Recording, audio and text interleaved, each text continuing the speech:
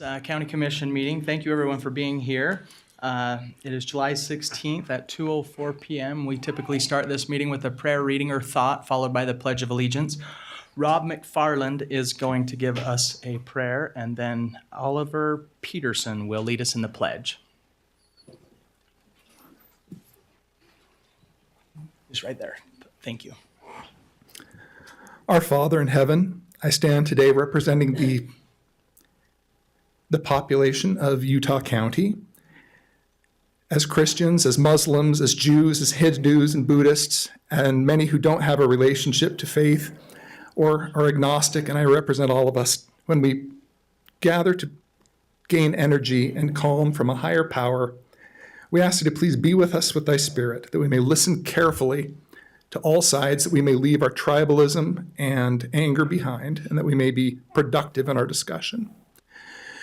We ask the Heavenly Father to help us understand that this is not an emergency, and that time and care is important, and that the rule of law is the most important thing. We ask thee, Father in heaven, that we may, as a county, help people to make good decisions, to have deportations, if they have to happen, be at the hands of unmasked, unarmed people who carefully and thoughtfully process the people who are in there, that we may be able to put them in local holding facilities, that they may be able to have access to their families and to their lawyers and to good and competent medical care.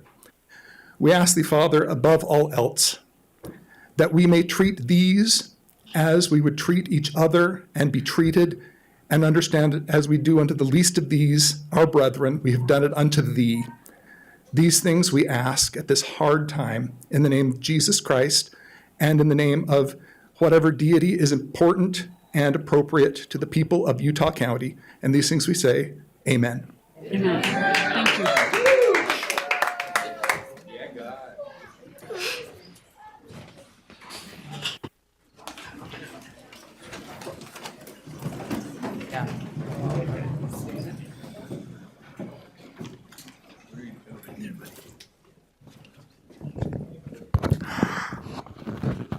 Repeat after me.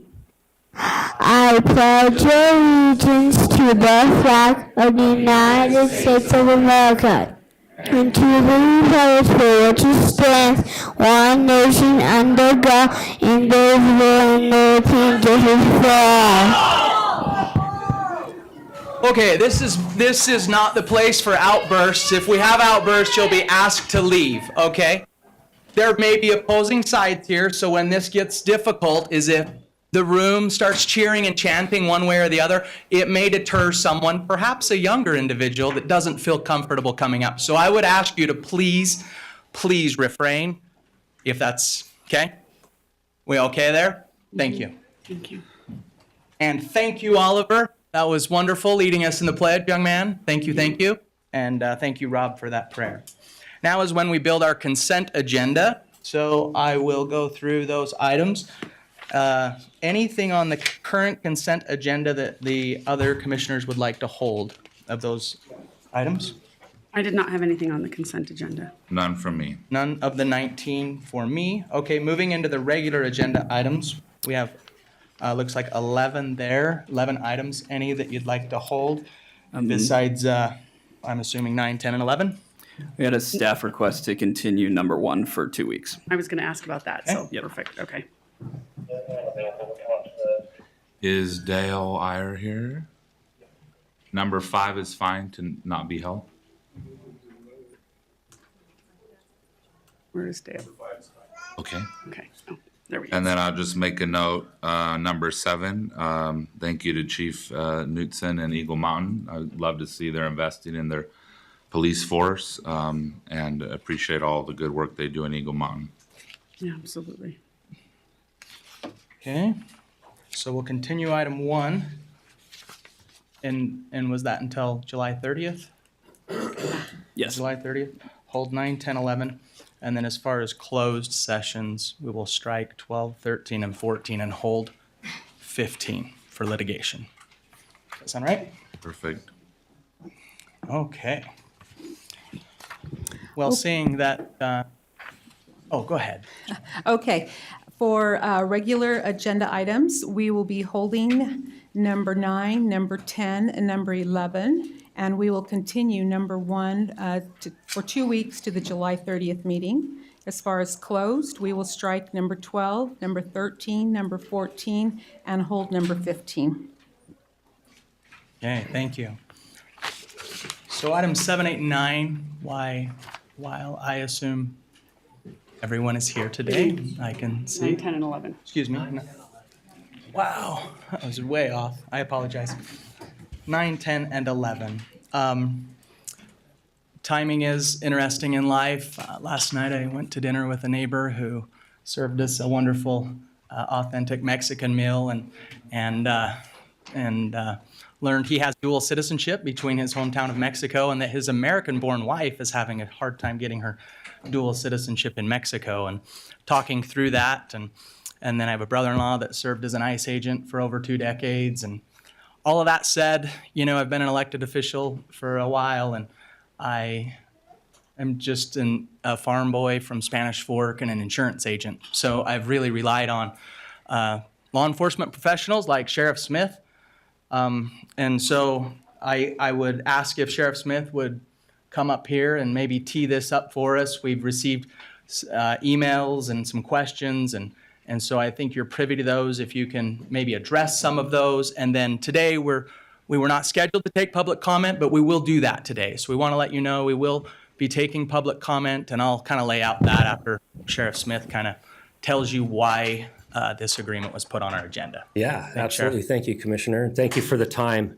I'll just start out by saying this has not been an easy decision to make. In fact, it goes back many, many years, even back before I was the sheriff, when Utah County had an agreement with ICE to house ICE detainees, and that agreement was terminated by the previous sheriff. I studied that very well because it became an issue for me before I even took the seat. I was being called by sitting senators to come up and revisit this issue. I went over all of it, and I agreed with the previous sheriff that contract should have been terminated by largely in part by the liability and jeopardy it placed the tax-paying citizens of Utah County in by entering into that contract. So throughout the years, this issue has come and gone. It becomes a hot topic. Unfortunately, depending on what the nation is doing at the time, and right now it's a hot topic. So I've followed this closely. I have been in the trenches on this. I have fought for information, for transparency. You know, even going back to a few years back, it got so bad in the state of Utah with transparency with our local ICE officials that we were getting nothing from them. We had no idea what they were doing in the state of Utah, what type of operations they were running. We were begging for information. If you're coming into our communities, we want to know. We want to know what you're doing in our communities. And it was radio silent. There actually happened to be a bill file opened. It was I think it was 2 years ago during the legislative session. There's been so many that I've been involved in, I'm losing track, 2 to 3 years ago. And that bill file was held by Representative Trevor Lee, and that bill was going nowhere. And so I approached him and I said, Representative, is there any way we could take this bill and focus it at ICE? Focus it at them, and it became a message bill, it really did.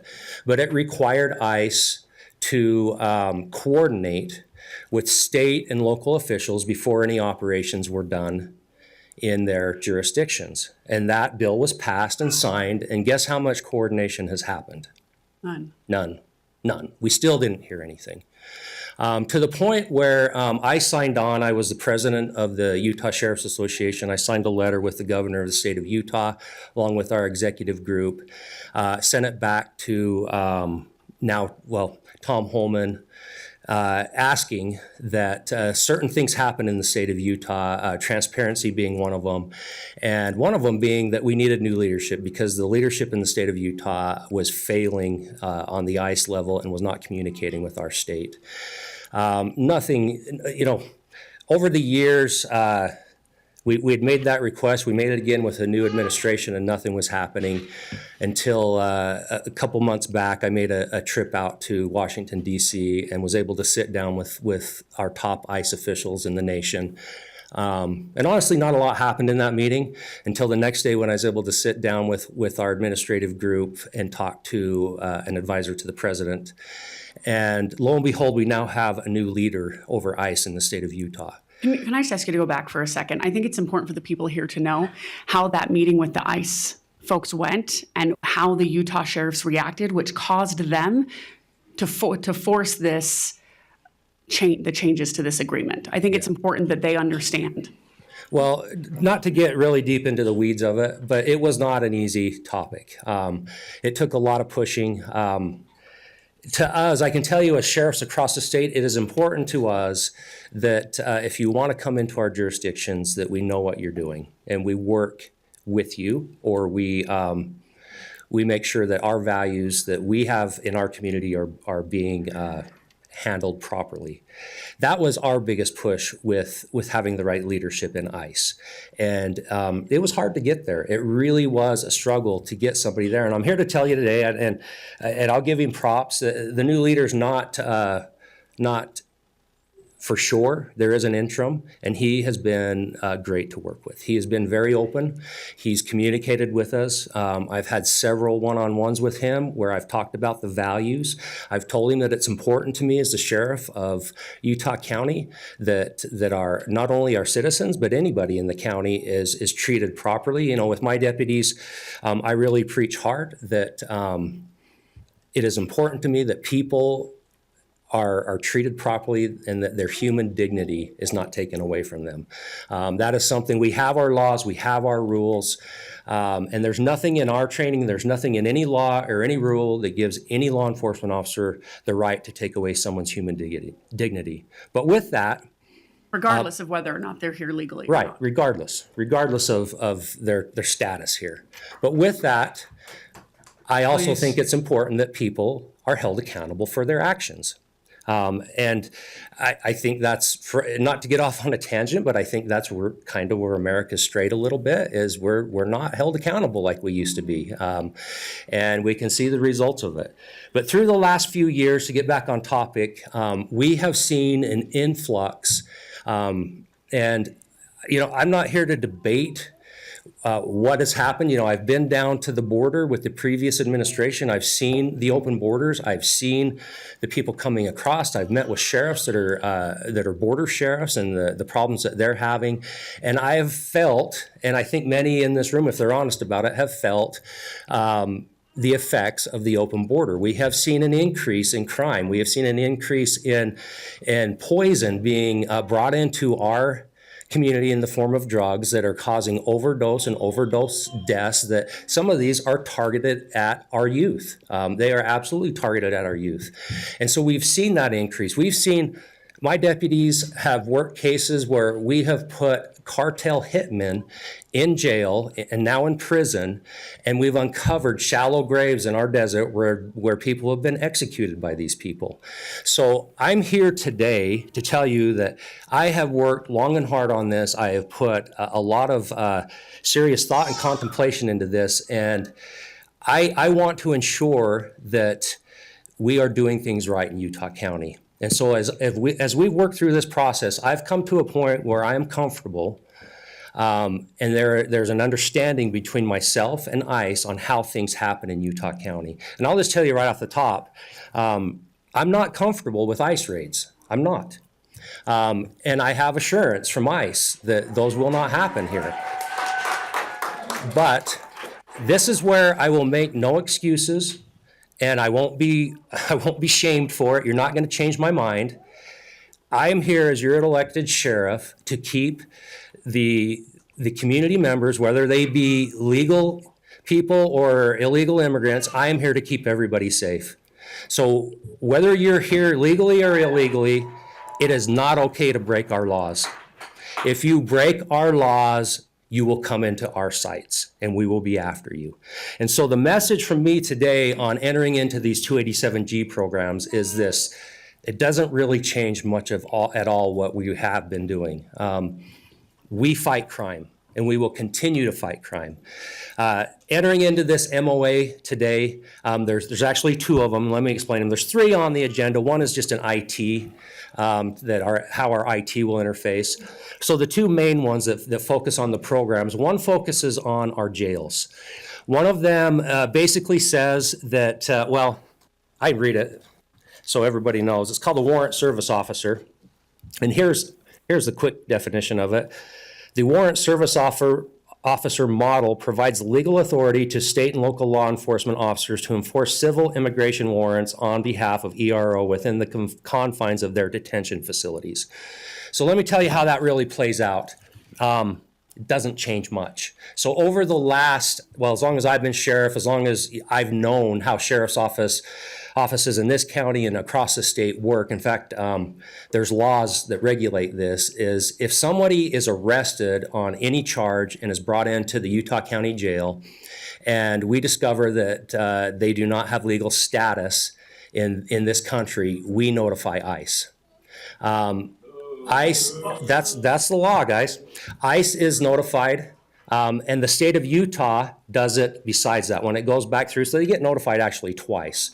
So let me tell you how that really looks. So over the last, I ran some numbers, we average approximately close to 100 people on a monthly basis that come into the Utah County Jail that would fit within that criteria.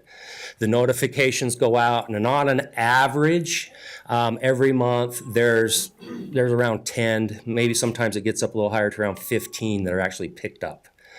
The rest, when they serve their local time, are just, they're released, because we don't keep anybody beyond what, a judge or, so they're released.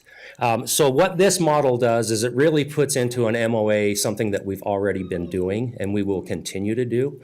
And I will emphasize again, it's not okay to come to this nation and commit crimes on our population. It's not okay.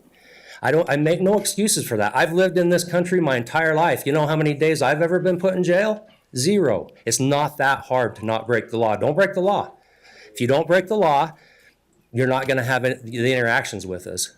If you're breaking the law, you are going to have these interactions. So that would be my advice to everybody. Don't break the law. So that is one model that we have entered into an agreement. And again, I stress it's things that we're already doing. And so nothing much will change. The second one is a task force model.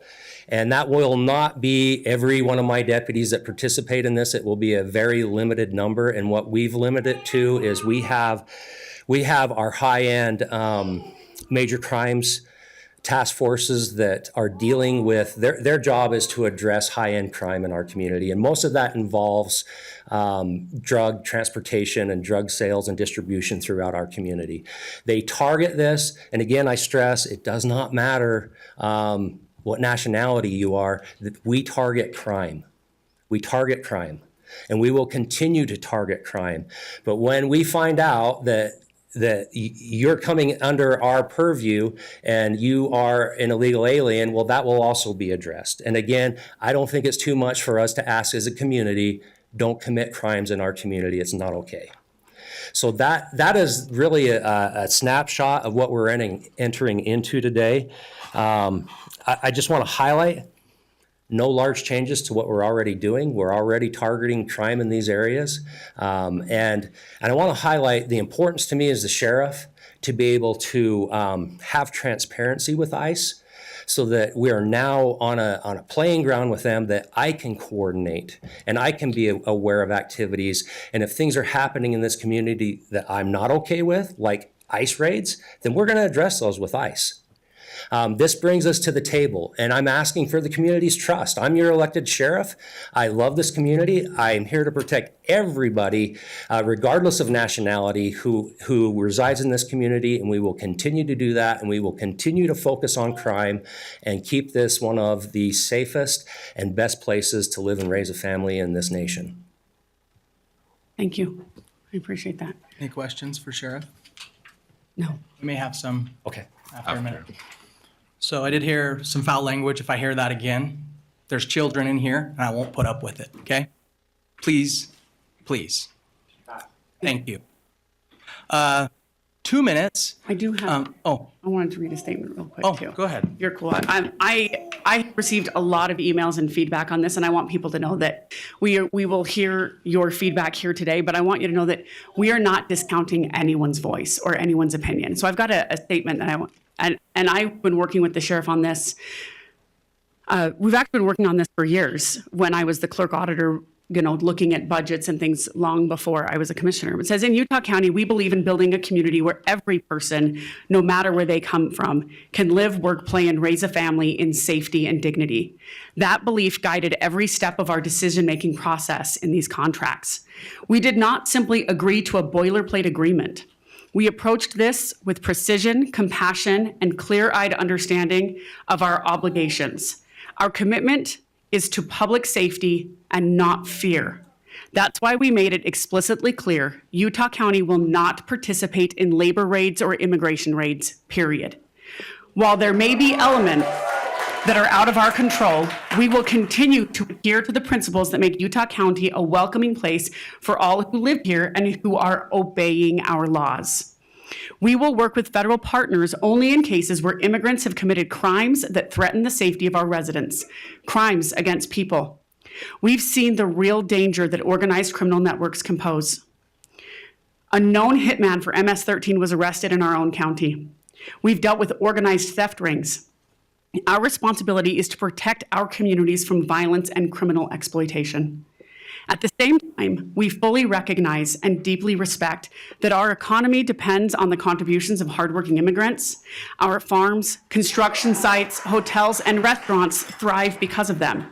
They are our neighbors, and their children go to school with ours. They deserve to feel safe and supported and not targeted or afraid. We don't want children scared to go to school or parents terrified to go to work. That is not who we are, and that's not the kind of county we want to be. Our approach is grounded in principle, led by data, and driven by humanity. We are upholding the law, protecting our people, and standing firm in our values. Because in Utah County, safety and compassion are not opposing forces. They are twin pillars of a strong and decent community. I want to add my support to Sheriff Smith. He has been very measured in this.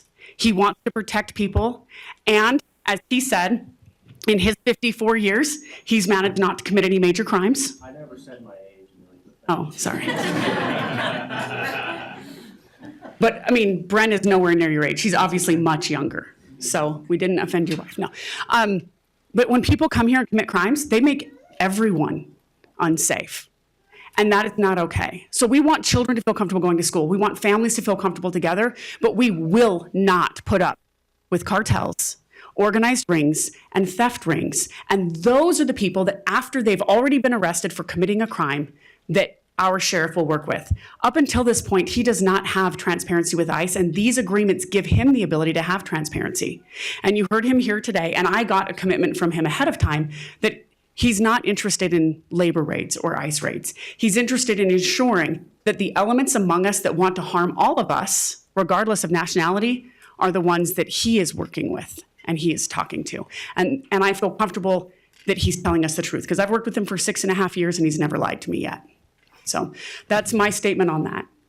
Thank you, Commissioner Gardner. Do you have anything right now, Commissioner? After I hear the room. Okay, perfect.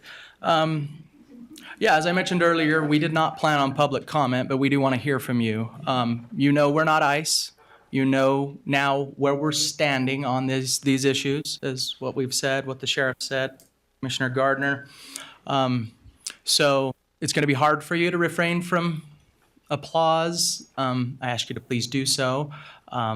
Also repetition, right? We hear the same things over and over again. We're here to answer, we want to help answer questions. So when you have questions for us, that's what we're really seeking, public input. So we ask that you please not be repetitive. We'll have a 2-minute timer. At that 2 minutes, we will hold you that. We don't respond. Yeah, during public comment, we won't respond to you. Thank you, Commissioner Gardner. We'll keep notes and then we'll address those and questions after everyone's had a chance. So with that, do I need a motion to open public hearing? No? Okay. I can make a motion to open public comment. Paul says we don't need one. Oh, okay. So yeah, looks like we've If you're ready, please state your name. Line, or do we stay seated? A line. A line would be good. Yeah, if you go down that side, that'd be great. So if you'll just let us know your name for the record, and if you haven't signed the roll in the back of the room, we'd ask you to please do so there as well. Jolene, the timer. My name is Karen Crossley. I'm from Spanish Fork. As we approach Pioneer Day, I speak not only as a resident, but as someone who is deeply rooted in the values that this day commemorates. I honor not only my ancestors, but all those who bravely walked over 1,000 miles to find peace and refuge in Utah. Those who fled from bigotry and hatred of their time, including government oppression and violence. Their journey was one of tremendous courage, driven by hope for a better life. Pioneer Day is not merely a recollection of our past. It is a celebration meant for every person, regardless of faith or nationality, who has journeyed to Utah during the pioneer era, which began over 177 years ago. Commissioners, please hear me clearly. Utah's pioneer era is not over. We are descendants of a legacy that seeks out a better life, yet in today's landscape, we're confronted with fear and division. The pursuit of a better life is not a zero-sum game. Wanting better for yourself does not mean that you take away a good life from others. A good life is about contributing to your community. It's about fostering an environment of generosity, kindness, and love. We must desire that for ourselves and extend that to all others. To do anything less would betray our very foundational values. It is in the DNA of this community that we are comfortable in standing apart. We have an enduring history of forging our own path. Today, I implore you to lean into that pioneer heritage, summon your courage, and stand firm against the hateful actions pushing in from outside of our valley. Do not approve the proposed accords with Immigration and Customs Enforcement. Do not yield to the pressures that would bring violence and fears into our neighborhood. Hate has no home here. This is not the place. Thank you. Thank you, Karen. I understand there's a mom with 3 kids who are anxious to go next. Or would they like to come up? Yeah. Are we all good with that? Yes. I assume. We're here to take care of each other. Yes. Especially children. Yes. Please go. Littles. I didn't formally write a speech. I'm just going to speak from the heart. But Tell us your name, please. Sorry. Danielle. Thank you, Danielle. And oh my goodness. So I just don't want to raise my kid in a world where we're rounding up humans and sending them to a camp in the Everglades. I don't want to normalize that. I don't want them to think that that's normal. And with the way the government is speaking, it all trickles downhill and the kids hear it, and then they face the same racism problems that have been around for far too long. Also with accountability, I do have a past with addiction, and I hung out with many of the white families that used as well.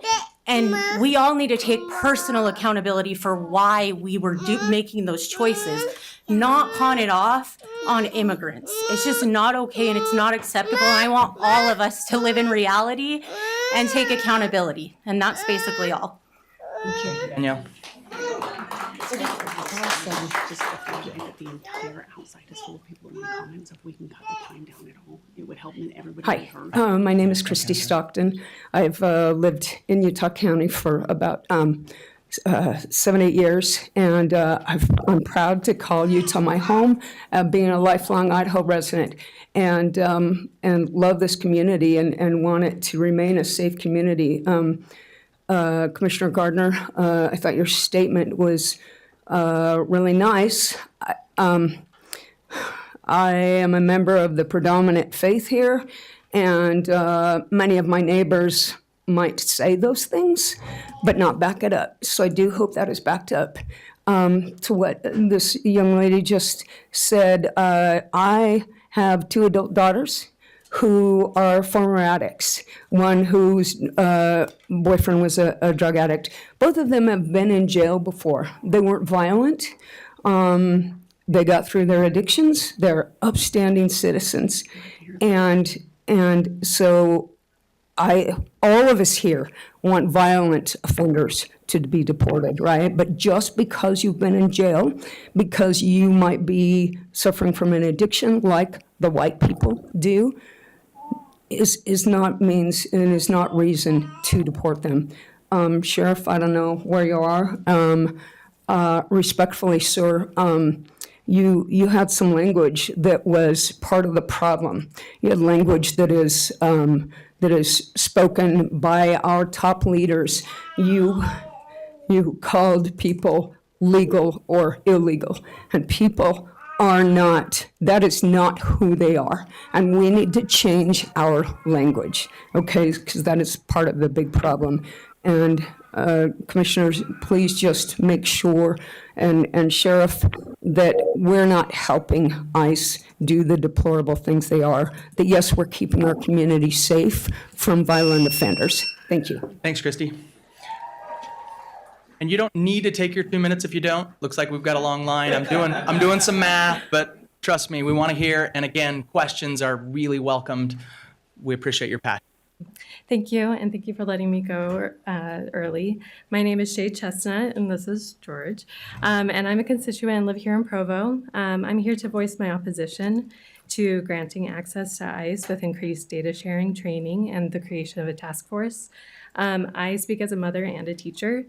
As a mother, my heart is broken at the thought of so many separated families, separation that has happened without proper due process, and in many cases, the individuals detained and deported by ICE don't even have criminal records. As a teacher here in Utah County, I have personally witnessed firsthand the negative and lasting impact that deportations have on families. I have taught and cared for students, young students, kindergartners and first graders, who are dealing with the trauma of parents going to work in the morning and then never coming home. If stories like that won't convince you, let me be clear that I oppose any more of our Utah funding going towards enforcing border policy, which is inherently a federal issue. With the recent passing of the so-called Big Beautiful Bill, $170.7 billion has been granted to immigration and border enforcement. While organizations like ICE are benefiting from billions of dollars to fund their work, just last week, roughly $35 million of previously Senate-approved funding for Utah's public education was frozen and essentially taken away with the upcoming school year, beginning in less than a month. Immigration and border control and enforcement, in my opinion, do not need any more money from us.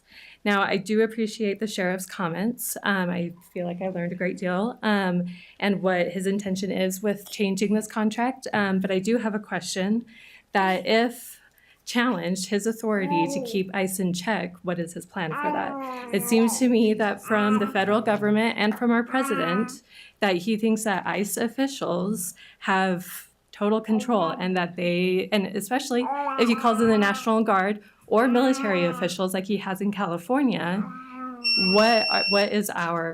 what's going to happen with our sheriff? How do you expect to hold him accountable? Thank you. Thank you. Okay. Hi, I'm Sarah McConkey. I'm speaking as an individual, but also as one of the leaders of Indivisible Utah County. We're an activist group that's gained a lot of growth and traction in the past few weeks and months. We're pro-democracy, we're anti-authoritarianism, and many of us are very afraid of seeing the upped ICE presence all over the nation, and we don't want it here. I had a lot of remarks prepared, but I actually have some questions I'd like to direct to what we just heard from the Sheriff and Commissioner Gardner. I appreciated their perspectives, but a couple of things I would like to know. I appreciate things being data-driven. That's very important. But I am unaware of any data that shows that immigration has actually caused increased crime here in Utah County. I would like to see that data. Secondly, I feel like a lot of the sentiment from Sheriff, he sounds like he's doing a fantastic job. In fact, I heard referenced Eagle Mountain's good law enforcement work. That's where I'm from, and I can back that with my interactions with police in my area. They keep our community safe. They're doing an excellent job. I don't understand why we would divert any funds or resources away from the good work they're already doing to target people we don't have any interest in targeting. If, the sentiment I was hearing was, if it doesn't really change this, we're doing these things anyway, well then why bring in this agreement if it doesn't substantially change what's happening? And third, piggybacking on that, ICE has not been transparent in the past, but suddenly they are. I agree that the sheriff seems trustworthy. And I trust our local law enforcement, but I don't trust ICE. With their track record, why would we reward that bad behavior and assume things will be different going forward? I would like increased funding to our local law enforcement who we know and trust, not bring in ICE, not bring in their racism and chaos and fear and terror into the communities that we really do want to keep safe. Please don't do this. Thank you. Thanks, Sarah. Good afternoon. My name is Carmen Gonzalez, and I'm a resident of Utah County. I'm here to speak about the agenda today, proposed increased data sharing, training, and creation of task force between Utah County Sheriff's Office and ICE. I'm here today because I believe everyone deserves a right to live in peace, not in fear. Immigrant families in our communities are just like everyone else. They're working hard, raising their children, and contributing to our neighborhoods. It's not fair that they're being singled out and targeted. We should be coming together to find the real solutions, not turning against an entire community that is simply trying to survive and thrive just like the rest of us. When local police partner with ICE, it sends a message that our police aren't here to protect us. They're here to enforce broken federal policies. The damages that trust between law enforcement and the very people that they're supposed to protect. The role of our local police should be to keep our community safe, to not do a job of immigration enforcement. That's not what they were hired for. And this contract moves forward, people will be too afraid to report crimes and ask for help. That makes everyone less safe. This isn't just a policy decision, it's a moral one. I'm not speaking up for myself, I'm speaking up for those who don't have a voice, for the mothers and fathers who live in fear, for the children who are scared their families could be torn apart, for the workers who are just trying to make a better life. As a Hispanic woman and a mother, I feel the pain of these families deeply, and I know that what it means to love your child so much that all you care about is their safety and future, and I know that these families feel the same. No one should be afraid to go to work, to pick up their children, or simply live their daily life. No one should live in fear of never seeing their family again. These are people who care about their families, serve the communities, and contribute just as anyone else. They deserve to feel safe. I just want to make sure I'm doing my part, fulfilling my duty as a member of this community, to stand up and to support those who need it most, because silence helps no one. I want my voice to be used for good, for justice, and for unity. Please do the right thing and say no to this contract. Let's protect the families who are already here and build a community rooted in trust, compassion, fairness, and not fear. Thank you. Thanks, Carmen.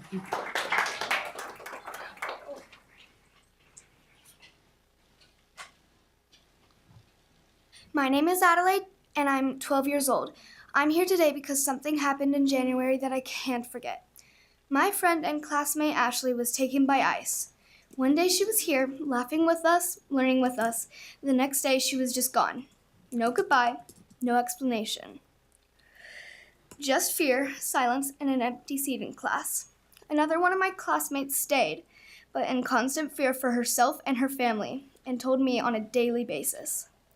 I care deeply about people in our community, and I believe no one should be afraid to go to school, walk home, or live in our city because of where they were born. We are kids.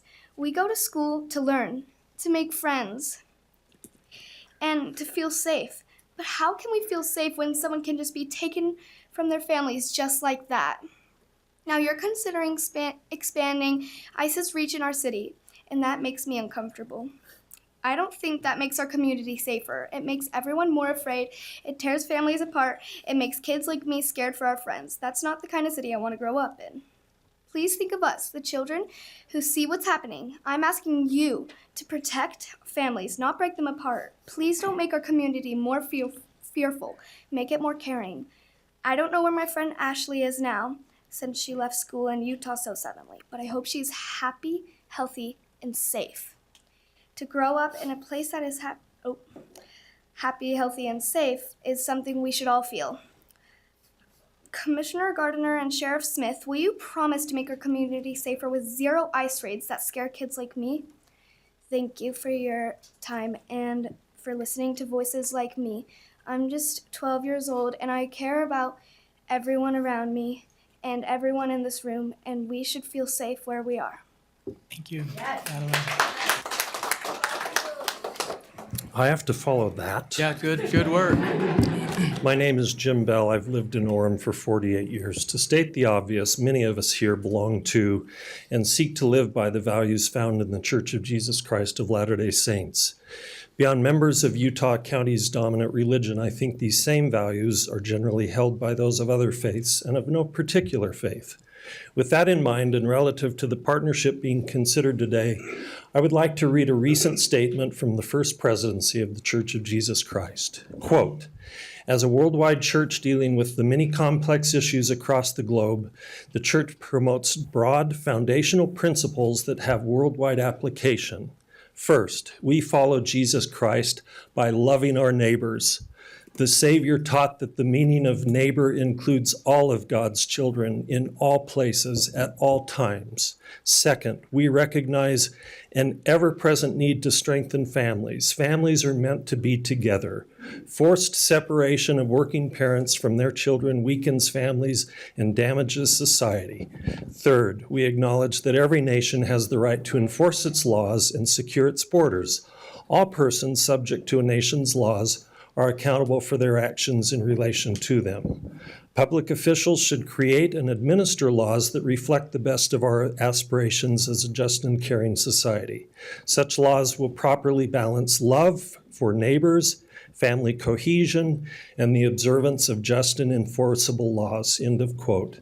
The partnership being considered today seems to simply perpetuate a broken system that desperately needs to be fixed, ideally in alignment with the values expressed in the above statement and our community seeks to live by. Thank you. Thank you, Jim. I'm Erin Walton. I am a lifelong resident of Provo. I came here with a million questions and concerns, and I at least have to give you credit. You have addressed most of them, and many of my previous speakers addressed many of what I had left concerned about. Honestly, if this was any other time and any other organization you were partnering with, you honestly would have earned my support.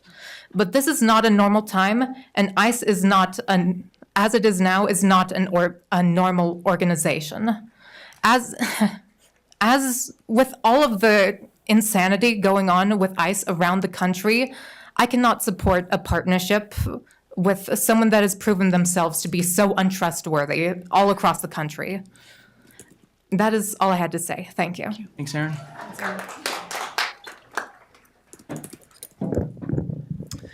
Hi, thanks for listening to public comment. I'm Colin. I live 2 blocks north of here, permanent resident of Provo. I'm opposed to this agreement. I'm glad there's been some care into making it, but how much, I know this is going to cost us time and personnel. How much money is this going to cost us? Is the sheriff going to be the only stopgap between having ICE raids and having no ICE raids? Or is that in the agreement and it's written out? Also, why do we want to collaborate with ICE if they do raids, right? Like, it's kind of like saying, hey, let's have the KKK over, but don't worry, they're not going to burn any crosses, but they're still going to bring all their racism. Like, it doesn't make any sense. This is unchristian. We're sending people after the least of these. And let's do a quick thought experiment. Who do you think works for ICE? Who do you think volunteers to put a mask on and go abduct other people? Do we want more of those people in our county? We want to invite those people into our community? I just don't like this. I don't like this at all. It's unconstitutional. We know ICE doesn't believe in due process. They've also not been at all effective. They've released 67% of the people they have arrested in Utah. 67%. So what are we doing? Catching and releasing immigrants for no reason, just to waste money? Why don't we build homes? Let's get these people houses. Let's get these people money. That's what they need. They need rights. Thank you. Thanks, Colin. We did get some questions there, so thank you. We'll be able to address those, so thank you. My name is Mackenzie Euler. I grew up in Spanish Fork, Utah, and have lived in Utah my whole life. If you were using undocumented immigrants' tax records to find and kidnap them, then it was never about them paying taxes. If you are showing up at their place of employment, then it was never about them not working. And I'm saying you as in ICE. If ICE is showing up at courthouses, then it was never about them to do it the right way. If you are kidnapping women and children, then it was never about criminals. Well, okay, women and children who have, not committed crimes. And I want to add, the just difficult language that was used in terms of, there was a lot of very, very privileged language used earlier from the sheriff in terms of illegal aliens, that is dehumanizing, and that is very, very, it's a way to justify treating people less than human and incorrectly. If we are refusing to give them due process, then it was never about the Constitution. If you're spending billions to do this, then it was never about the economy. And if you're doing all this in the name of a 34-time convicted felon, then it was never about following the law.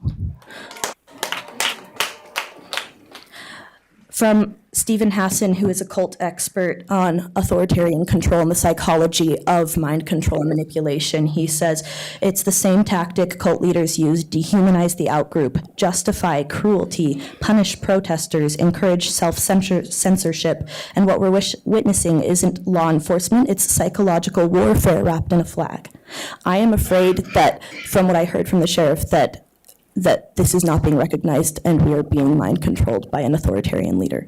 Please, please look into that more.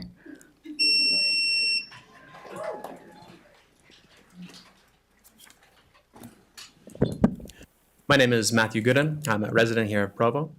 I first want to thank Sheriff Smith for his words, and I do believe that he has good intentions of wanting to keep our community safe. That being said, I do question why, if that is his goal, he wants to partner with ICE. ICE has proven over the past 6.5 months that they are not willing to identify themselves, either in uniform or by showing their badges. They frequently do not display arrest or search warrants when they are conducting their raids, and they are not allowing the people that they arrest to have their right to due process. This is not only immoral and deprives the humanity of the people that they are arresting, but it is inherently unconstitutional.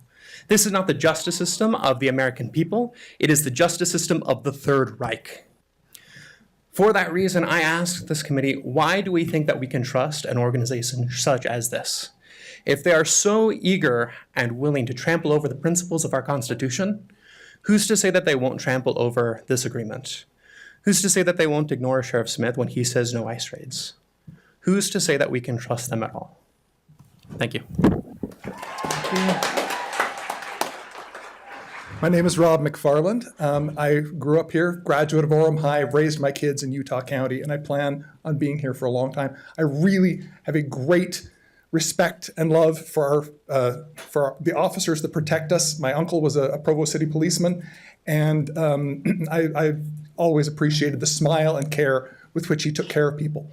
2 points I want to make. I'm a professor of German history.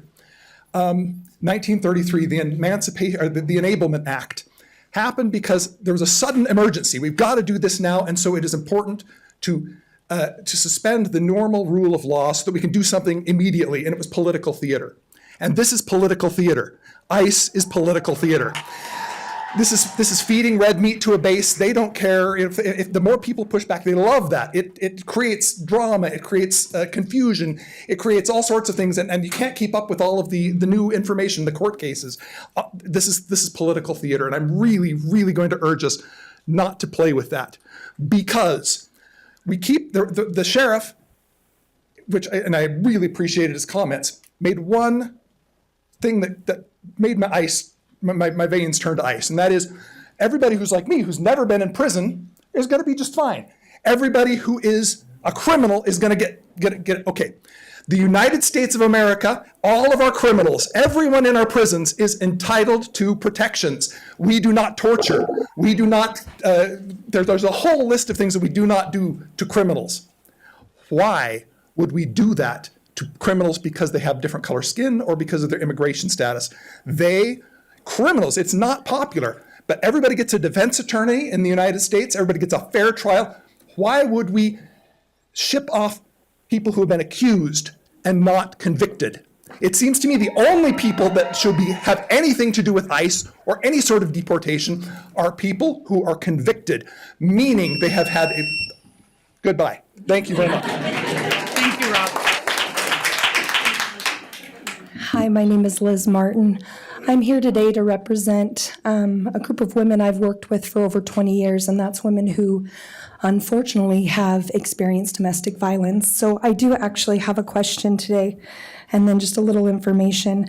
How will bringing ICE into our county impact community trust in law enforcement? And second, are you concerned that victims of crime, especially domestic violence or trafficking, might stop reporting crimes out of fear of deportation? Now, here's some information I have, and I really respect those who have worked in whatever field they have for many years. So please understand that this is from my experience of over 20 years. One thing that we found that has helped communities is when we work with local law enforcement and when we create trust, when we bring in food security, when we bring in health. I will tell you right now that by bringing ICE into Utah County, you can guarantee that there will be victims too afraid to report. They will have to choose between being separated from their children and their own safety. And I can tell you as a mother in this situation, I know what I would choose. So on behalf of every woman who currently is facing that predicament, please think of us when you think of bringing an organization that has shown us its toxicity, that has shown us it does not care about families.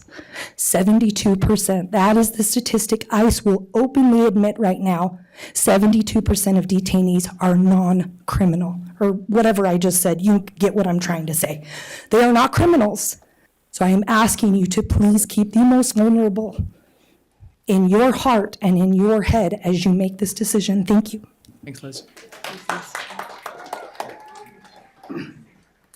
Hello, I'm Timothy Smalley. I'm a Master's of Social Work student at UVU.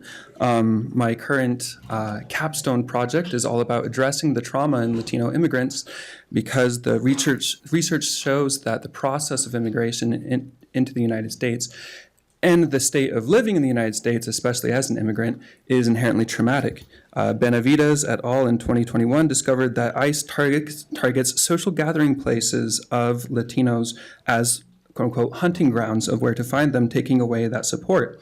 Cardoso et al. In 2021 find that the perceived discrimination of political rhetoric and policies in our nation today cause Latino immigrants, especially high school students, increased risk of suicide, depression, and anxiety. Cote Ojink and et al. 2024 find that living in limbo and uncertain policies cause mental health problems in immigrants. Dadras et al. In 2025 find that immigration policies and rhetoric in today cause Latino immigrants significantly worse mental health.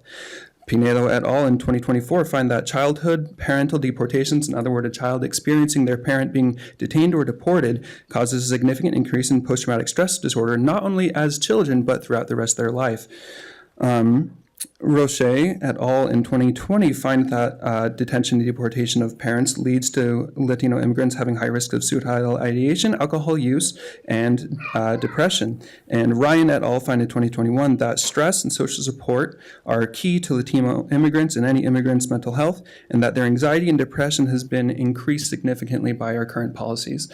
In other words, the means to the ends that we're trying to accomplish are making everything worse. It's a vicious cycle. By trying to use larger means to find better ends, we're just making it worse. We're increasing substance use. We're increasing depression. We're increasing social problems. Thank you. Timothy. Okay, hearing a lot of repeat, just looking for questions still. So keep those questions coming, please. Hi, my name's Sam Forsey. I'm a resident of Utah County. There are already countless horror stories of what ICE has done to people, but I am just going to share one about Kilmar Abrego Garcia. He was kidnapped by ICE despite being a legal resident. He was shipped off to a foreign prison without receiving due process. And in that prison, he was tortured. Severe beatings, severe sleep deprivation, inadequate nutrition, and psychological torture, including being required to kneel for 9 hours straight through the night with guards standing by to strike anyone who fell out of position and force them to return to their knees. Without due process that ICE has shown it's willing to violate, this same fate can happen to any one of us. The people in favor of these resolutions keep telling us how ICE is promising to do better, but ICE's actions speak much louder than their words. And here's my questions. If by the sheriff's own words, nothing much will change, then how is this vote anything besides a symbolic endorsement of the atrocities ICE is already committing?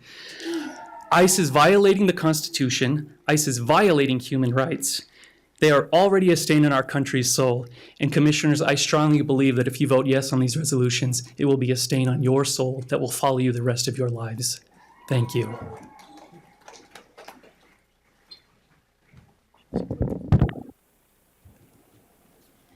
My name is Elise Campbell. I'm a Utah County constituent, and I vehemently oppose this proposal. The data sharing proposal wasn't even mentioned. What data will be shared? Is increased data sharing small government? Isn't the state surveillance already a massive overreach? The atrocious NSA building already wasting so much water in our desert state might disagree, but Utah County deserves to be free from the pervasive spying outlined in this proposal. The sheriff implied that there are two categories of humans: legal people or illegal immigrants. He also stated that those who commit no crimes will not face consequence.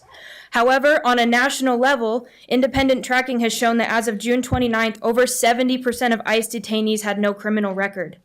How can you assure that those who commit no crimes will not be rounded up off the streets by ICE when on a national level, ICE has shared absolutely no data as to how many individuals were wrongfully detained? What assurances can you give that no wrongful detentions will occur when your own sheriff makes class distinctions between people and immigrants? There has been zero accountability for wrongful deportations of children who are U.S. citizens. More funding, training, and data will not help this. The recently approved total immigration budget is now greater than the third largest amount spent on defense in the entire world. Jesus said to love your neighbor, build them up. The money and resources allocated to this proposal would be much better spent on Utah County citizens, infrastructure, and education rather than furthering a mass deportation and illegal kidnapping agenda to detain people without due process for no crime other than their nationality. I urge you to reject this proposal. I urge you to reject legitimizing increased surveillance that will hurt everyone, not just those who are being investigated by ICE. I urge you to reject big spending that does not directly benefit the citizens of Utah County. What will we lose by not entering into this agreement? Thank you.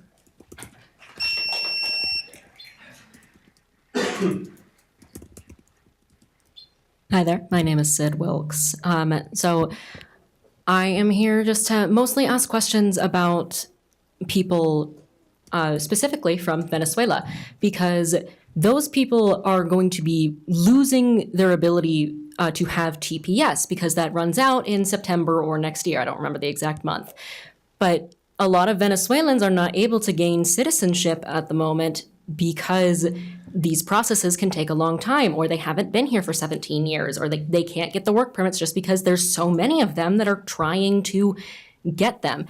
And they're not able to get these, so they are living in constant fear that ICE is going to find them and then ship them off to this prison, even if they've committed no crimes whatsoever. And I personally know people, immigrants, that are doing everything they can in order to gain the citizenship that they deserve, but they can't because the processes either take too long or something like that. But why should they have to live in fear of something that they cannot control when they are trying to do everything that they have been told to do? Thank you. Thank you, Sid. Hi, my name is Ellie Menlove, and I'm the Policy Director at the ACLU of Utah. Thank you so much for your time today, and I'll try not to repeat points that have already been made. We oppose entering into any 287G agreements for several reasons. First, these agreements can undermine public safety. When we intertwine federal law enforcement, immigration enforcement with local law enforcement, immigrants become afraid of contacting the police. This can result in crime victims being afraid to contact police if they're undocumented or if they fear immigration consequences for bystanders or even the offender. It discourages folks from working with local law enforcement on criminal investigations and community policing. We've also heard about these agreements only affecting violent criminals or drug offenders, but the task force model agreement allows local law enforcement to perform immigration enforcement duties during things like police checkpoints or routine traffic stops, potentially casting a much wider net. I'd like to ask how the task force model will be cabined to only affect violent criminals. Second, these agreements require the county to foot the bill of immigration enforcement, which is a responsibility of the federal government. Federal law prevents the federal government from covering the cost of 287G agreements, which can near $1 million of local taxpayer money. With ICE poised to receive $45 billion in new funding from the recently passed federal spending bills, why are local law enforcement agencies with far less funding being asked to participate in the unfunded 287G agreement? Lastly, 287G agreements expose the county to unnecessary liability. These agreements task local law enforcement with interpreting complex immigration law while trying to uphold constitutional protections. Local law enforcement can be sued for constitutional violations, which can open up the county to liability, which again will use taxpayer dollars. We at the ACLU would appreciate the opportunity to work more on this issue with you all and the sheriff in the coming weeks, but today we urge you to vote against these agreements. Thank you. Thanks, Ari.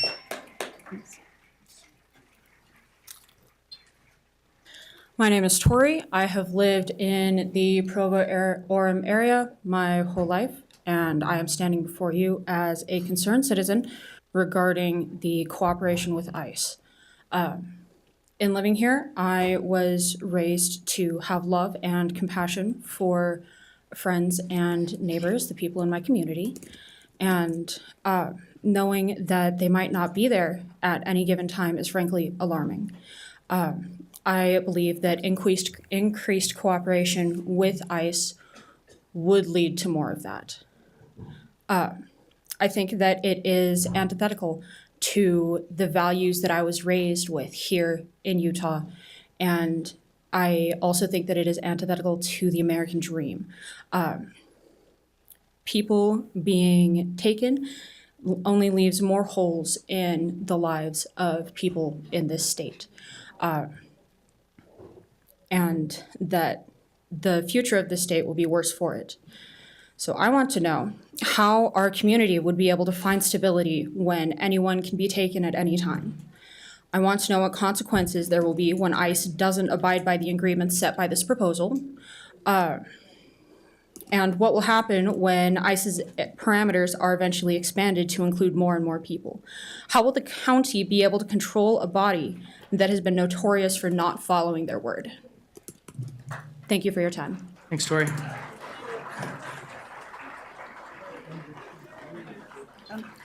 My name is Becca, and I'm just going to echo what all the speakers have said. Thank you, everyone, for speaking your voice, and thank you to all of you here that are playing your part as well and for listening to us. I am here to speak on behalf of all humans and to voice my opposition to moving forward to allow ICE more jurisdiction in any area. We all come from immigrant families, except for the Native Americans. All of us deserve to travel safely, and as is already being said, ICE is tearing families apart. People are not being treated humanely.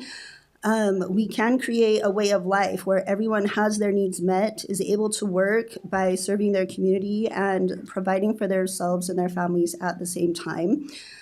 But let's rewrite the laws so that everyone can live safely, peacefully, and in prosperity. Many of the immigrants who are undocumented and being detained by ICE are peaceful, loving humans. And some of the questions I have are, how do we fix our broken system with love, compassion, and respect for all humans, whether they are from this country or from another country? How do we live by the golden rule to treat others like we would want to be treated? How do we make all of these rules apply to every single person instead of just a select few that have a certain skin color or are from a different area? How do we allow everyone to have access to mental health care so that we can all live well and create a community where we can thrive in? How can we make laws to protect all humans from ICE's actions and other agencies without causing further harm? We could change a law, and overnight, we all could be considered criminals. And I would like to see us move forward and create something where we all can live and thrive and have our needs met. Thank you. Thank you. My name is Joe Konzak from Provo. I am very grateful that there is a law, that there is a motion to create more transparency so that we can see what ICE is doing. We can know what's going on. But I'm worried because transparency works both ways. I want to know what information they will learn from our sheriff. I want to know what they will learn from their, more than just the database that they will be sharing, but in their workplace discussions. What will they learn from us that they can use against us? And when I say us, I don't just mean brown people. On Saturday, Trump joked about revoking Rosie O'Donnell's citizenship. We know that it was a joke, but that's how Trump works, is he jokes about it until it's true. How long before we are considered illegal immigrants because we are opposed to his regime? How long before we are deported and tortured? Trump has made it very clear that these are his attack dogs. What information does the sheriff have about me so that when this is aired and he has record that I don't like Trump, I can't be targeted for deportation? This is a doomsday scenario, but I really feel like we are approaching doomsday. Thank you.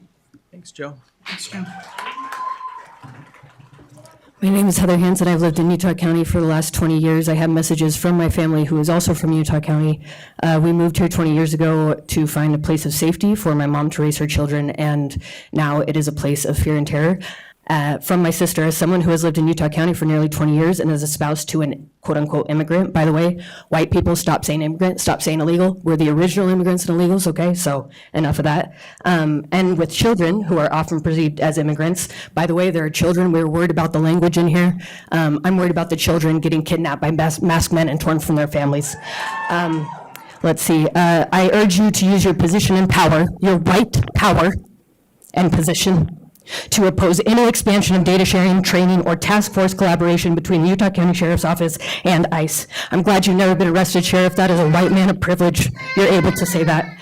Policies like these do not reflect the values of safety, family, or community that we strive for in this county. They create fear, division, and lasting harm to families like mine. Please stand on the side of dignity, human dignity, like you mentioned, trust and inclusion. I don't have any questions for you because I just hear white silence. I'm just gonna do one more thing. Just real quick, and then I'll yield my time. In a county that prides itself in being family-friendly and supportive of Christian values, greater cooperation with ICE is blatant hypocrisy. Tell me how kidnapping immigrant children and tearing them from their homes, kidnapping children and tearing them from their homes and communities increases our safety. Explain how placing my peaceful, hardworking neighbors in Holocaust-type camps makes our community better. These are my questions. Show me a single moment in history when supporting masked men and women who abduct our neighbors was the right thing to do. You can't, because those actions never produce goodness. It was only a few years ago when humanity was united because of a global pandemic and we mourn the loss of human connection, how quickly we've turned 180 degrees where you're considering supporting a modern day Gestapo that is attacking our sense of community and tearing families apart by preying on the vulnerable. It is your duty to serve the community that elected you, not to terrorize it by supporting ICE. Do not support greater cooperation with ICE. Thank you. My name is Melissa Alcaraz. I am a Utah County resident, and I'm also a professor of sociology, and I study migration and families. I am here to oppose this cooperation here, as has been mentioned, so I'm just going to echo here. This agreement requires us that we trust ICE, and I think ICE has shown us that we clearly cannot do that. Moreover, I had all of these different statistics and other things to show you, right, to try to convince all of you with data. I've actually been really pleasantly surprised by the ways that, here people in power have talked about this. But again, the question is, how are you going to make sure that if this power is abused, how are you going to be able to trap it? One thing that history shows us is that once you give over the power to people in positions of great privilege to dehumanize and to subjugate people, you have given that power. You cannot take it back. And maybe it's not you today, but it might be a different time. Not only this is fiscally irresponsible. Across the United States, only 14% of the population is immigrants. That doesn't even go by legal status. In Utah County, that is 8% of our population. That is according to recent 5-year estimates from the American Community Survey. So this just doesn't make sense for us to use our resources that way. The last thing I want to say is to plead to your humanity, because really you've asked about what questions we have. And my question is, How do you want to be remembered?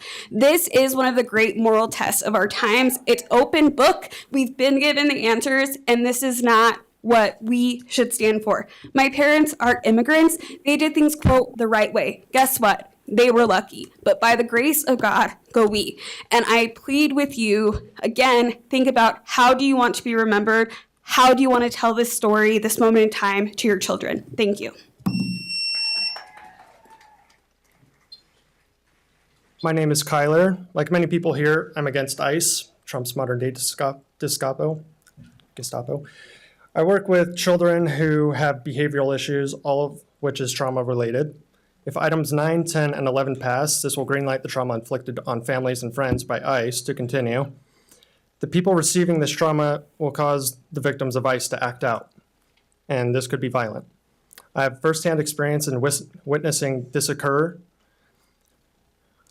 on multiple occasions in my line of work. I do not want to see this happen in our communities, and I want our communities here in Utah to feel safe and not to be under threat of violations of their speech, privacy, among other constitutionally protected rights.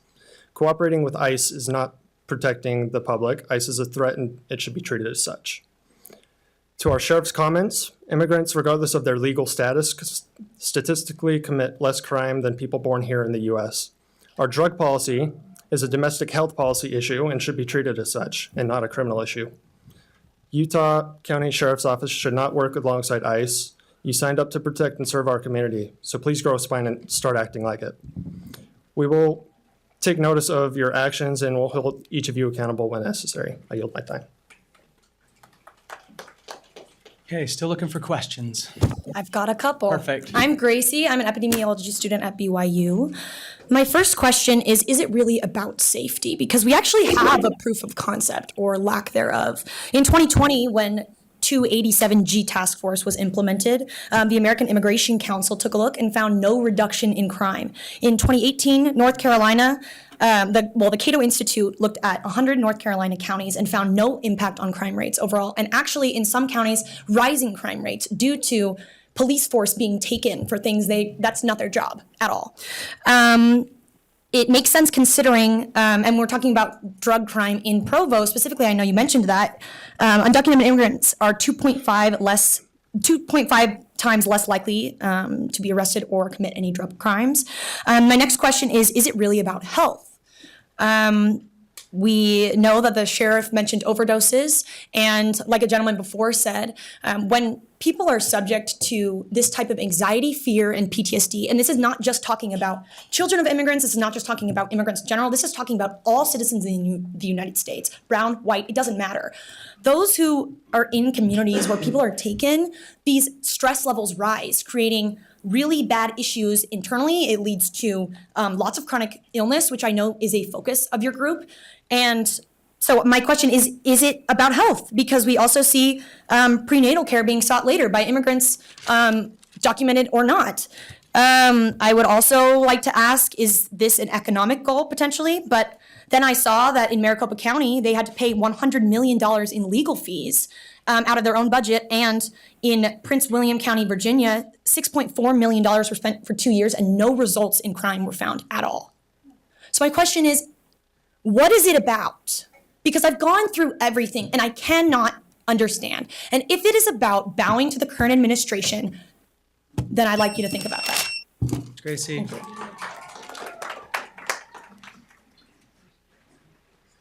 Hello, my name is Melanie Stone, and I've lived in Utah almost all my life, and I am a resident of Utah County. I have a question. Everybody else has stated just about everything I can possibly think of to have you vote against this measure, and I agree with what they've said.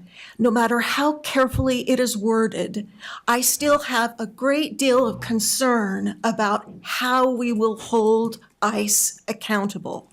And my concern ranges to the Sheriff's Department. How much time and effort and how much support are they going to get if our faithless partner, ICE, goes against what we've asked them to do, which, as far as I can tell, that's all they do. They're lawless thugs.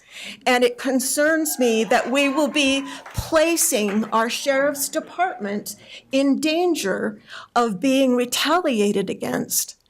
I also want to know what kind of head count we're talking about, because we are going to have to document all of the things that ICE does incorrectly. And we're going to have to process that properly because we are Utah and we have family values and we answer to a higher power. And we do not stand by while due process is swept aside, not for any citizen or someone who is becoming a citizen or our sheriff's department. We want them protected, and we want to know the step-by-step process that you have put into this agreement that will make sure that they are protected as well as the citizens are protected. Thank you. Thank you. My name is Kif Augustine. I'm a long-term Utah County resident. I'm also a law professor, and I work on immigration, and particularly immigration detention issues, as part of my scholarship. I'd like to frame my thoughts as questions now, and I appreciate what Sheriff Smith had to say, but nothing that he said addressed the concerns that caused the previous 287Gs to be canceled. So how do the current 287G agreements account for our decision, the county's decision not to participate in 287Gs in the past? What about the costs? What about the potential liability? Also, if the purpose of this agreement or these agreements is to increase information flows to the sheriff's department about what ICE is doing in our county, how is it that ICE will tell the sheriff's department about raids that the sheriff's limitations on department participation exclude? So if they're not going to do workplace raids, if they're not going to participate in other kinds of ICE raids, why would ICE even tell the department about them? So I don't see how this increases information flow to the county as opposed to from the county to ICE. And the sheriff did refer to just an IT agreement. What does that IT agreement entail? What sort of information and power sharing will happen? The information sharing, that information is power, and if ICE has that additional information, it doesn't make our community any safer. Thanks, Tiff. I'm Carol Walters. I live in Springville.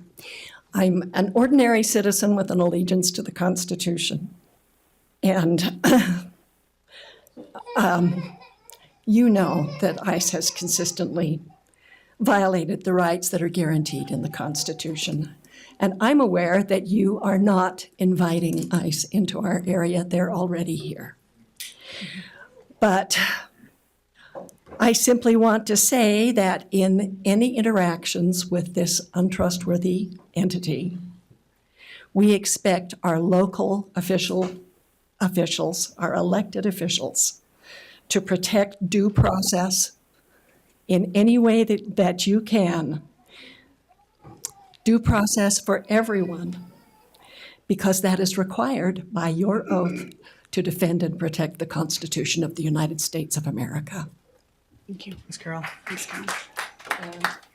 This is from Thank you. Hi, my name is Ruth Gonzalez-Mulstein. I'm a child of Mexican immigrants and a resident of Provo, here representing Amistad Collective, a Utah County Latino community organization.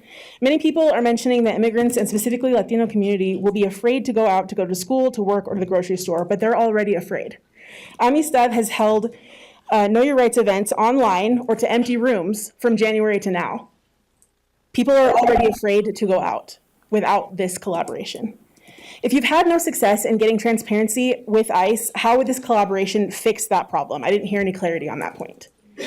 How can you ensure that this collaboration with ICE won't result in the same human rights violations ICE has been committing all across the country, especially if you've yet to have any success in transparency from them? You mentioned you're only going after people committing dangerous crimes. What is this commission's definition of a dangerous crime? You mentioned crimes against people, but what does that mean? The sheriff said it's not that hard to break the law. He's never broken a major law, but he hasn't taken into consideration his privilege. It's not clear what kind of crimes we're talking about. Driving without a license or a driver's privilege card is a crime, but the driver's privilege test is only offered in English. It would be easy to never drive without a state permission if you can take the test that's only offered in English. It's important to know what we mean when we're talking about criminals. Please do not move forward with this collaboration. We have other things that we need to fix first.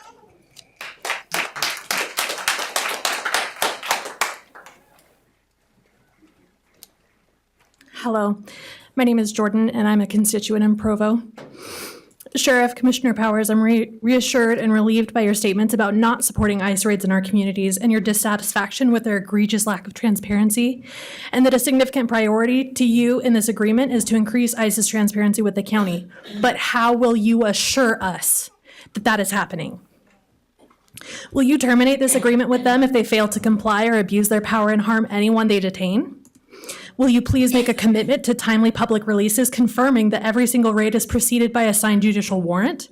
If I see a raid video from a citizen on social media, can I count on being able to go look on the Utah County Sheriff website within 24 to 48 hours to see for myself what the grounds of the raid were?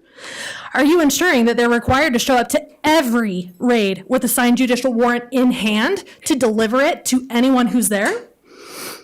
Can you reassure us that if ICE continues to fail to provide adequate transparency and documentation of their activity in our community, that your agreement with them will be terminated in a timely manner? If your cooperation with ICE is dependent on ICE displaying identification badges and taking off their masks so we can know that they're appointed law enforcement officials and not vigilante MAGA psychos who bought body armor off of Amazon? Can you tell us your plan to prevent us from following Germany's game plan to the Holocaust? Will you continue to be able to sleep at night if the violation of our constitutional rights is a result of your actions? And why did my emails to all three of you bounce back this morning with a 550 error that your address was not found? And when will that be fixed? Did your email accounts get disabled by the city? And if so, why? And when will that be addressed? I'm not okay with this. Thank you. Of the other 300 people. Yeah. I know, the other 300 people, their emails went through just fine. Yeah, we had over 300 emails come through today, so. They all check matter. your spelling maybe. Hi, my name is Megan Allen. My name is Megan Allen. Thank you. Megan Allen. I am here as a Utah County absentee voter as I reside in Canada, but I'm a longtime Utah County person. I would first like to clarify for myself, this is my first public hearing. We're given 2 minutes and we're allowed to use them as we see fit according to the First Amendment. I do have a question though. I am here on a family reunion down this week. Not with me is my husband, who just so happens to be a Latino, beautiful brown man with gorgeous tattoos. He does not feel safe here in this state. I can't protect him. And so I am here to speak to agree with what's been said here about keeping ICE out of Utah County, extend that to the state. And if I may be so bold, you will never catch me saying, "Make America Great Again." But a good time was before ICE was founded, which was March 2003. We're fine without it. It destabilizes us. And so my genuine question is, when can I bring my husband from Canada, who is a Brazilian Canadian resident? He has an American visa. He's traveled to the US. He loves it. He was not comfortable going over the border. As I live in Canada, I see a lot of the outside perspective of the ICE raids. We see every person that has been detained, justly or unjustly, no matter their skin color. It started to affect all of us. And I hate that it's taken me, this long to stand out, to speak out against that, because it's directly affecting my life. But I would hate to see the fact that I can stand here and just say, oh yeah, my husband couldn't come on my family vacation. He can't spend time with my nieces and nephews that all live here in Utah County and get to know them better, because he feels like he will be profiled. He feels like because of what we've seen here with the ICE raids, people are taken, can't find them. So I can say that the sheriffs talked about feeling uncomfortable at ICE acting with impunity. I can agree with that. I'll go far to say that I don't think ICE should be here. Thank you. Thanks, Megan. Good afternoon. Mick Swenson, concerned Utah County resident. I'm on pins and needles to hear an argument in support of this anywhere. I've been waiting for it. I've been wanting somebody to come up here and give like a counterpoint. I just haven't heard it yet, and I feel like that should be enough in a democratically elected regime to like kibosh this thing. I have been in data science for 15 years. I've looked at the data on this. In an effort to play a little bit of devil's advocate, I want to give you the celebratory statistics from ICE. The most recent ones I could find were from 2022. They have not released any reports in 23 or 24, which fails the transparency sniff test to me. In 2022, there were just under 1,500 people detained that are credited to these programs. 71% of them had criminal records. 25% of them were due for criminal proceedings. Only 4% were not criminals, right? But I want to back up to the first stat. On a national level in 2022, due to these agreements, there were 1,500 people detained. That's nothing. We live in a country of 350 million people. There are 1,500 kids hungry in this community today. If this is actually going to cost the county $1 million to do, what are we even talking about? If it's not going to have an impact based on what the sheriff said, it's very little adjustment. Like all of us are here spinning our wheels. We're in opposition to it. The numbers don't add up. I can't even find, I've been scouring the recesses of the internet for an argument in favor of this. So my question is, if you could point us to a resource that makes legitimate arguments for this, I would love to take them under consideration and reconvene on this. Please vote no for now. Thank you.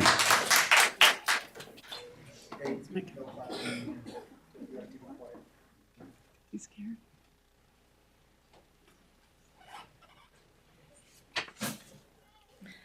Hi there. Oh crap, don't start the timer, give me 5 seconds. You're fine. Thank you, thank you. Thank you, you got me. Okay, hi there. My name is Susan Sissoko. I have lived in Provo for 14 years. I'm a Texas transplant. I am a very privileged Latina. My family is Puerto Rican. So when it comes to immigration, we didn't have to do anything but get on a plane, left a beautiful island, and got in Texas. However, my children, this is one of them, the other one's in the back playing games, their father is an immigrant from West Africa, and we did go through the immigration process. So when I was younger, that sounds so weird to say, but when I was younger, in my 20s, I had to work at Two Jacks, which is a local pizzeria. If you haven't tried it, it's amazing. But I remember going in there and I asked for a job, and the manager said, "Why do you want a job?" I said, "I need to pay for this immigration stuff. It is costly. It is not cheap to become an American. And it's a privilege that a lot of us are just born with." And he said, "I got you. I'm an immigrant myself." So my question is, how ICE is going to affect our local businesses? There's lots of people just down Center Street that are immigrants, immigrant-owned businesses. So where is this funding for ICE coming from? Are we taking it away from resources like our children, our schools, our education? The next question that I have is, if the budget's coming for our communities, are we taking away from the most vulnerable and attacking even those that are more vulnerable just to meet a quota? And whose quota? Who's filling the pockets? And my other statement is, if you can preach the gospel in their country, because I'm sure a lot of you had the chance to do that, you can fight for their rights in our country. We need to know, do police need passports when they're stopped? My husband was asked for one for a traffic stop. Assuming that we're crazy about ICE is not really a real good assumption. I talked to the school board in January. I'm on the parental advisory committee. And I said, what are we going to tell our kids when ICE comes into their schools? So my question is, as a parent, do you have experience? How do you talk to your kids about ICE coming into their communities? That's my question. Give me a handout, because parenting sucks. This makes it harder. Thanks, Susan. Thanks. Got anything to say? Okay, I'm going to stand up here with him because he is my son. So, you good? Hello, my name is Sylvan Sissoko, and the reason why ICE is being pushed to deport people is because Trump wants to make the whole world white for some reason. That idiotic man does have no right. He has a wife that is an immigrant, and he never deported her.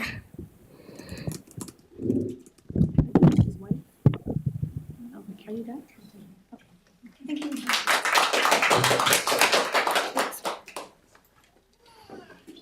Commissioners, I thank you for hearing our public comment, even though I know that a lot of the frustration has been directed at you because we cannot direct it to our state and federal officials.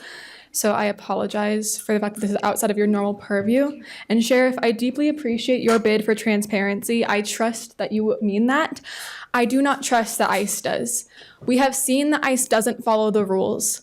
And when we give them rules, I do not have any evidence that they will commit to them. We can say, you have to not be masked in our communities, we will not admit to raids. They're a federal organization, and I don't believe that they will care about a county government. And I feel like opening the doors, I fear for that transparency. Commissioner Gardner, I really appreciate the values that you were professing, and I share them as a Utah resident. I'm also a BYU epidemiology student, and we know that immigrants commit less crime than any other group of people in this country. And I do not understand why, if we are trying to fight big crime in Utah County, which is a goal that I support, I don't understand why we have to have ICE do that. We have very, very competent local enforcement, and I don't think that ICE needs to get involved, except for when the sheriff said, once we have arrested people, that is the ICE side of things, and I understand that's how it works. I just don't think that giving them more purview makes sense with what's been expressed here, and I would love to have some more clarity on that. Thank you for listening to all of us. What was your name? Get your name, sorry. Sorry, I'm Hannah. Thank you.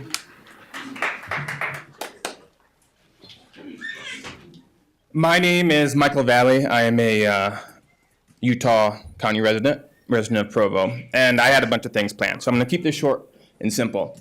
When you say that you have had no transparency from my sheriff, you know that they have given you nothing. You know that they will give you nothing. When you speak up here and you say that you have never lied or committed a crime, you mark it with major. We all know I have lived amongst in this country my whole life. I'm an American citizen. All my friends, half my friends, most of them are white. They're the most crime-riddled people I know. And for you, sheriffs, to sit around here and to think that you, as big men, can control what occurs from ICE when they are masked. I've seen the videos. We have all seen the videos. Will you stand up for your community? You know you can't protect them once ICE is here. And what are we doing? Why are we making an agreement with them? As a last note, I want to say thank you to every single person here standing up for all of the people in this country who need it.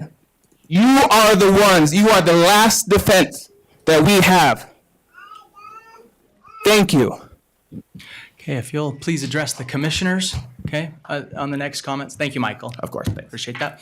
And with any of your questions, we're trying to get through everybody as quickly as we can. Thank you. Hi. It is not appropriate to put derogatory comments towards the sheriff or the other elected people in the room. You're asking questions, you're making public comment, but this is not a time to demean or degrade our folks that are up here, okay? To that point, I would say, I said earlier, like my brother-in-law is an ICE agent in another state. So when I hear people calling him names, it seems a little hypocritical. So I'll just throw that out there, right? That's offensive to me as well. So I'm so sorry that offends you, but keep in mind, he went into law enforcement to do a job. So I just want to make sure everybody realizes, like, he's doing the job that he provides food for his family. So sorry about that. No, I think that's, my name is Lauren. I think that is absolutely fair. But at the same time. Sorry, I didn't get your name. Oh, Lauren. Lauren, thank you. Lauren. Trying to think of how to phrase all this in a way that makes sense and is not Sorry, I derailed angry. you. No, you're totally good. I wanted to make sure that we're all here. I understand that we're all coming in here with a lot of emotions, and that you three, and also the other law enforcement in this group, are the subject of all of this emotion. You're the receivers of all this emotion, and I understand that that's exhausting. But I want it to prove to you how strongly we feel about these things, and how strongly we feel about the people in our community who are being affected by this. Not only the people who are illegal immigrants or legal immigrants or whatever, but everybody. Because when you give people power who have proven that they misuse power, they're not going to keep it to the people that you want them to use it towards.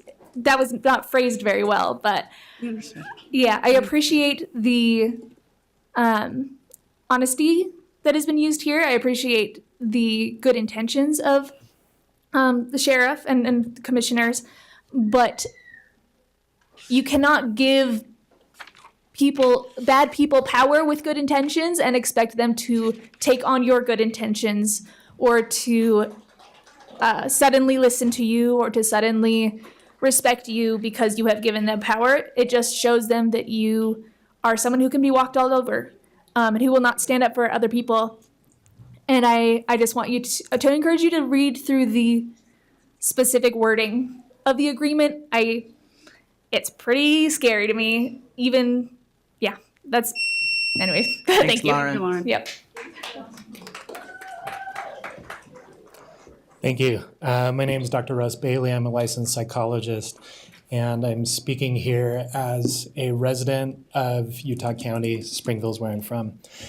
I work with clients on a daily basis around fear, and the fear is palpable in this room. It's been here long before this policy was considered, and it will likely continue. What I hope that we can imagine is a community with less fear. Sheriff, thank you for your comments. 3 aspects of your comments that I hope you can not only broadcast to media, but let them show in your policies. The encouragement of treating everyone with dignity.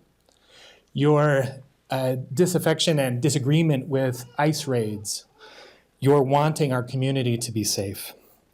So you asked for questions. I have 4 questions. Which laws will you uphold? The 14th Amendment of the Constitution that guarantees due process. Will you uphold that one? That dignity of humans is important. Second question, how specifically will you stand up to ICE when they violate the law? Third question, how will you use your county authority, commissioners and county sheriff? How will you use your county authority to protect us from federal abuses? And when I say us, I mean my family, I mean the families in my neighborhood, everyone.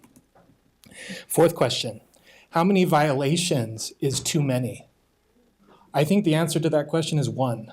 And ICE has shown many, many violations. As a psychologist, I teach students about the Milgram experiments that were conducted in the aftermath of World War II when people followed authority to commit acts of torture. This was an experimental situation, but it has relevance to us and the acts that we take. Please learn the lessons of the past and stand up to authority when abuses occur. Thank you. Thank you, Doctor. My name is Bart Gibb, Springville. Thanks for taking a moment to hear me. I think we can all agree that we're here having this discussion because Congress has utterly failed us since my youngest days. Previous administrations have talked about solving the immigration problem since Clinton and before, and every one of those administrations have failed us. The difference between the previous administrations from Clinton through Bush, Obama, and the first Trump administration and the Biden administration is all those administrations have constrained themselves because they've recognized that the rule of law and due process matter. And so none of them have been willing to basically override Congress and take authoritarian matters into their own hands. The current administration is unconstrained. My question is, how are you going to constrain them? This is a public safety issue, in my opinion. If local law enforcement they need to feel that their primary focus is the safety of Utah citizens. If they have to be concerned about immigration issues, that might run contrary to those immediate needs. Also, you're going to have individuals who they'll choose not to call law enforcement when they need them because they will fear possible deportation if they know that they're aligned with ICE. That being the case, we've already heard from the sheriff himself, and some of you suggest that it won't change much. So my question is, why are we doing this? I don't understand why we're doing this. It doesn't sound like it's even necessary. Once we let their feet in the door, I don't understand what power or authority you guys are going to have to stop them. This is how it starts. They get their foot in the door, and you're not going to be able to stop them. At that point, we're going to all have a lot of buyer's remorse. Thank you. Thanks, Bart.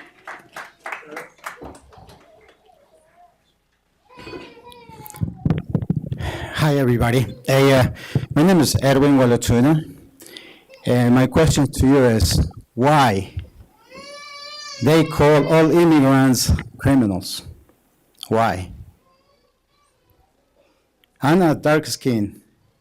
I live in the United States since 1982. I'm an accountant. I have my accounting firm. I'm a professional race car driver in Indy cars. I'm not a criminal. And I'm doing something because I'm dark skin. You say that your brother works in the ICE. My cousin's wife works for the FBI. And I was trying to go to the FBI to catch the bad guys. Yes, we had to catch the bad guys. But catch the bad guys. No innocent people, separate people, families. That all of you here, would you like to somebody do that to you? Separate your family, your kids? And maybe some of you over here are members of the church, or Jesus Christ, the Latter-day Saints. What are we learning in there? Love, peace, help each other. That's what we had to do. My question is, you guys can kind of handle it, the ICE come over here, they're breaking the law. What are they doing? Coming like 20, 40 people to a house for one person. Oh, he's a criminal. That's not right. And all you guys know. I'm not scared or nothing because I grew up in the world racing where we drive a race car 220 miles an hour plus. We're going to be scared of a human? The only thing they're going to do is killing us? No. Just leave this in here is the, please respect people, love people. Thank you.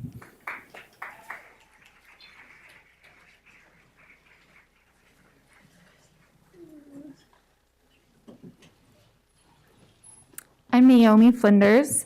My comment will be pulled from the American Immigration Council's overview of sanctuary policies, which you can find online, and I would like to know if you have all read it.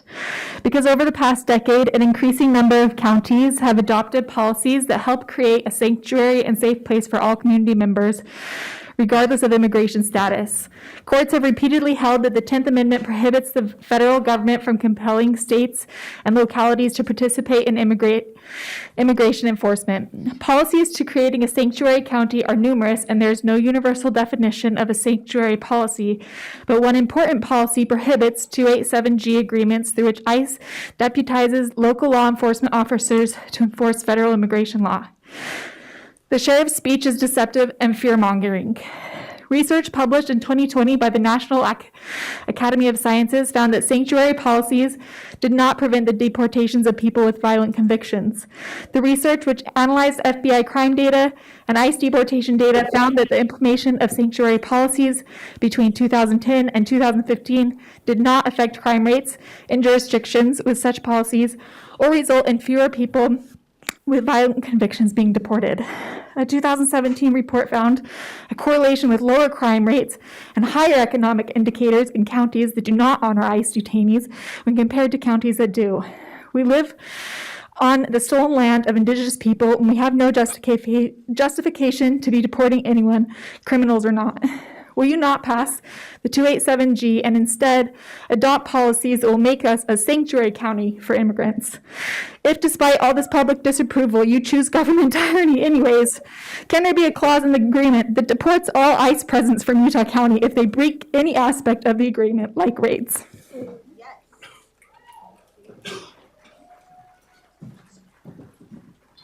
My name is Winnie Hansen. I'm 4'9", so I'm going to have to literally speak up.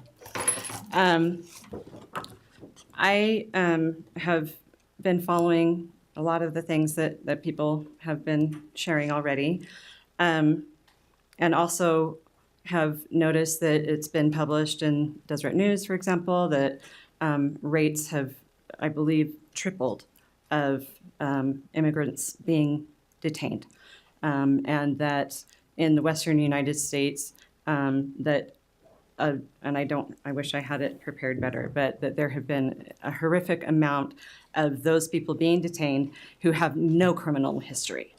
I do really appreciate the service that you give. I appreciate, Ms. Gardner, what you shared, and I hope and plead with you that you will do, all of you, everything in your power to protect the dignity of every human being and the families that are being affected, which are not only those families who are living in fear, not only those families who are here legally, but those families, as has been mentioned, that are witnessing this and being affected by it and gaining their opinions. Small children are learning things from what's going on.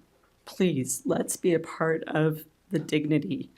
Before 2019, various members of community, businesses, individuals, and this is hundreds and hundreds of individuals on top of organizations, on top of religious leaders, created the Utah Compact, which talks about, yes, observing the legal laws and trying to do something to make immigration work better. And I realize that that's not your job.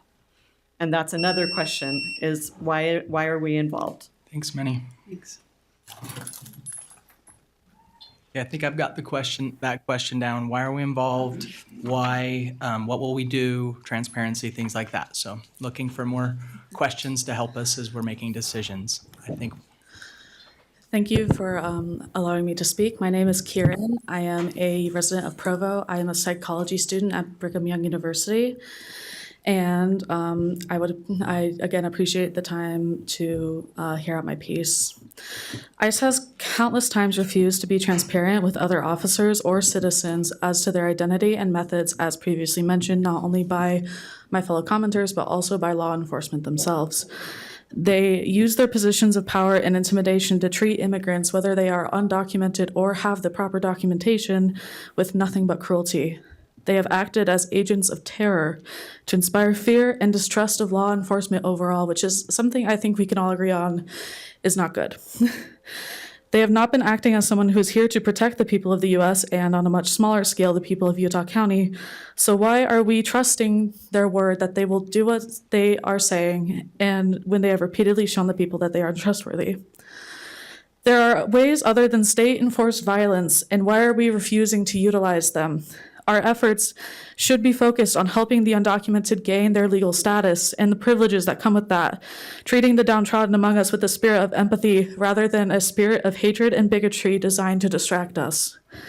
We have people who want to help immigrants gain their documentation, social workers, pro bono lawyers, and many other people working in many more departments and institutions. I implore you to truly think over my question.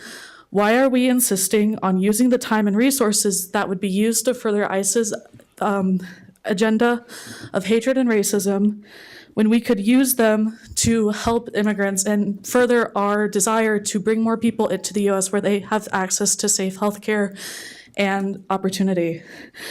Why are we not directing these funds to help these people that are a valued and irreplaceable part of our community? Thank you. Karen. Thank you, Karen.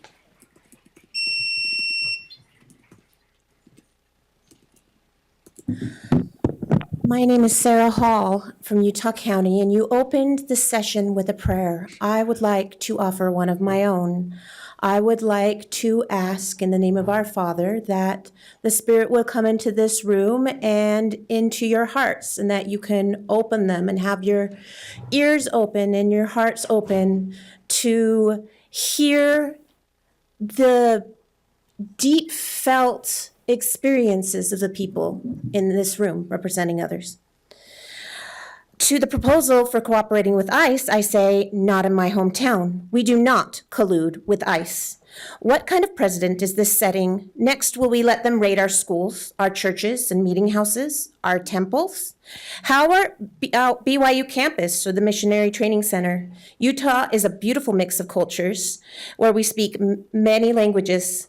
We have dual immersion. We have always welcomed refugees. This is not who we are. These are not our values, Christian or otherwise. Utah is a state of immigrants and pioneers. Tens of thousands of missionaries come from all over the world to receive training each year. Do you think people will feel welcome here? Do you think people will feel safe sending their sons and daughters here if Provo colludes with ICE? What about the impact on citizens and children? I already have nightmares that ICE will show up at my children's schools. My 7-year-old daughter came home and asked who ICE is. She said, they wouldn't really take children away, would they? Why would they take moms and dads, children and babies away just because they don't have the right piece of paper or weren't born here? That's stupid. I thought only bad guys kidnapped people. How will you feel when your neighbor is being dragged away? Your church or school raided, that's close to the trauma of a school shooting. Do you want your children to live in fear? Thanks, Sarah. Thank you, Sarah. Hi, I'm Tiffany Swearingen. I'm a wife, mother, and a prior service member, used to serve in the Utah National Guard. One thing, as the sheriff was explaining the proposal, I had 2 ancient proverbs that came to mind. I can't go into the proverbs because I don't have time, but the camel in the tent and the scorpion on the frog. This agreement to me makes me think of these 2 proverbs, and if we allow ICE, the ICE camel, to simply put its nose in the tent, when will it push the sheriff out? When will it push the rest of us out and suddenly take control of the community? Which leads me to the scorpion and the frog. What happens when the ICE scorpion then stings the sheriff's department, takes them down, and takes out our community simply because we've let them in, simply because we've let them come in? As a prior service member, just the other day I was going to pick up my husband from work and I saw a military convoy going down the road. It used to bring me pride and hope to look at that and think, those are my fellow soldiers. They're out there to help protect us. Yesterday when I saw that, it terrified me to think that could come rolling through my neighborhood. I have many Hispanic neighbors, and I don't want to see them pulled away. I think another big thing to look at is the ICE is sanctioned, government-sanctioned terrorism. They are causing terror in all of our communities, and we need to put a stop to it. So please, do not allow ICE into our communities. Let's set a proposal to get them out so they are gone and gone forever. Thank you.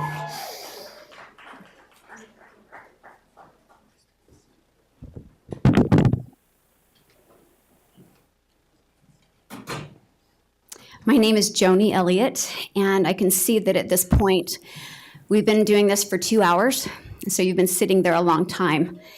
The thing is, we've been standing here a long time, too. And I know you're hearing a lot of the same things over and over again, so I may not repeat some of those same things, but pay attention that they are said over and over again. Sheriff, you said to us, just don't break the law. Like you aren't going to get any trouble if you just don't break the law. But what about those who are caught in the middle?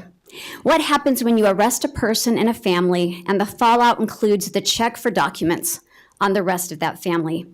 This is more than just don't break the law. This ICE partnership creates situations that will break up families. You know our community. We can trust you, but not ICE. We share so much here. Commissioners, the sheriff's office. We love our community. If you remain, well, Sheriff, we need you to collaborate with ICE. We don't need you to collaborate with ICE. We need you to protect us from ICE. We need you to protect our most vulnerable populations from ICE. In the words of Atticus Finch, you need to see, if you want to see what real courage is, instead of getting the idea that courage is a man with a gun in his hand, it's when you know you're licked before you begin. But you begin anyway, and you see it through no matter what. Johnny. My name is Stephanie Allerton. I'm born and raised in Provo. I'm also the daughter of a Latina immigrant from Central America who is now a citizen. I have 5 questions. my first question, and some of these I know you've heard, but I just want to make sure they get addressed. Who is paying for this? From the research that I've done, it is paid for out of existing local budgets. And I know we recently expanded the sheriff's office last year, their budget, because they had needs. I would be surprised if this was something that was accounted for in that expansion. So who's paying for this? Also, you've heard people talk about how these 287G agreements decrease public trust in local law enforcement, especially in diverse and disadvantaged communities. I saw a study that was done way back in 2011. You probably know, but 287G agreements have been around since 1996. So in 2011, they did a study and showed that it actually increases fear and decreases public trust in local law enforcement. So basically my question here is, what does local law enforcement think about this result? What do our local police think? And what would they suggest? Have we considered any other options from what you've heard? And I'll just repeat, ICE is essentially a failing federal program. 65% of the people taken by ICE had no conviction and 93% had no violent convictions. Also, have you studied how this is working in other states? From what I found, it's not really working. I would be super happy to share all of the information that I've found. Is there a place that we can send that? I know we can send it to your email addresses, but is there somewhere else we can send that, or can we work with your researchers to share what we found? Just so you know, my sources are ICE, CPB, DHS, and some other private organizations. Thank you, Stephanie. Yeah. Great questions. Yeah. Hi, I'm Linda Wilkins McGee. I've been a Utah County resident for 30-ish years.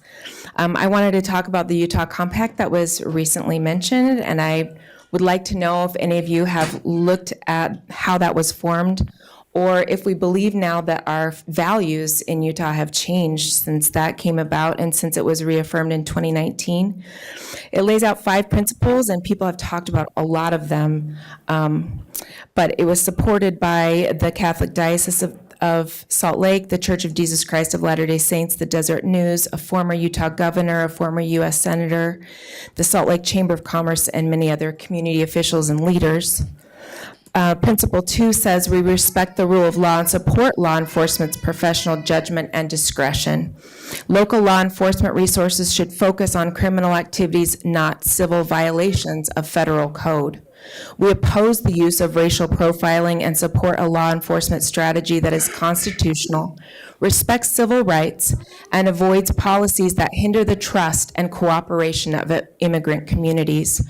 Mark Shurtleff, the Utah Attorney General at the time, said local law enforcement resources should focus on criminal activities, not civil violations of federal code. 287G agreements make local law enforcement agencies an extension of ICE. I have seen no evidence that they empower local authorities to keep ICE in check. Partnering with ICE will erode trust. Everyone is safer when immigrants living in our communities feel safe to seek help from local law enforcement when they need it. ICE has denied citizens in other communities basic civil rights. They have used excessive force. Why would our local officials volunteer to participate and assist ICE in work that is against our values and subverts the rule of law? Thanks, Linda.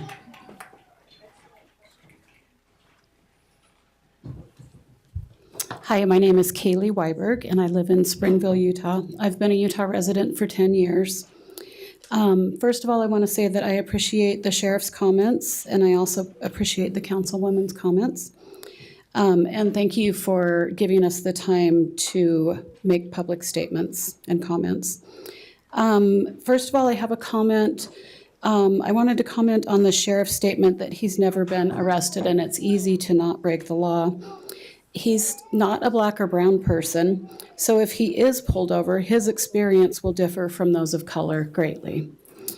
I have questions. Utah County has negotiated an agreement with ICE. Is the county's will superseded by the state? Is it superseded by federal policy? Because ICE agents are federally mandated. We want to keep Utah County residents safe. Is this keeping all Utah County residents safe, regardless of color? Can any sheriff stand in the way of immigrants being sent to the Everglades? Will he have a say once they're in federal custody? How many other sheriffs thought they could stop immigrants in their counties from being sent to ICE detention camps? How much power will our sheriff actually have to keep all of our residents safe? I understand and I have a question about the data sharing as well. Which direction is data being shared? Is ICE giving Utah County data, or is Utah County helping ICE by giving them data? Is due process addressed in this agreement? And finally, does this open Utah County to increased liability by working with ICE agents? Thank you. Thank you. Carly. Hi there. I'd like to be called Josephine. We'll be going into questions shortly. The questions are a little scattered in my own experience I wrote down beforehand. My family first came to the United States as undocumented immigrants from Central America. They have since become lawful citizens and even tax-paying Republicans. My family, particularly my grandmother, endured abuse, assault, and other crimes because she knew that her and her child would be taken away from their home and their family and deported to a corrupt and genocidal government if people knew about her immigration status. Other people have already posed questions about people found in domestic violence situations, so I won't ask that again.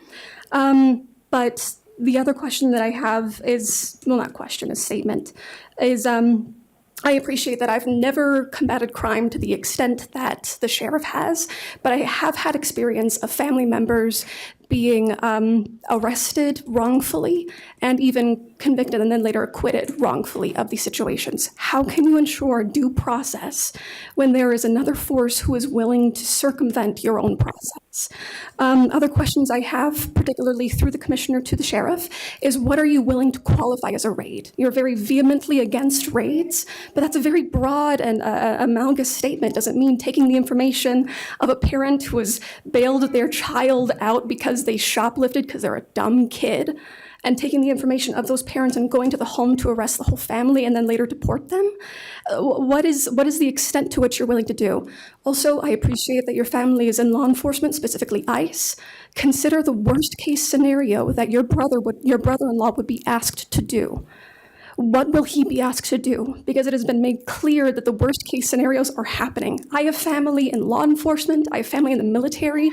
What are they being asked to do because of these kinds of policies? Thank you. Thank you.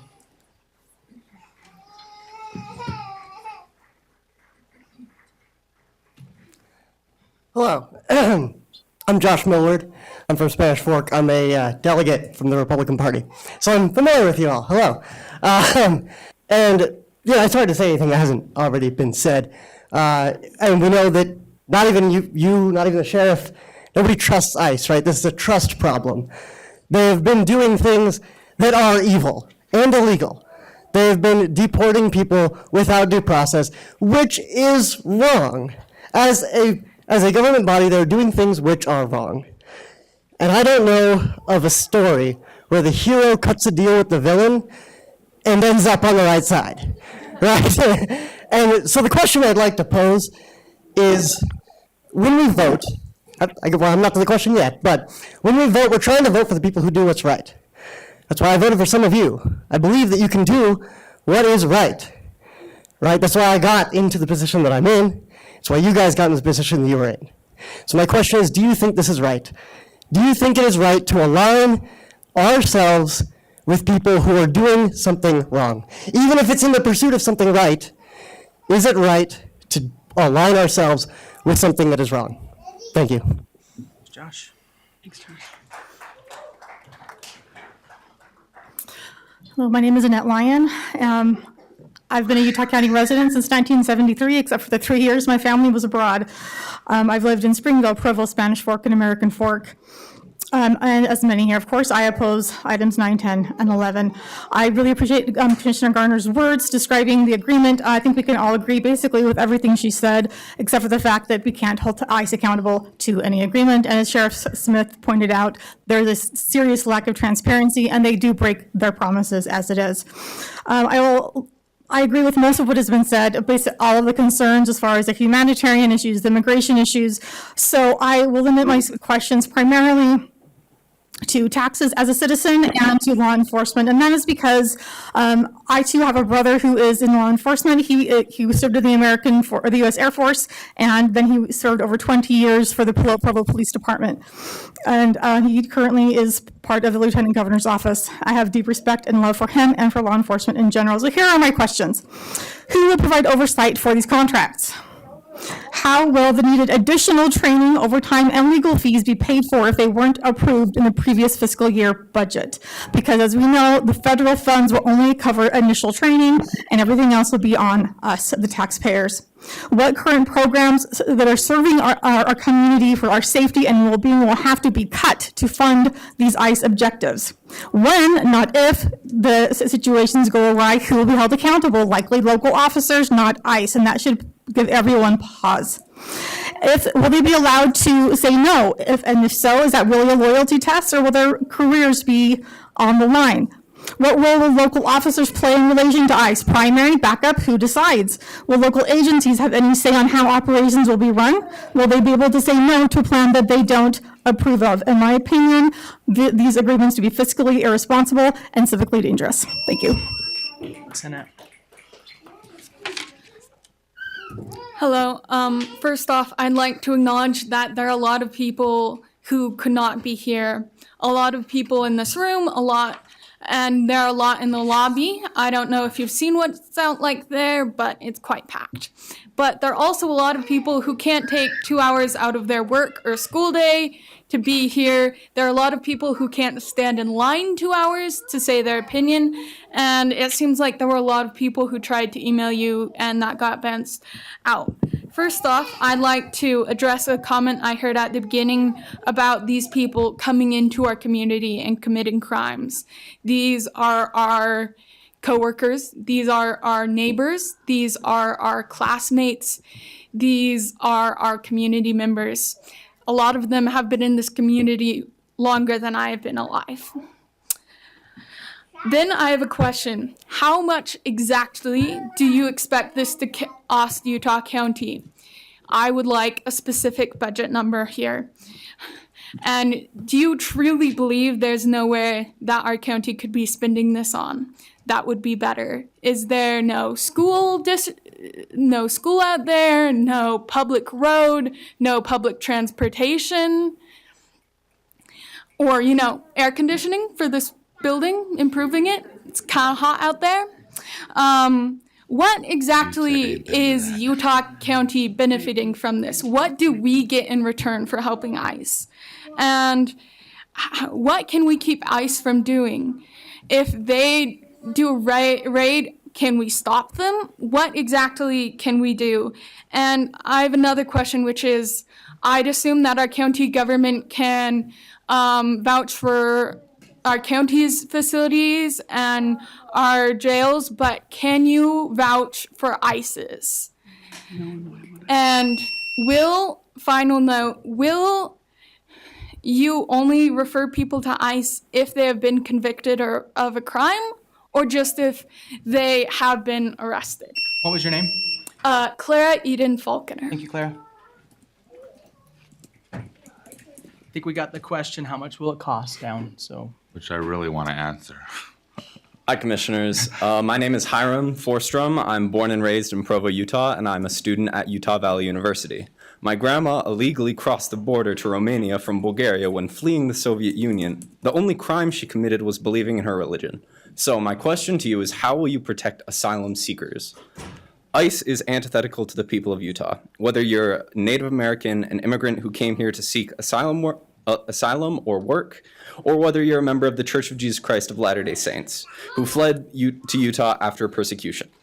Utah is my home, and it has been and will always be built with the blood, sweat, and tears from immigrants. States' rights are just as important as due process. So when the federal government fails, it is the state's duty to uphold what is right. It is antithetical to the work of ICE. It is antithetical to work with ICE when they have shown to be untrustworthy. Looking into recent events, Mahmoud Khalil was arrested by ICE and then immediately transported out of the state of New York to a different state with more lax immigration laws. So one of my questions is, how will you make sure that people that are apprehended by ICE stay in the state of Utah for due process? And then another question I have is, how will you uphold due process within Utah? Thank you for your time. Thanks, Hiram. Hi. Thank you so much for being here. I cannot imagine what it's like to be you guys. My 1-year-old would also really like to get out of here as fast as humanly possible. So good luck to all of us in achieving that. So just really quick. Sorry, tell us your name. Oh yeah, sorry, Sarah Whitney. Thank you, Sarah. It's probably really difficult to hear a lot of kind of critical things. So I just want to at least say for me personally, I have no issues personally with your brother-in-law. I'm sure he's a great person, has wonderful kids and wonderful family, and I'm sure it's awesome. However, there's always like different people in these agencies. So not all of them are your brother-in-law. Maybe if ICE was all your brother-in-law, a whole bunch of clones, we'd have no problem. However, we've seen that there are other people in ICE who are making bad decisions, who are taking people who really shouldn't be taken. We've mentioned a lot of names like Kilmar Abreu Garcia, Mahmoud Khalil. So I just think there's some institutional issues. And President Trump promised us that he would be deporting the worst of the worst, and that's not what ICE is doing. So if ICE is not like living up to the goals of our president, then why is it going to listen to our sheriff? And I also just want to say, I really believe in our sheriff. I feel safe with police here. I think they're doing a great job. So I don't see why we need to outsource what we're already doing well to someone who's going to cost us more and add more liability. So thank you. My daughter has comments too, probably, but she doesn't speak English. So anyway, thanks. Hopefully I didn't break your mic. Thanks, Sarah. Hello, commissioners. My name is Emmett. I want to say thank you for opening up this space for public comment. And I have a few comments and about 3 questions, exactly 3 questions, in fact. So I wanted to focus on something that Commissioner Gardner, you said regarding these agreements being data-driven. I myself am a political violence researcher, and you'll have to forgive me if I'm feeling a little tired today because my entire team did just get laid off about 5 hours before this meeting due to Trump budget cuts. We've heard from a lot of people who've brought a lot of statistics. They brought up 2011 studies about these agreements reducing public safety. They brought up another 2011 study of Maricopa County showing that these agreements lead to at least accusations of racial profiling. My point here is that, I guess my question is, what data is driving these agreements? And my comment is, you're losing the data. The Trump administration has removed data on undocumented immigrants committing less crime than American-born citizens. You're losing data from my team because we all just got laid off. So I would implore you to listen to the data that we're bringing here to you today. I've become an encyclopedia of anecdotes of people who've been wrongfully detained by ICE, of people who have been detained by ICE without knowledge of the local sheriff's department in Greene County, South Carolina that happened. And I just want to make sure I get to my last couple of questions. One of them being, there was recently an arrest of a University of Utah student in Colorado because a Mesa County sheriff was in a group chat with ICE, and that arrest information of a traffic stop was leaked to ICE without their knowledge. I would like to ask if any sheriffs are involved in any of those group chats. And then my final question would be, what would it take for you to vote no on these measures? Thank you.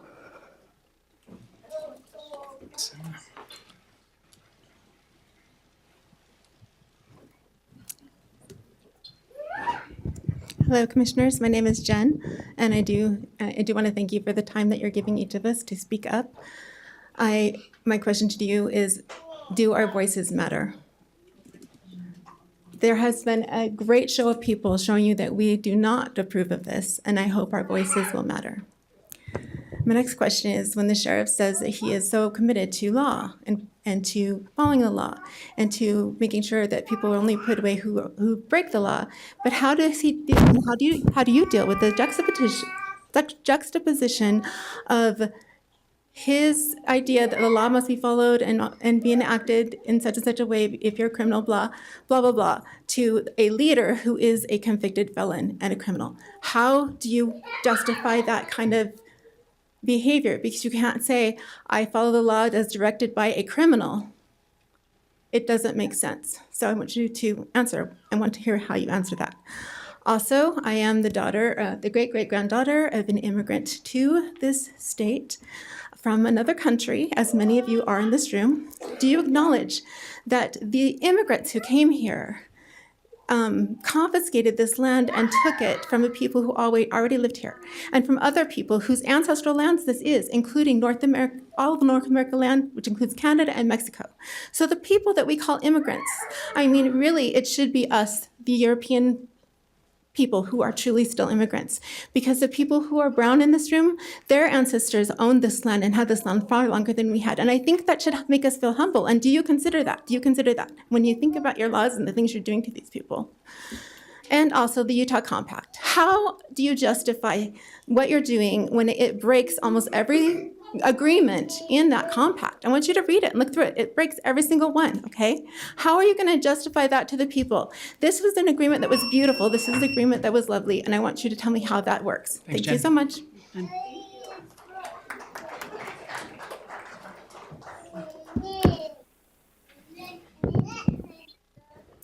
Good morning, Commissioners. My name is Evan Estrella. I've lived and worked in this community since 2017. I'm a public educator.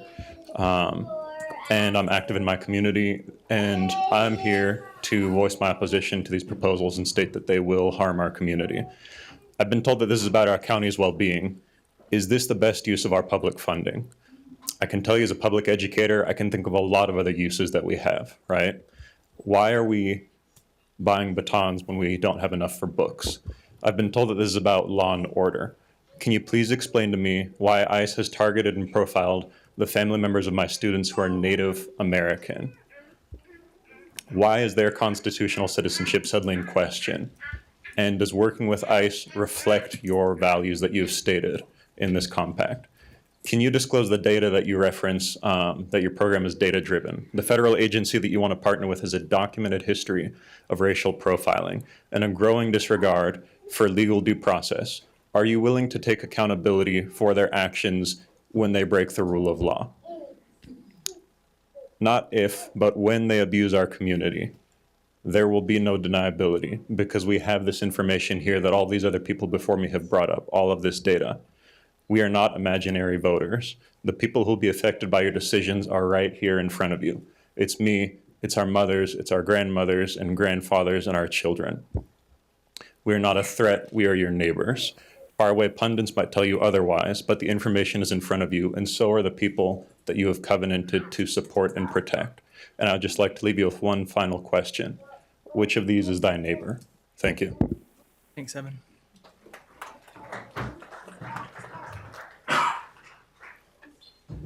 Hi, my name is Josefa, and I have lived here in Utah my whole life.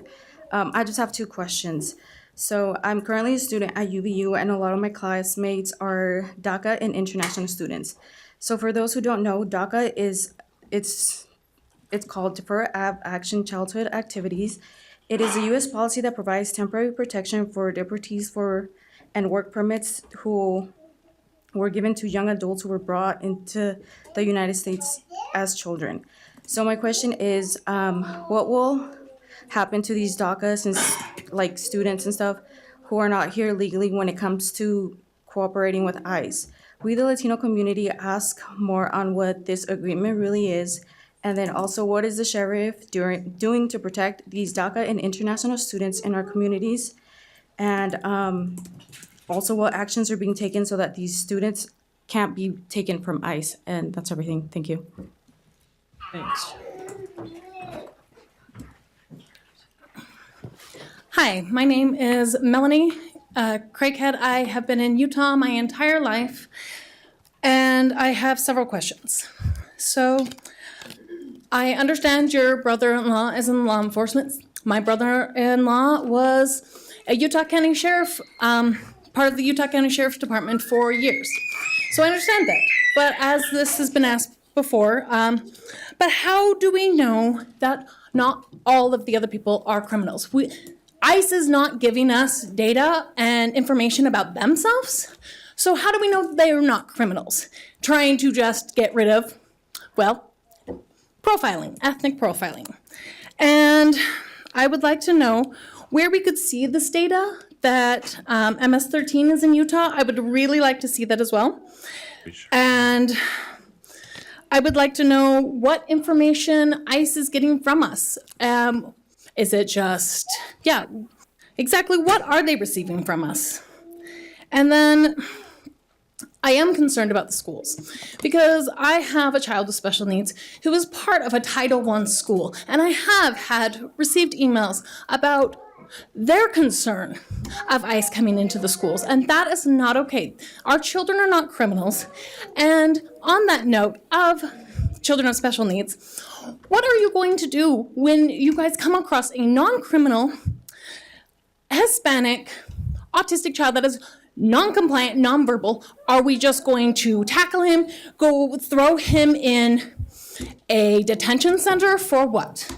So I would like us to actually think of all of these questions that people have been asking, because everyone is very passionate and has very good concerns. Thank you. Thanks, Melanie. Hello, my name is Sky, and I would like to read a passage from the Diary of Anne Frank.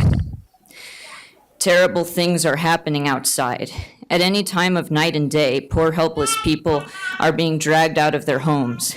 They're allowed to take only a knapsack and a little cash with them, and even then they're robbed of these possessions on the way. Families are torn apart. Men, women, and children are separated. Children come home from school to find that their parents have disappeared. Women return from shopping to find their houses sealed, their families gone. What Anne Frank is writing about is what happens when the government believes that people don't deserve proper forewarning or due process. When people are deprived of their basic rights and dignities, it spreads fear. I don't want this to happen in my community. I don't want this to happen to anyone, because fear spreads and everyone feels it. People who are afraid for their lives, for their livelihoods, people afraid for families and friends, people afraid for people they don't even know. I know what fear leads to. I know that fear causes people to act and act in ways that we don't want them to. We want people to feel safe and comfortable to live lives where they can engage with this world in a productive way and feel comfortable to live as they are. I want to be assured that people will not have to live in fear, that you can provide them a sense of comfort and safety here. I want to be assured of this and ensured that they will have due process. Thank you. Thank you, Sky.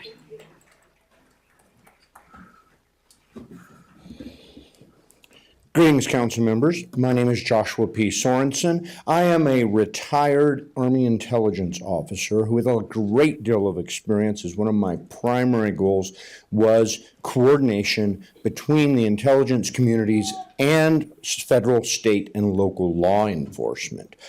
For well over a decade, I worked with the laws governing and the warranting governing these things, specifically with the law enforcement and the National Security Agency. The question I have is, while the federal government has stepped up, made the FISA administration's Amendments Act, set up the National Virtual Translation Center in order to coordinate these efforts and many other things, we have bad actors in individual agencies that want to do things their own way. So what is being done or planned with our county to set up our legal compliance, to make sure that we are doing things the right way. This is going to institute quite a bit of cost. I would estimate probably close to $500,000 a year to hire the necessary personnel to do this. What are we doing? Further, with these costs, what is our power? What are we going to do if it is proven that they are not acting in accordance with legal compliance? Do we just stop working with them? Further, I would like to end with, a lot of us don't have power. You have a lot more power than you may believe in. What is happening to push this up?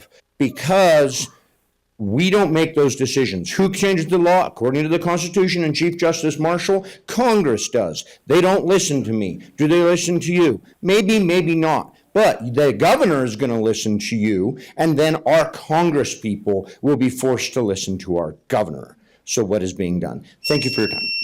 Joshua?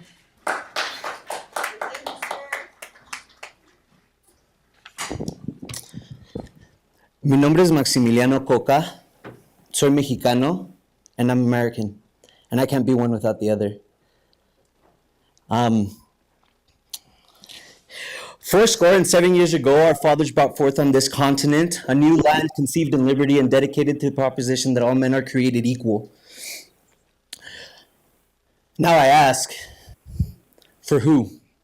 We the people, in order to form a more perfect union, establish justice, ensure domestic tranquility, provide for the common defense, promote the general welfare, and secure the blessings of liberty to ourselves and our prosperity, to ensure and establish this Constitution for the United States of America. I ask again, for who? Most of us in this beautiful state, I've tried to escape it so many times, but I can't. I love it. Most of us are here members of the church, right? That Book of Mormon that y'all preach about every first Sunday when you go up and testify, who's that book about? That's the book of my people. Lehi blessed my people. Remember that. Okay? And he also blessed, like it says in 2 Nephi 2, any person that comes to this land of promise will be brought by the hand of the Spirit. Okay? So just remember that. Because there's going to be one day when all of us are going to be held accountable, and maybe a tribunal seat like this. And Christ is going to be in the center of it, or the greater Spirit. And he's going to ask us a few things. I was a stranger, and you took me in, naked, and ye clothed me not, in prison, and ye visited me not. And they shall answer him, saying, Lord, when saw we thee hungered and thirst, a stranger and naked, sick in prison, and did not minister unto thee? Okay? Maybe some of them clothed the naked. Maybe some of them visited them in prison. It might have been their skin, it might have been their political party, but the Savior is going to say, I knew you not. Thank you. Thank you.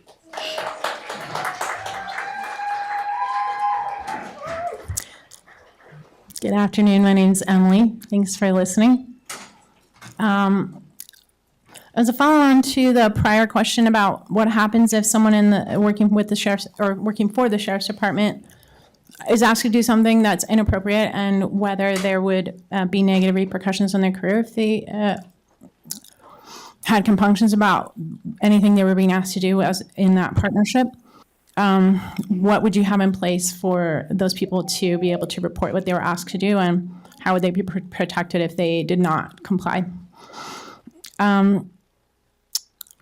In a similar way, I want to just make sure, will you be able to give training for the people that work for the Utah County Sheriff's Department to be very, extremely specific about what is appropriate for ICE to do or not do, and what they can ask them to do? And then what would be the procedure for them to report if something went wrong, that they were asked to do something incorrect, or if the other people, the people with ICE that they were working with were not following ICE's policies or not following the agreement that you guys have? Another thing that this is pretty much my last one. My understanding is that ICE and the federal government has brought in the National Guard and also the Marines in California. And my understanding is that they were either blurring or crossing the line with whether they were part of actual immigration enforcement arrests. They're supposed to be supporting and not doing the job of ICE. And my understanding is that that was being blurred or crossed. So do you have contacts with the Utah National Guard or the National Guard nationally? And also with the military, would you set up a way for you to report if that happened in our area so that that could be addressed with the appropriate authorities? Thanks so much. Emily. Thanks, Emily.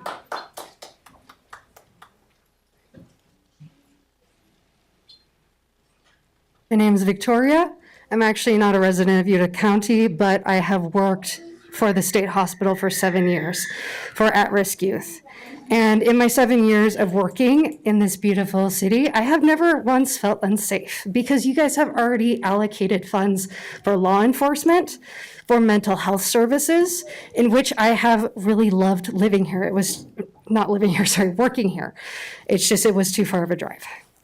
I came here today because in my experience in mental health, I have some experience with program development in considering financial risk and gain.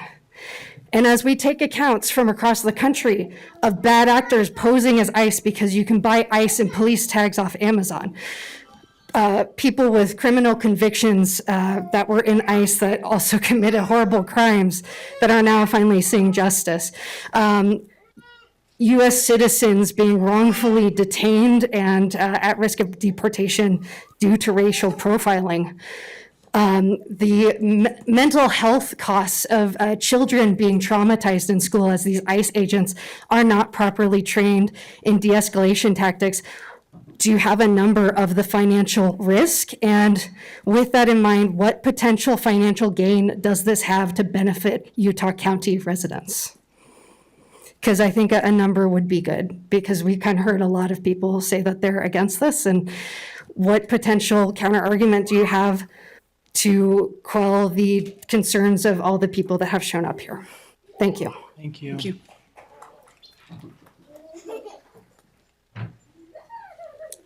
Hi, my name is Reggie. I'm from Salem, Utah. I just want to get some clarification on some things. According to justice.utah.gov, violent crime and crime in general has been declining in Utah since 2020. We're at the lowest rate right now that it's ever been in the last 50 years. We have seen a rise in hate-related crimes. Also, the sheriff mentioned that people who commit crimes go into the jail. That would also be considered a violation of the constitutional articles of the 5th, the 6th, the 14th. Also, we have a violation of Coffin versus United States and Gideon versus Wainwright. And that is written into the legislation, so that would be some constitutional violations there. Also, the local government does not have the right to enforce any immigration laws. That's implied in the 10th Amendment and Supreme Court ruling Dillon Rule versus House Rule. So there are some legal standpoints that allow that we can be sued as taxpayers for a lot of money here. So this legislation is written terribly.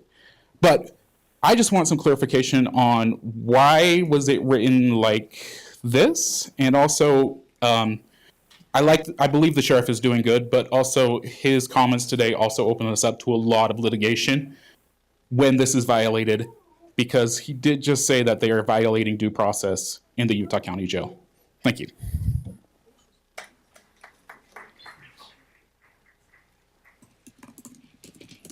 Hi, thanks for listening to all of us. My name is Erin Burns. I'm a 20-plus year citizen of Provo, Utah.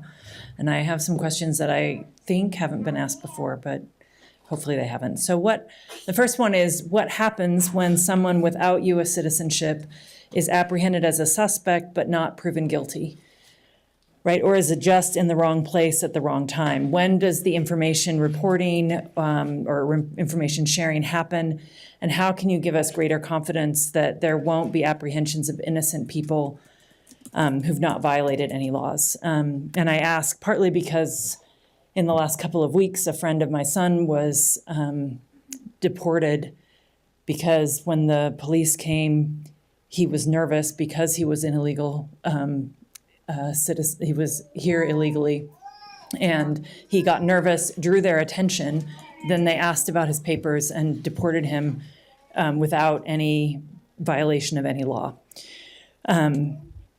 So anything you can do to kind of help us feel comfortable with that, to align with kind of the way that this is being positioned with us would be helpful. My second question is not specifically addressing these agreements necessarily, but I think addressing some of the reason that you have so many people here today. Several people have mentioned the fear that's prevalent in some parts of our community.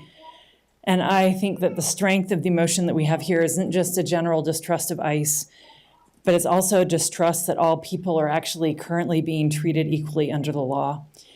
And I'm wondering, kind of as in your role as commissioners for our county, what are you doing to identify and fight racism in our local law enforcement community, ICE, but also the local communities? Thank you. Thanks, Aaron.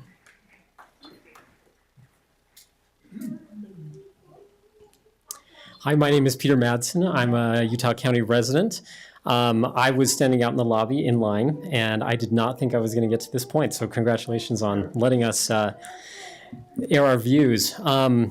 You haven't asked. You've asked for questions, and I've got some questions. You haven't asked for a yay or nay from the commenters. I'm pretty sure it's 100% to 0 though so far, in terms of support for these agreements with ICE. I'm a professor at BYU. In that capacity, I do a lot of cost-benefit analyses. You mentioned, you've heard a lot about the costs to the county, so I won't mention those specifically, although I have concerns about that. And also a lot of the comments today have mentioned we don't see the benefits, and I'd like to second that. I don't see a lot of benefit that we, as Utah County, would be getting from these agreements. But I also like to raise one additional cost that hasn't been mentioned today, and that is the effect on the local economy. Our local economy relies on immigrants. A lot of industries, farming and construction perhaps particularly, rely on a lot of immigrant labor. And when those laborers are fearful to go to work, when they're fearful that they can't send their children to school so that they can go to work, they don't go and work their jobs, and our local economy suffers. And I think that's a serious concern, something that we should be looking into. I know these agreements wouldn't necessarily directly affect that, but the fear is real. The chilling effect on people going to work, on sending their children to school is real. So my question is, what assurances could we give to immigrant communities that if they don't break the law, they wouldn't be detained. They wouldn't suffer negative consequences. And secondly, if we are able to build some of those assurances in, how would those be communicated so that people would know that it's safe to go to work, it's safe to go to school, so they can continue to contribute to our communities the way that they are? Thank you. Thanks, Peter.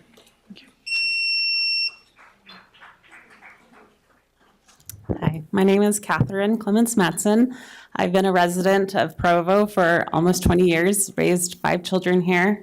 And just this morning, my 20-year-old daughter said, I don't want to live in a community that embraces ICE because ICE represents racism and hate and fear. And I want my 20-year-old daughter to want to live near me. Utah has been a great place for us to raise our children so far, and I want it to continue to be so. I have a few questions. Is there, if ICE decides that a raid is needed, who stops them? Does the sheriff have the power and authority to tell ICE not to do what it wants to do? Can the sheriff veto what ICE does? In areas where there has been a large ICE presence, people are afraid to go to school and to work. Families are afraid to recreate, go to parks. What are you going to do to alleviate that fear? Who decides who is criminal? Under the current administration, anyone who doesn't have correct papers is considered a criminal. So will those people be targeted? Will undocumented immigrants be targeted and detained by ICE? And how will the sheriff prevent racial profiling under ICE? Thank you. Thank you, Catherine.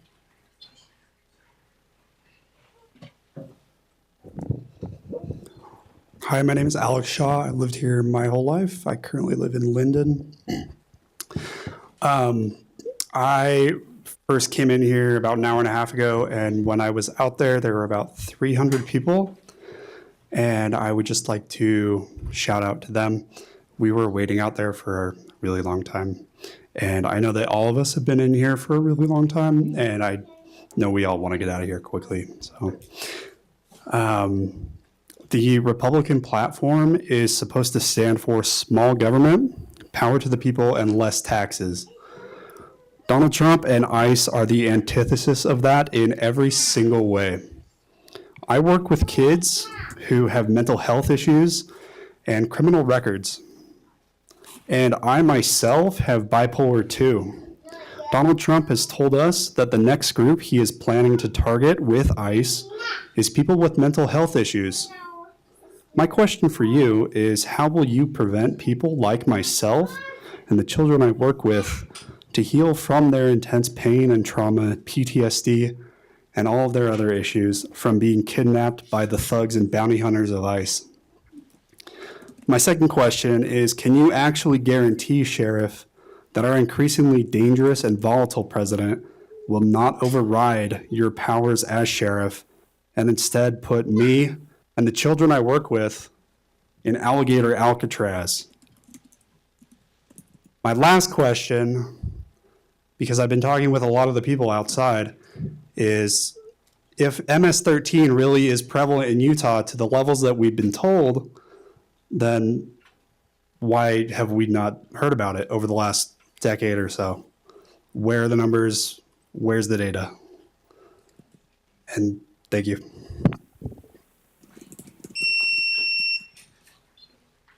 Commissioner Powers-Gardner, Commissioner Gordon, Commissioner Beltran, thank you for keeping this open for so long. Did you expect this outpouring today? Yes, because we did get lots of emails. All right, you had the email heads up. We were not, yeah. We've had more emails than speakers today, actually. That's well. There's a lot more people out there, and I don't. Taxes. Yeah, the end of the line has not come yet. My name is Sally Clayton. I am a resident of Provo, and I strongly disagree with the 287G agreements. I believe in local government, local power and authority, local law enforcement. I think there are so many people here today, myself included, who are feeling fatigued from the overreach of the federal government on our local abilities and our local power.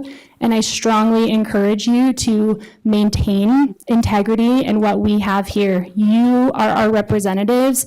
You have the power to negotiate this and to say no. We are here to plead with you. We are here to say that we are casting sort of our votes in the way we speak today, and we'll cast our votes for county commissioner seats next year. I think every single one of us will be out there voting this year and voting next year and getting many others to vote with us. My question that I leave for you is, how are you going to take this information back to reconsider maybe your initial thoughts on this? What are you going to take from the many people who have spoken today, and how's that going to impact your decisions? Thanks. Thanks, Si.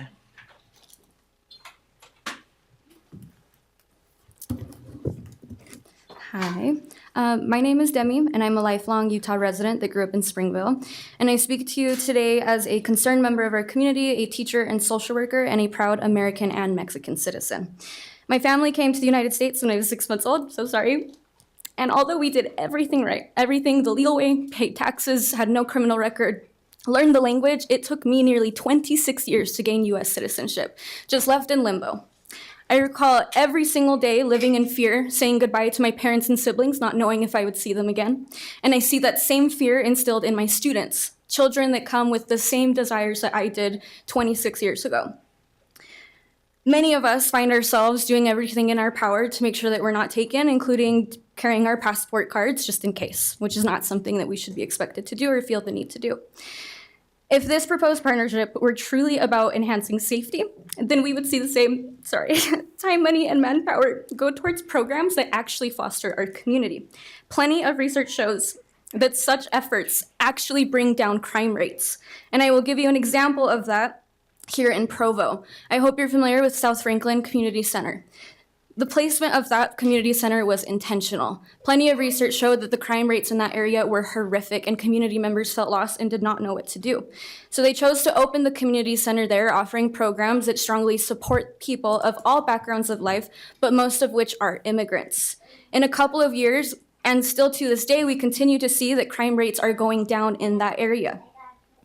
And although we have seen that this is working, They are severely underfunded and do not have enough people to run things, resulting in many of their programs, including food aid, being cut.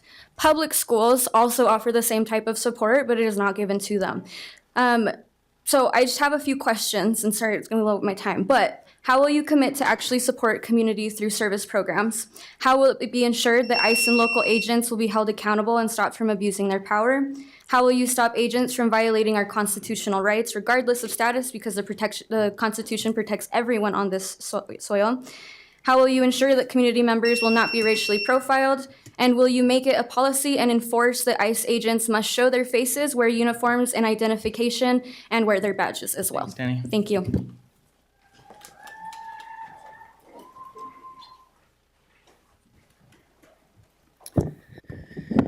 My name is Samuel, and I'm a PhD student. My work entails comparative genomic analyses of individuals from a variety of backgrounds, including Black and African American people, European and European descent people, Hispanic Latino people, Indigenous American people. So I speak with a degree of authority born from personal experience and my pursuit of truth when I say that race is a purely social construct. I will repeat, there is no basis for race supported by genetics or biology in general. Now, we see the social construct of race being used as justification for profiling, detaining, and deporting people, human beings. Construct is a fancy way to say we made it up. We constructed the term. If we're using made-up terms to take away the rights of human beings, what's to say that once immigrants are no longer the focus, it won't be any other made-up group that's targeted next? ICE operates with impunity, evidenced by the absolutely everything that they've been doing over the last 6 months. They can and will target anyone, even you, if they want to. I married into a family of immigrants, now citizens of the United States of America. They worked hard to earn enough to spend tens of thousands of dollars to follow the prescribed legal pathway. I love them dearly. I speak Spanish with them in the home. I participate with them joyfully in the beautiful culture that they are kind enough to share with me, and my heart breaks every single day when I see the fear in their eyes, incited by the violence perpetrated by ICE against the American people, wondering when ICE's malice will finally be turned on them simply because they are brown. I have not, and you have not, heard one single person today communicate any semblance of support for this initiative. As such, my question is not one of policy or logistics, but basic American civics. Will you, as our elected officials, accept this mandate of the masses presented to you today? Will you respect the consent of the governed, or in this case, the lack thereof? Can you in good conscience vote yes when every single person here, your community, has implored you to vote no? Will you stand by the principles of democracy, do your duty, and humbly accept the voice and will of we, the people?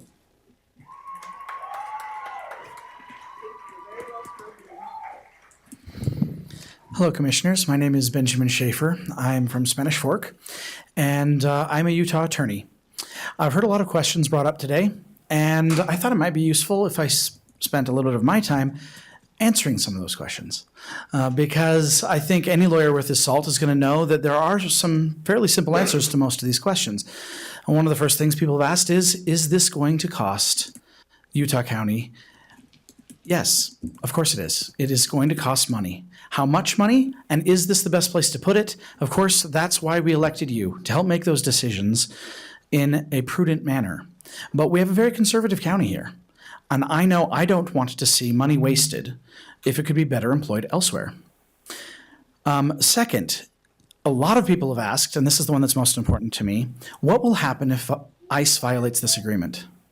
And I think that unless we see some serious changes to these agreements, nothing will happen to ICE if they violate these agreements. If they come in and they arrest a bunch of American citizens, violate civil rights, they're not going to be the ones held accountable.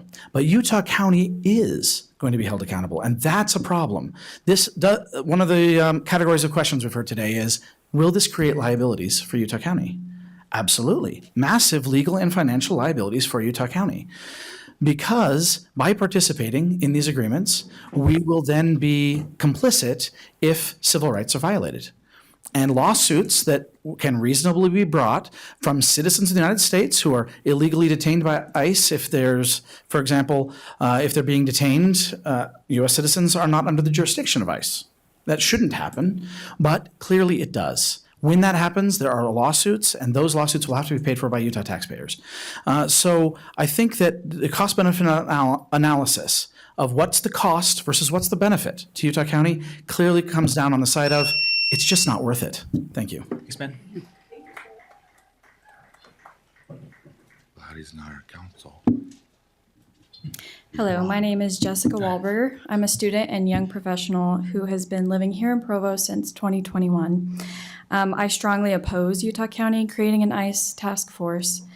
And I know that you've expressed a preference for us to focus on asking questions and avoid repetitions, but how else will we make sure that you're aware of just how strongly this community feels? I'm not even remotely the most intelligent person here today, but I hope that everyone has a chance to share. My father is an immigrant. Only 2 years ago was he naturalized. Now it looks like even citizens are being detained. But I'm not worried for him yet because he was fortunate enough to be born north of this country and with white skin. And my attitude and my perception of that is a small testimony to the idea that this really is about race.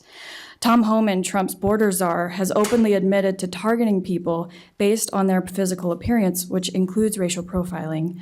We know this is happening as countless Native people and legal citizens have been wrongly detained. Add to that racism the blatant disregard for due process and the highest court in the land, and it is clear that this agency believes that they answer to no one. I find it hard to believe that our local law enforcement will be able to rein in ICE when not even the highest court in the land can. Did the leaders of West Jordan imagine armed, masked men marching through residential streets? Imagine that this is the Wild West, because sometimes it feels like it is. Would you invite Jesse James to guard your bank, even if he promised you that he would not rob your vaults? No. Please do not give these modern outlaws any more room in this town. Thank you.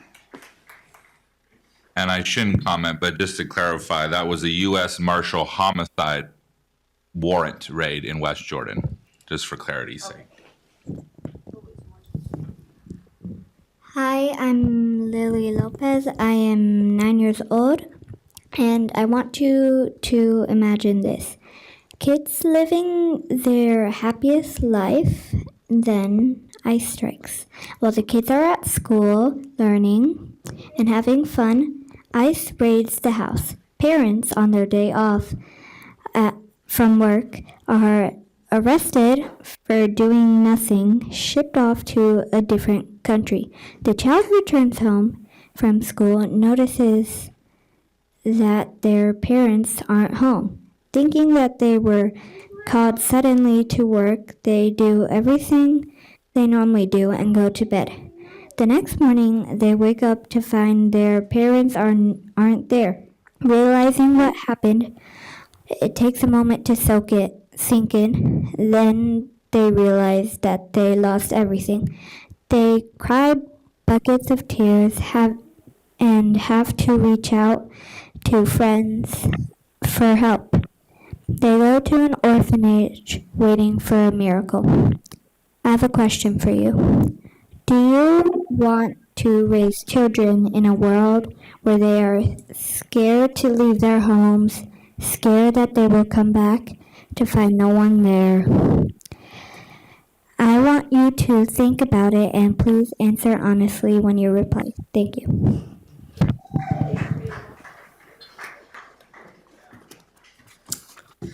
Hi, I'm Jane Lily Lopez, not to be confused with Lily Lopez. I have a PhD in sociology. I'm a resident of Utah County and an expert in the consequences of deportations, removals, and other immigration enforcement actions on families and communities. And I want to add my question to that, which has already been raised, which is what is the data that is driving this decision? And respectfully, I want to say that the sheriff's department is not the only source of data that you should be considering when making such a consequential decision. As you've heard today, much other research and data strongly suggests that these kind of agreements yield no positive outcomes for communities and only cause additional harms to families and the communities that they are supposedly designed to enforce. I can state unequivocally that entering into any agreement with ICE and or aiding in federal immigration enforcement will harm Utah County families and communities. It will further erode resentment and resident trust in government and law enforcement officials. It will sow fear and uncertainty among neighbors and friends. It will discourage community engagement and endanger community safety. One of the most important findings of my research and that of other experts is that immigration enforcement efforts that claim to target individual non-citizens have direct negative effects on citizens and non-citizens alike. We cannot believe that we are exempt from the consequences of these decisions. I also just want to say that arrest does not equal conviction, does not equal being a criminal, nor does being undocumented mean that you are illegal or that you are a criminal. And any of us could be easily put into this situation. Claiming that we've never committed a crime is not in line with what is actually being enforced when immigration laws are enforced. Thank you. Thanks, Jane.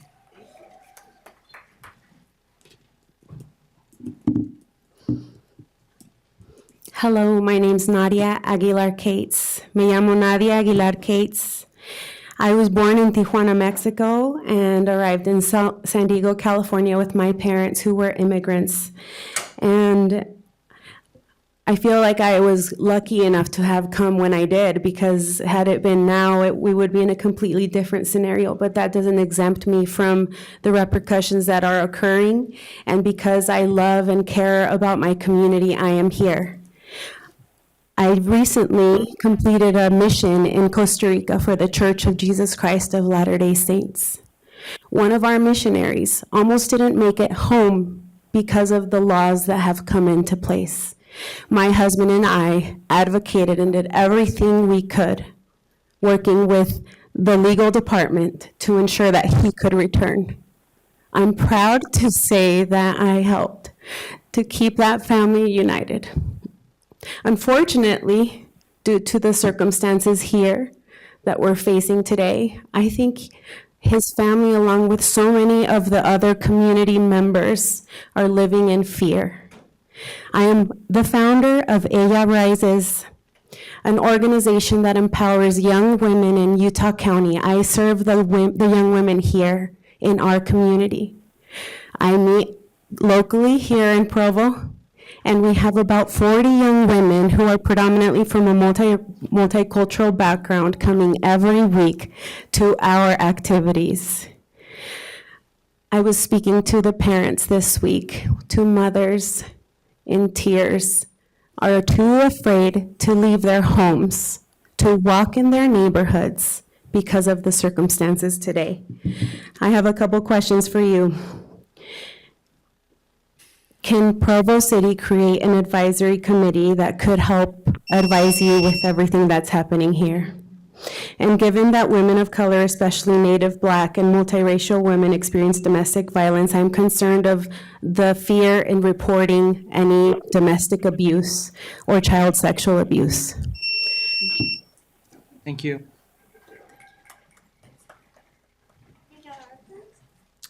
Hello, my name is Emma Facer. I'm a resident of Utah County. I'd just like to share some facts. Research indicates that immigrants, including undocumented immigrants, have lower rates of felony arrests and are less likely to be incarcerated than U.S.-born individuals for violent property or drug crimes. A multi-year study in the Proceedings of the National Academy of Sciences found undocumented immigrants to be roughly half as likely to be arrested for violent and property crimes compared to U.S.-born individuals. I believe the Sheriff's Office is perfectly capable of keeping Utah safe without ICE. So my question is, why would you use our resources to attack the minority? Thank you. Thanks, Emma. Hi, I'm Caroline Collette, and I live in Springville. Today you have an opportunity to protect the promise of America. I believe in the rule of law.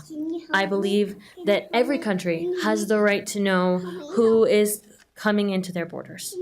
I believe in our police department. I also believe that current ICE policies are not in line with our community's values. I don't want ICE in our hospitals, schools, churches, or courtrooms. I don't want us to scare people away from showing up to immigration court to follow the process that our government has outlined for seeking asylum or going through immigration process. I don't want people stolen by masked men in the street with no identification or sent to prison for the rest of their lives without trial. I beg you to prevent this within your sphere and choose this day to uphold the promise of America. And my question is, can you guarantee and can you explain to me and prove to me that what you are trying to do right now is going to keep my neighbors and my students safer than they would be without it? My neighbors who are going through immigration process, my neighbors who are undocumented, my students who have no control over their immigration status and are here because it's the safer place for them to be, because their parents decided that they needed to be here to be safe. Can you prove to me that they will be safer because of the action that you're trying to take, and that they will be less likely to be stolen in the street by masked men? Thank you. Carolyn, thank you.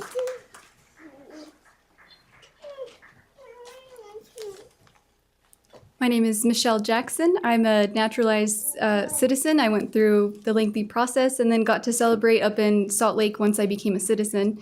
It has been one of the happiest moments of my life. And I've done some research on the 287G, just from what we could quickly gather, and I listened into the first portion where the sheriff shared his thoughts on this. I see the good intent that he has behind trying to protect our community. I think we have a wonderful police departments all around the county, and part of 287G says that ICE would come in and provide free training for our police department. My question is, when we have such a competent police department, why would we allow an agency that is not as competent as we can see that, I don't think they're adept to provide training on racial profiling. I feel much safer in the hands of our police department, and growing up, I always knew that we can rely on Provo Police Department. I cannot say the same if I knew that they were receiving their training from an agency that instills a lot of fear in our Hispanic community. And I, again, want to thank you guys for opening up the floor for all of us, and I want to link arm with all of these other people and let it be known that I strongly oppose this, and I urge you to do what's best for the community. And I think if the sheriff was wanting to promote more transparency, he could have let us know that he was going through the application of submitting this to be part of the 287G. I just heard by word of mouth, and I would have loved to hear from him instead. Thank you. Thanks, Michelle. Hello, my name is Alex Waddell, and I'm a student at BYU and Provo resident. I just wanted to start by saying that I believe in you, Commissioners Gardner, Gordon, Beltran. And I think it's admirable that you chose to hear us before taking your vote, because I don't think you would have done that if you had made your mind beforehand. We are the evidence that this proposition is not the will of the residents of Utah County, but the hatred and fear of a few. I ask, how will we disturb racism if Utah County supports ICE? And how will being associated with them not be an endorsement of them? Recently, I visited Bainbridge Island in Seattle, Washington. On this island, there's a site dedicated to the victims of Order 9066. This was the first place in which more than 120,000 Japanese Americans were marched from their homes by men with bayonets, with no hope to ever return. All of these individuals were women and children, I will add, because the men had already been taken from their jobs in Seattle. It was later confirmed that some of these women only brought one suitcase. Some brought nothing except diapers. When I visited this site, the ranger apologized about a broken bridge, a lack of a visitor center, and a lack of funding. As I walked around this worn, torn-down site, I found some beautiful calligraphy set in metal. And this, compared to everything else, it seemed so permanent and hopeful. But as I reached out and touched it, a thick layer of dust marked my fingerprints. And I realized that to my dismay, this site and even this phrase had been forgotten. Ironically, the calligraphy read, Nidoto Nayoni, which means, let this never happen again. So I plead, will you please not let any of that happen ever again? Thank you. Thank you. Hi, my name is Jill St. Clair. I've lived in the Provo-Orem area for the last 6 years, and I am a social worker. In my profession, there is an ethical mandate to oppose policies and legislation that detract from the health, well-being, and safety of our communities. In that spirit, I'm here today to represent the interests of my profession. I work with autistic adults. Most are white. That doesn't stop many of them from being terrified by the state of current events. We already know that the current federal administration seeks to target many vulnerable groups in our communities, not just immigrants and people of color. With autistic individuals, this is evidenced by the Department of Health and Human Services' express interest in creating an autistic registry. This may seem unrelated to the present discussion. I assure you it is not.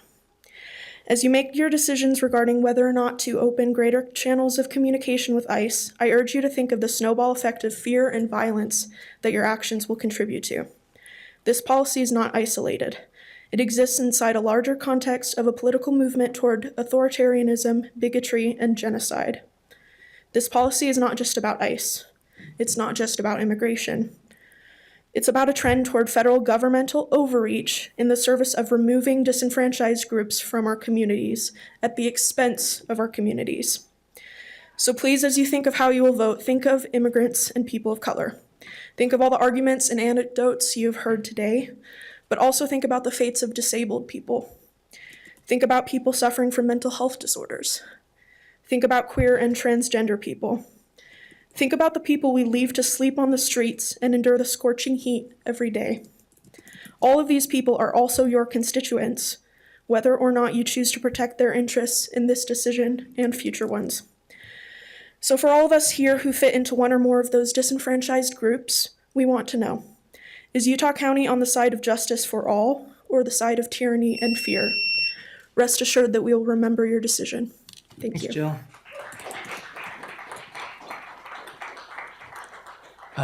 Hello, commissioners. My name is Seth Prince. First off, I want to say it does feel slightly disingenuous to say that this, 28.7G agreement is how things have always operated, but also that it will possibly cost a lot of money. Where is that money going to? I'm sure you've received that question many times. I also want to ask you, who are the real criminals?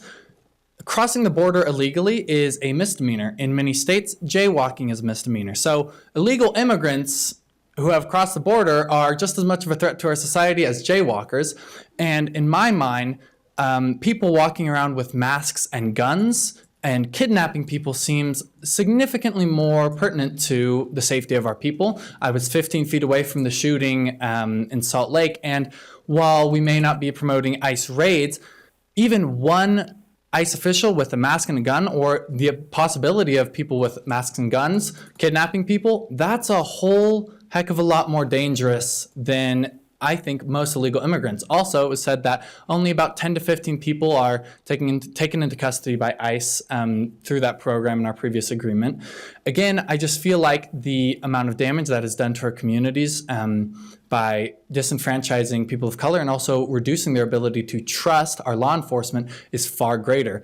I'm very close with many people of color, many immigrants. My girlfriend immigrated here from Mexico, and I know for a fact there are people who are being abused, who are in horrible relationships, who have experienced domestic violence and all sorts of things like that, and they can't call law enforcement because they think if they do, they or their family will get deported. That's what I press you to think on. Thank you. Thanks, Seth. Okay, if you'll please remember we're looking for questions. Keep us there. I think we've got, sorry, I didn't want to cut you off. Tell me your name. My name is Math, like the subject. I just want to say, firstly, thanks to everyone who came here today, because it is like we started at 2 p.m. on a weekday during work hours or summer school hours, and we're all here voicing our concerns. And I think it is a little frustrating to say that you want questions, but you won't answer anything right now. We will when we're done. Okay. We'll answer your questions. We'll be here. But so one question that I'd like to ask is in relation to all of the repeated statements that we have heard today. Why are so many people out here voicing the same concerns, saying the same thing, and giving the same sentiment? Do you think that these people feel heard when they come in and they say the exact same thing over and over? The more pessimistic of us believe that you have already made up your mind on the vote. Have you sat here, wasted all of our time as the people you govern, and ignored all the parents and children and the people who have shed tears on this stand in fear of what is already happening? Have you already decided to give more money to this organization that is creating this fear? That's all I have to say. Thanks, Matt. Thank you. Hi, my name is June Welker. I'm a citizen of Provo, and I won't echo everything that has been said before. They've all said it better than I can. What I do want to say is something that I think hasn't been brought up before, which is that we've seen time and time again that this administration that we currently have that is controlling ICE will punish you even if you collaborate, and that is something we must acknowledge. We've seen it time and time again with cities in California who collaborate with ICE to hand over people to be deported and violate their sanctuary laws, and these cities are punished by further deployments of the National Guard and Marines. We've seen it with Columbia and Harvard, who gave in to Trump's wishes and were still denied federal funds that they were legally owed. We've seen it with Medicaid, where counties that voted for Trump generally have much more people on Medicaid and Medicare, yet his big bill cuts hundreds of millions from these programs. If you vote for this, it won't end here. This administration will continue to hound you and punish you and us as members of this community for any slightly perceived slight. The only way to get through this is by rejecting authoritarianism at every turn. We don't want the collaboration that we currently have with ICE. We want no collaboration. We want them nowhere near our communities, and we want their requests to be rejected everywhere they go. The cost of having ICE in our communities terrorizing our people is nowhere near comparable to this alleged cost of violent immigrants in our communities. I wholeheartedly support the previously mentioned proposal to make Utah County a sanctuary for immigrants. Statistically speaking, the more immigrants that we have, the safer we all are here. It will cost us less to make this a sanctuary county. It'll make us safer. It will make us all happier. There is no reason to collaborate with ICE, including in any way that this county is currently collaborating with them. You must vote against any collaborations with ICE, DHS, or any similar federal organizations. Thank you. Thanks, Jim. Thanks, Jim. Hi, I'm Allie Tuttle-Acey. Hello, Commissioner Gardner, Commissioner Gordon, Commissioner Beltran, and Sheriff Smith. I ask you to vote no on regular agenda items 9, 10, and 11. While the morality of the situation is my top concern, I have questions about the practical application of the way ICE is run and what agreeing to work with them will be. Will the agreement allow ICE to wear masks? Because that hurts accountability and makes it possible for people to wear ICE costumes and abuse people. How will you deal with the inevitable fallout from these federal officers making devastating mistakes that make Utah County law enforcement look dangerous and untrained? What are you doing to actually prevent crime instead of just reacting to it? Mass deportations and a broken immigration system just make desperate people more desperate and more likely to turn to criminal groups, since the right way is being blocked and they still need to survive. Right now, what the people here want and need is civil non-cooperation with ICE. If you work with the group that just got funded more than any U.S. law enforcement agency in history, you show them that we are someone they can push into doing more of what they want. The people of this administration have shown that when you give them an inch, they'll take a mile, because they are bullies, and bullies should not be in power. You are a pillar of support under a growing authoritarian regime, and this agreement will solidify Utah County as complicit in the degradation of our democracy. Speaking of democracy, will you look at all the people who came here today, and every single one of them has asked you to vote no? We are the ones who are your politically active constituents. I have lived in Utah County for basically all of my life. Do you not understand that? Do you understand that? If you don't listen to what the people you represent say, then we will have to make sure you get voted out. That's just the fact of the matter. So if you don't say no to this for the obvious human rights violations, do it for the selfish political reason. Courage or cowardice, you can at least feel comfortable knowing we won't know which one is guiding you. Thank you. Thanks, Allie.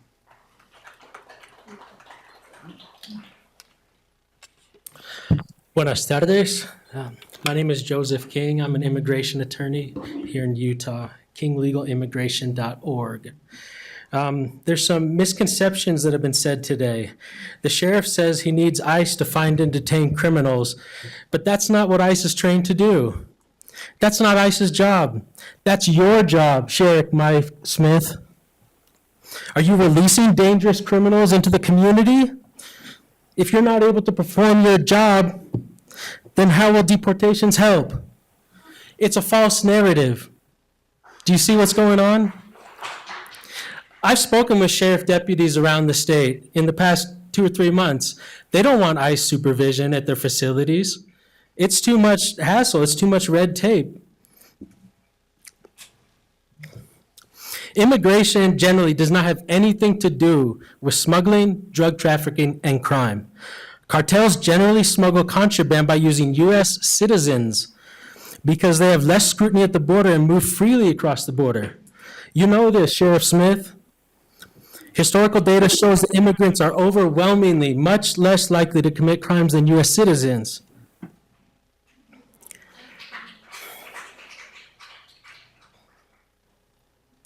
We have a unique history and culture here in Utah. We do not want federal government marching through our streets, arresting mothers, fathers, and separating families. We didn't want it 150 years ago, and we don't want it now. We don't want ICE conducting random immigration raids. It's illegal. It violates the Fourth Amendment. They need a warrant or probable cause. How do you determine probable cause that someone isn't here lawfully? Is it by how they look, how they sound, how they speak, what they eat? It's racial profiling. Thanks, Joseph. Senators Mike Lee, John Curtis, Joseph. Representatives Blake Moore, Celeste Malloy, Mike Kennedy, and Burgess Owens, and you. Joseph, you're not helping, my friend. You're not helping. We've got enough. Well, you've egregiously failed to defend the Constitution, and you should resign or face rigorous political campaigns seeking your impeachment or opposing your reelection. Do not give the sheriffs a reason to take you out of here. That's what he's looking what he's for. doing. He's trying to sell his law firm. You're embarrassing. Get out of here. Yeah. You just heard every single person that's in this room that was trying to actually speak from the heart, and you want to sell your law firm and make a scene just to get on TV. kinda It's gross. embarrassing. You know, Embarrassing. I'm just here to help people You're about to close public Embarrassing. hearing. We didn't have to listen to anybody today, Joseph, and you're about to ruin it for everybody else. You won't keep an open mind because you disagree? We've been here for 3 hours. Everybody else got it done in 2 minutes. Thank you. Don't start that timer. I'm going to take my time because I got to settle down now a little bit. No. No, we appreciate you jumping in. Yeah. Tell us your name. Paul Lucas Ramirez. My friends call me Lucas. If I owe you money, you call me Paul. So you guys get to decide who you call me today, okay? And maybe you want to mate for 2 minutes until you decide. So my wife and I, we arrived early enough to get a seat in here about 3 hours ago. And so thank you for keeping things open. I'm glad the sheriff is still here as well. I wasn't planning on speaking today. Because I believe that there were enough voices here for people standing up, and mine wasn't needed. But that's the first problem, or that's the first mistake I made today. It's when people like myself, I am tall, some people say good looking, and I'm a man. I'm highly educated. I live in a great part of Orem. I have a wonderful wife and family. That's called privilege. And for individuals who are privileged to not stand up and look at their privilege and also look at those who do not have it, when we don't do that, that's a problem. My grandfather raised his family as an undocumented migrant worker in California and Arizona. His hard work supported a family of school teachers and nurses, therapists, librarians, musicians, and 2 sons that volunteered to serve in the Navy and the Marines in Vietnam. It would have been, if he would have been removed, this country would be less than a great place. So the question I have today is, who today is being removed from this country that is taking away from this great place that we live in? I'm not sure if you're aware, but I believe public opinion of our law enforcement is going down.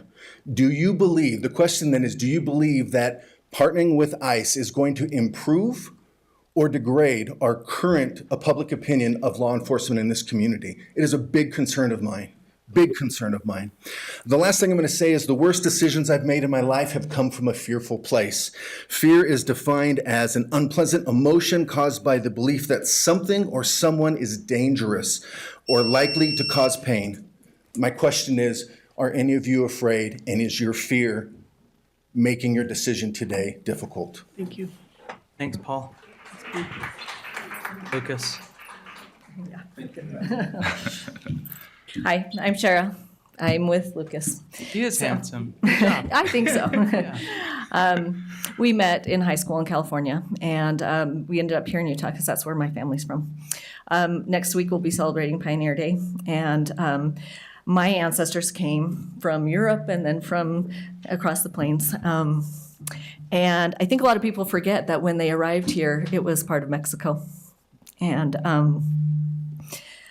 And I think we need to just not focus so much on borders and where people came from, and just remember, stay focused on your decision today that we're all part of this community and everybody makes a difference and makes this county great.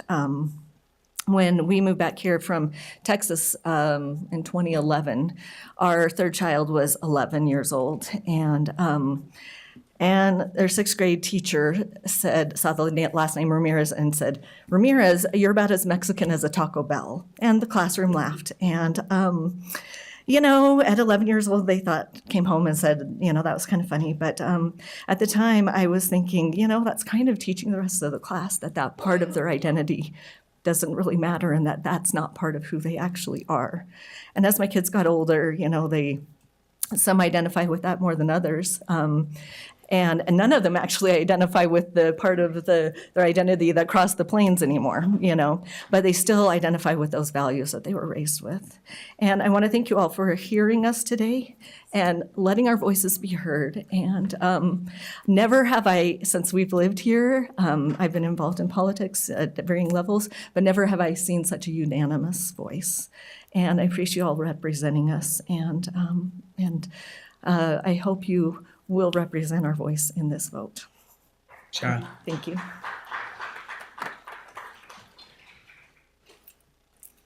Hi, my name is Sam, and I'll try to keep my comments and questions brief. Sam. I'd like to start off with asking, why are you trusting this agreement to change a consistent pattern of ICE failing to be transparent, even despite requirements to do so? And what does it communicate to ICE that we are willing to open or to enter an agreement after that pattern of things? How will that encourage more accountability and checks on their power? And what does it say about ourselves if we align with people who abuse their power? I suspect that someday everyone will say they have always been against this, so please stand against this today. Thank you. Thank you. Thanks, Sam. Hello. My name is Tasha of Provo. I want to begin with pleading with that this situation has already gotten out of hand. It already isn't being handled the way it should by ICE. Mistreating and dehumanizing the Latino community should already be our breaking point. I know we don't have control of this happening everywhere, but we are able to fight to stop it from happening here. To say it in other words, I cannot believe that we are taking 10 steps back in this country, and I hope that we can take 10 steps forward in Utah County today. As a Latina myself, I'm appreciative of the time and of the people who came out here for everyone who can't speak their voice at this moment due to the fear that's already being projected. The questions I have today is to our fellow neighbors who have been here for years with good intentions and hardworking attributes, how will you promise they will be protected? How do we ensure that ICE isn't seeing what they can get away with and continue to hurt multiple communities, including ours, if this passes? How do we stop racial profiling, and will we be regulating that they don't do that? Lastly, will you abide by our Constitution that is being broken at this moment?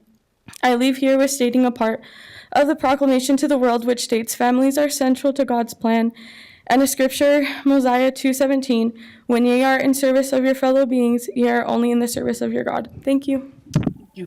Thanks, Tasha. My name's Roxana Peterson, and I live in Payson. I was born in California, and I lived there for about 15 years, and then my family moved to Utah. And so on a much lesser scale than many people, I know what it's like to get the comments of, it's okay if you're here, just don't bring XYZ here. And interestingly enough, my mom, her dad grew up in the South, and he was a very racist man. I mean, he taught her things like Black people have green blood, and some of the most heinous things I've ever heard.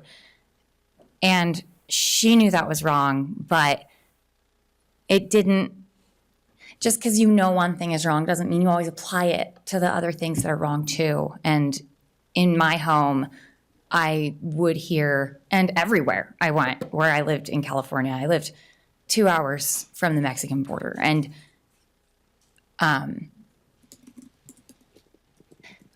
Tijuana, I guess. I'm in my head in my map, whatever. But the way that people spoke very clearly, they didn't have to say that they hated Mexicans. They didn't have to say that they hated aliens. It was the way they said the word. It was very clearly full of hatred. And I moved here and I never experienced that until the last couple of years, where people have sat in my living room, people who are wonderful, loving people, use those same words in those same tones. And it just has woken something in me. And I've seen it so much. And I'm sorry. I worry that children, what are they going to see from all of this? Thank you, Thank Rosanna.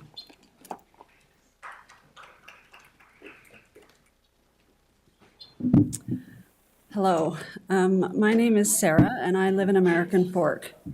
I did not come here today with the intention to speak, but have felt the need to do so while I've been here.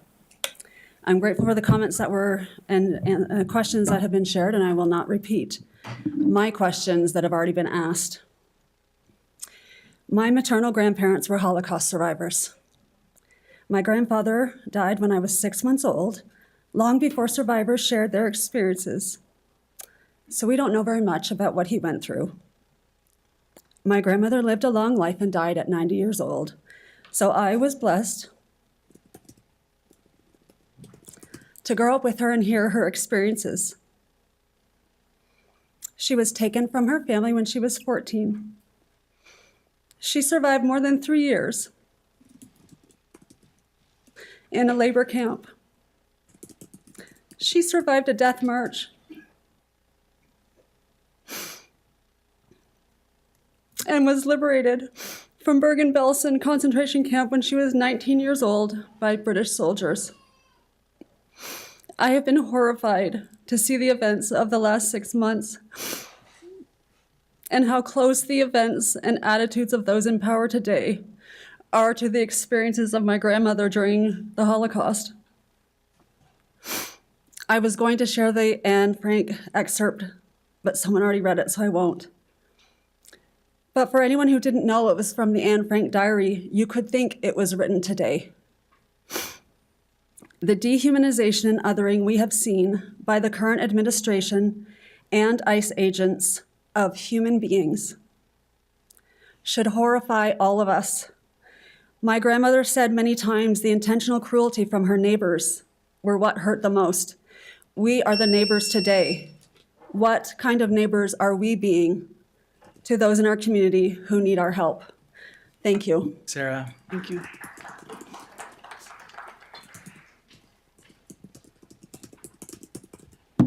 Hi, Skylar, Brandon, and Amelia. My name is Romy. I am a protest organizer and a photojournalist. I don't think our community has been stronger than it is right now. But since we have to ask questions, this one is one I want to stick out. Do you remember 1775? Because we do. I guess I say it from everyone here, for everyone here. I'm pissed. I know it's really hard having adult conversations, but they are necessary. My question is, how can you live with yourself? What are your most likely biracial grandkids going to think when they see what side you stood on in this crucial time? The reality is there will be another revolution. There are more of us than there are of you, and we are pissed the fuck off. So my real question is, what's your next move?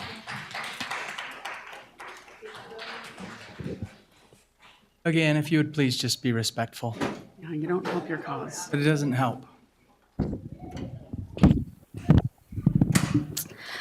My name is Jansen. I am a lifelong Utah resident and medical first responder, which comes with the unique perspective of working closely with both law enforcement and the immigrants and citizens who support them. My first question is, do you genuinely believe that partnering with ICE will build trust and respect between citizens and law enforcement? Over the past 6 months, ICE has shown no regard for the law. They are not just targeting undocumented immigrants with criminal records, they're racially profiling, detaining people without cause, and operating in ways that directly violate the Constitution. Do you agree with the way that ICE has been operating? And if not, why would you partner with them? Send our officers to work alongside them to do the same thing.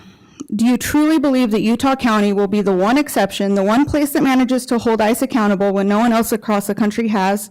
Or will our officers who chose this career to protect and serve end up forced to join their tyranny? People do not respect or trust ICE, they fear them. And when our local officers are sent to work alongside them, it will teach our community to fear them as well. Why are we considering giving our state's time, resources, and tax dollars to a federal agency that has just been granted a $45 million budget? What positive thing can come out of this agreement that would justify every single one of the negative points brought up today? And final question, after hearing every single citizen who spoke here today oppose this, are you still going to raise your hand and vote for it anyway? Will you ignore your community and prove this meeting was just for show? Because either way, we will remember every name who voted for this, the sheriff who supported it. Come re-election, we will not forget. But I do want to thank the commissioner in the middle, at least for pretending to care about our words, unlike your colleague over here, who is acting like we are being afforded some kind of gift to speak. Thank you.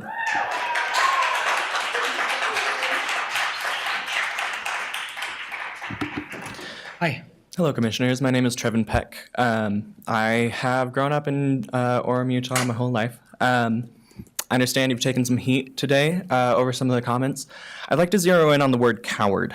Quoting Ta-Nehisi Coates here, systems of oppression are inherently systems of cowardice. ICE is shown across the nation to be a system of cowards. They've hidden their faces. They've ripped children from parents. They have demonstrations of force and fear walking through the streets in full riot gear among citizens. How do you plan to combat that cowardice? I am worried at the prospects of this agreement passing. But I know Utah. I know Utah people. They love their immigrant neighbors, and they will come to support them no matter what happens. Thank you for your time. Thanks, Trevin. Hi, my name is Monroe Matson, and I'm a resident of Provo. My question is, to what extent are we, as a county, going to be sharing data with ICE enforcement under this agreement? Thus far, my understanding of the data sharing is quite vague. Where will this information come from? Will there be more information gathered on citizens and their actions to be given to ICE under this agreement?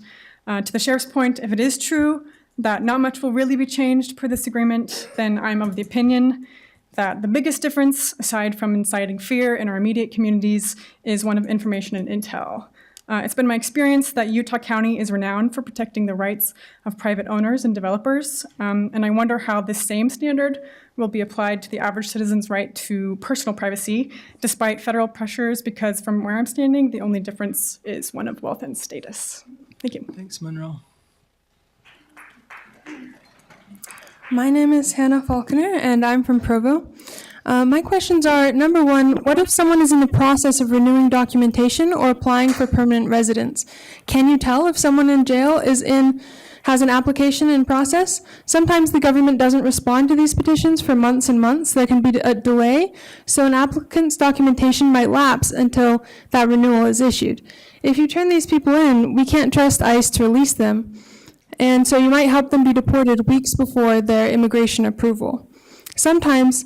Number two, sometimes immigration officials make mistakes. They have accidentally denied refugee and permanent residence petitions before. It takes time to fix those mistakes. Is it right to help ICE deport these people in the meantime? Number three, which crimes will you notify ICE about? Is it worth it to separate parents from their legal citizen children on the basis of minor crimes? Number 4, this program reports people only accused of crimes but not yet convicted, and could also report people at traffic stops. So they might be innocent of the crime, is that right? And 5th, even if they are convicted, what if they're in the process of submitting an appeal?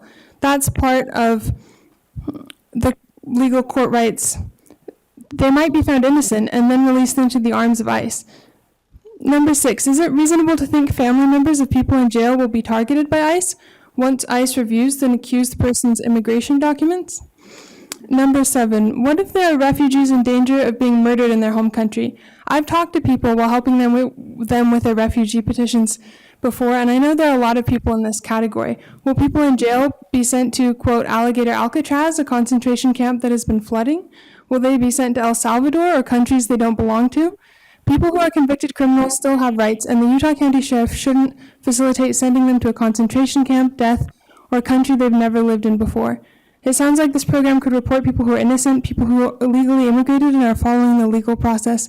It could report people for minor crime and separate them from their family. Please vote against it. Thanks. Thanks, Hannah.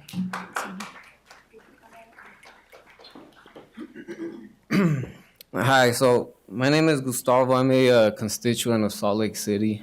I'm a physician assistant, and I mean, look at me. I'm brown. I have tattoos. I'm not a criminal. People come into my exam room, and I treat everybody as a human being. I wasn't gonna speak today. I called my wife, cried, and she told me, look, these are her words, okay? You're a beautiful brown tattooed man who gives to the community. It's so hard for me to continue to use my knowledge and my experience as a brown Mexican American citizen. It's hard for me. I treat everybody as humans, and people that look like me are being treated as animals. And it's hard. I worry about my kids' future, and my wife is also a physician assistant, and we not only live in fear for our family, but our patients' families, because we made an oath to take care of people's mental well-being, physical well-being. And my question is, how am I expected to care for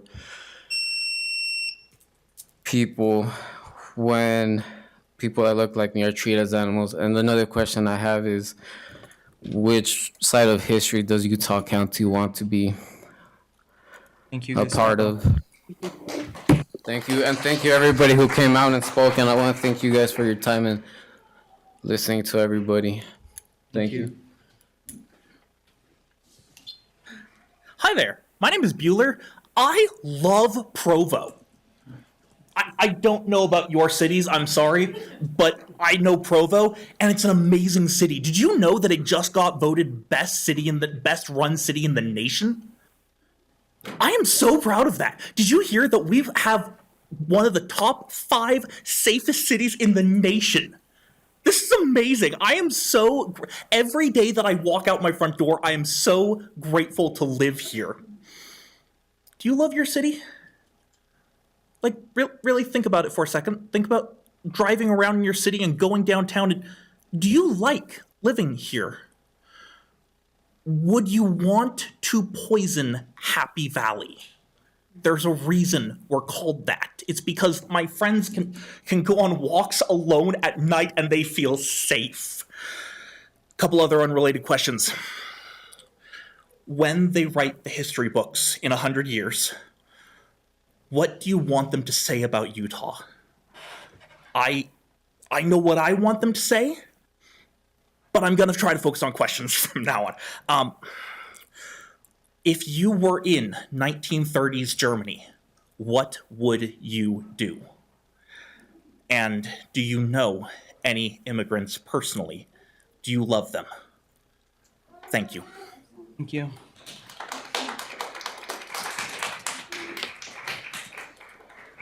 Hi, my name is Jody Pope, and I live out in Elk Ridge, Utah, so we really appreciate the Utah County Sheriff's Department out there. I'm a lifelong resident of Utah County, even, and I am now raising my 2 boys here. This is Henry, he's one of my boys. Thank you for taking the time to hear us today. I really appreciate that. I wanted to say that I'm standing here because I consider myself a product of the culture and values that I've been steeped in as a Utah County resident. I'm here today because I still cling to many of the values I was raised with, specifically Matthew 25, and as much as ye have done it unto least of these my brethren, ye have done it unto me. I'm also proud to live in a state full of patriots who uphold the Constitution. The Fourth Amendment protects all persons, not documented citizens, persons, from unreasonable search and seizure. And I just want to say, I don't think ICE has any place here. ICE don't uphold the Constitution. They don't uphold civil liberties. Granted in the Constitution, they use excessive force and absolutely do not align with the core values of family, loving our neighbors, or even abiding by the laws of the land.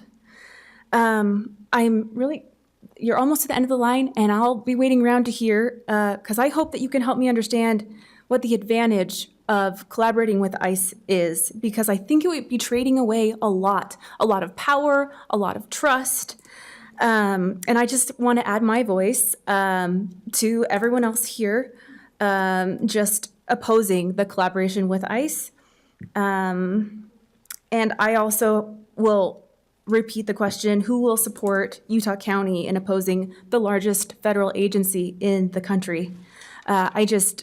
ICE is not something that we need here, and I really hope that you will vote against this. Thank you. Thanks, Jody. Thanks, Jody.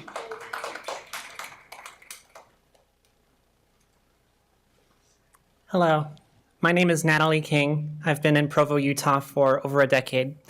I am also a lay minister at St. Mary's. You may recognize our church by the red doors outside our building, which stand as a symbol of sanctuary, and also to me as a reminder of our baptismal covenant as Christians to uphold and respect the dignity of every human being.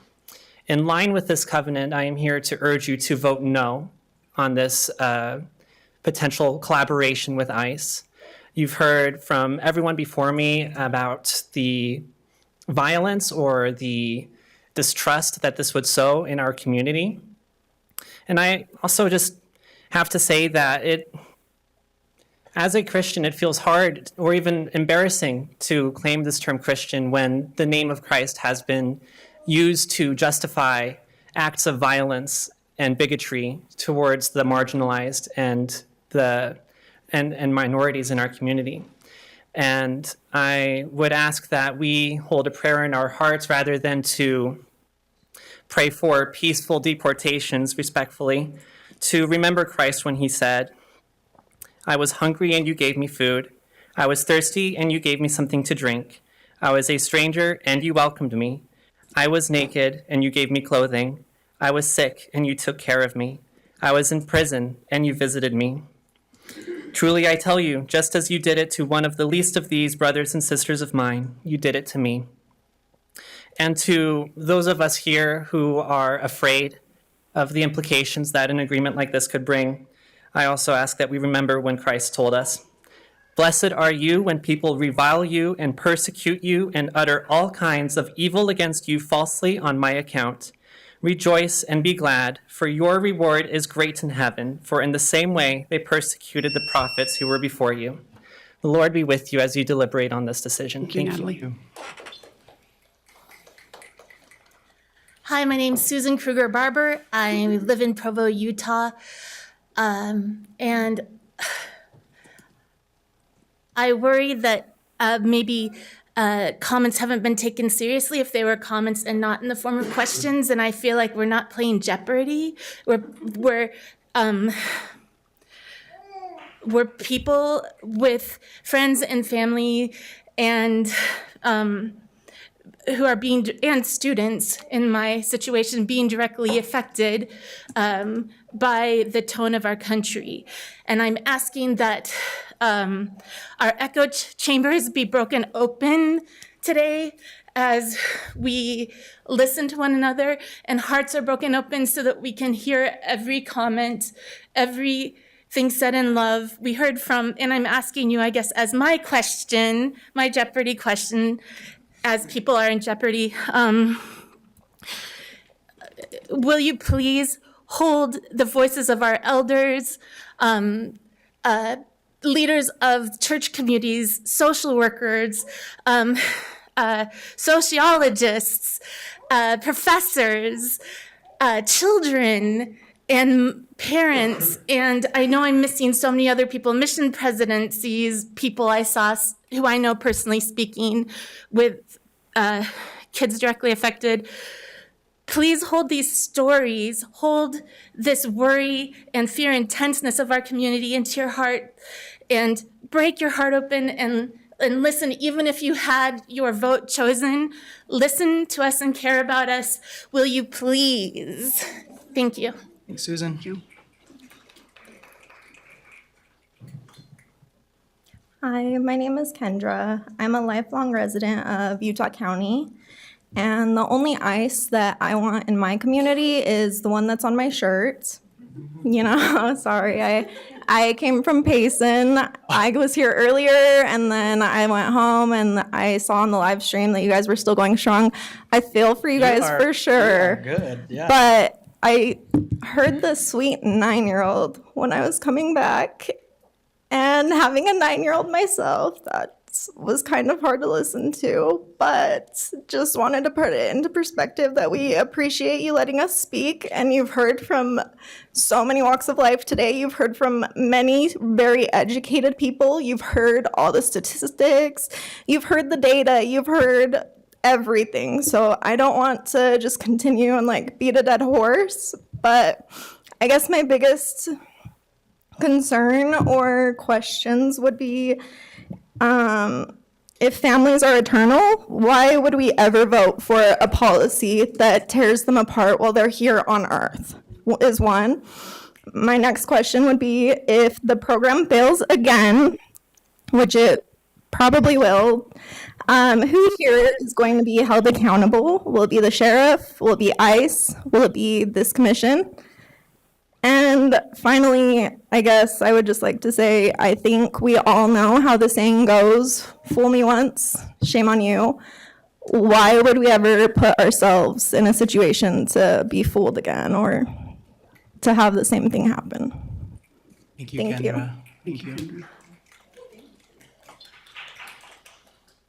Hello, Commissioners. I'm Thomas Whitney. It is a blessing and a pleasure to be here to be able to speak.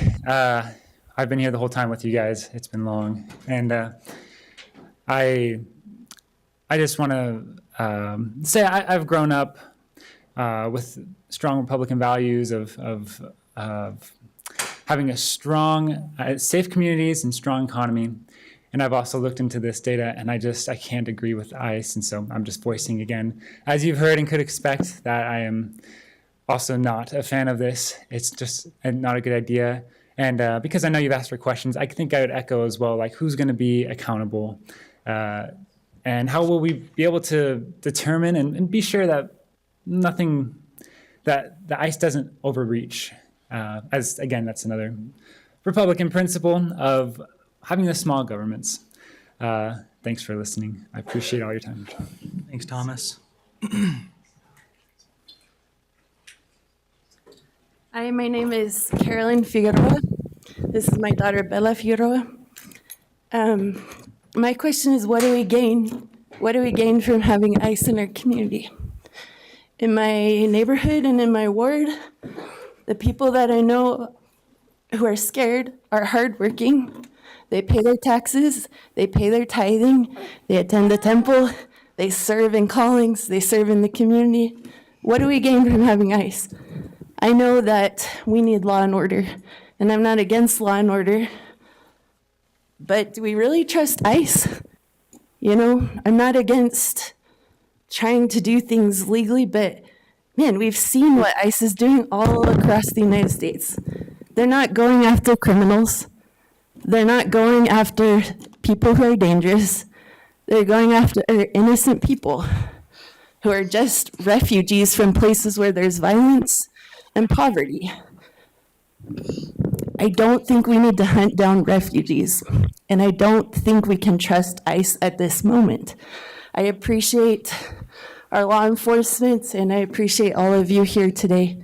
I really appreciate your time. I know it's been a long day, and I do also appreciate the risks that law enforcement puts themselves in every day. So thank you for your service, and again, I ask, what do we gain? For me, it's a negative thing. I don't want my neighbors and my ward members to be more terrified than they already are. Thank you. Thanks, Carolyn. Sorry, you have to follow a cute baby. I know, yeah. My name is Kim. I'm from Santa Quin. I appreciate y'all being here today.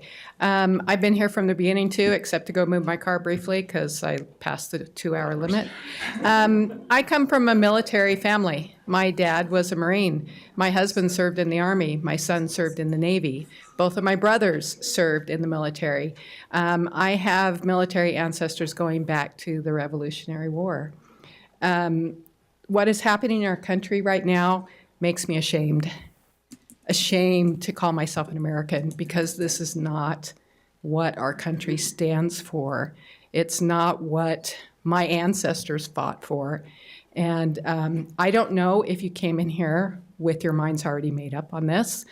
I hope you didn't. I hope you really came in here with an open mind. And I have been amazed that there has not been one voice in support of this. I would think that there would be somebody. There is nobody. There is nobody that you've heard from today. And so, you know, I have grandchildren. I want them to be raised in a free country. I have been amazed in the last 10 years that the progress that I thought that we had made in regards to civil rights really wasn't there. And we are going backwards now. And it's something that I hate to see. And I just hope that you are really listening to our concerns and our voices. ICE has no place. Maybe they did when they first started, but the way they operate right now outside of the law, ICE has no place. They have no place in our community, and I hope that you will vote against this. Thank you for your time, and thank you for taking so much time to listen to us all today. Thank you. My name is Kim. I'm from Saratoga Springs, and I appreciate your fortitude with this marathon. I am from a military family as well. My grandfather survived the beaches on D-Day. So this, I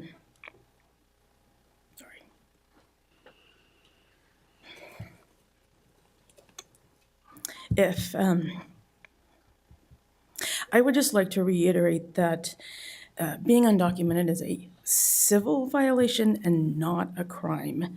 And if we have the money to collaborate with ICE and we need the help, then let's give it to our sheriffs and the police departments and let them do the job, and let's not collaborate with a group that has proven to be not trustworthy.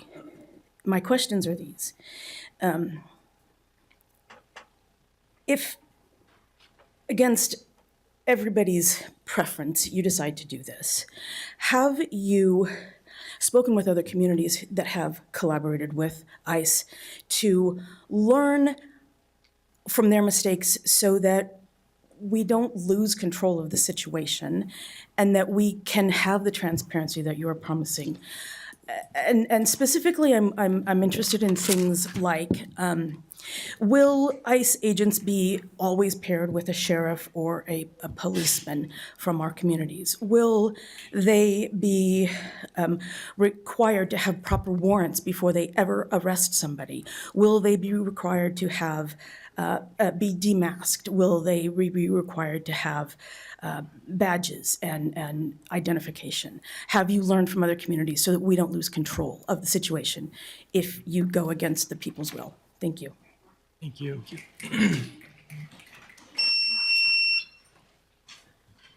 Hi, my name is Rebecca, and I am a Utah County resident. I also have been working in the local ESL community for the last 3 years. I don't know how well known this is, but not only do both of our major universities, UVU and BYU, have departments and even schools to accommodate second language learners coming from other countries, we have about half a dozen language schools for post-secondary students, adults who want to learn English and want to become American citizens, some of them want to work here or study here.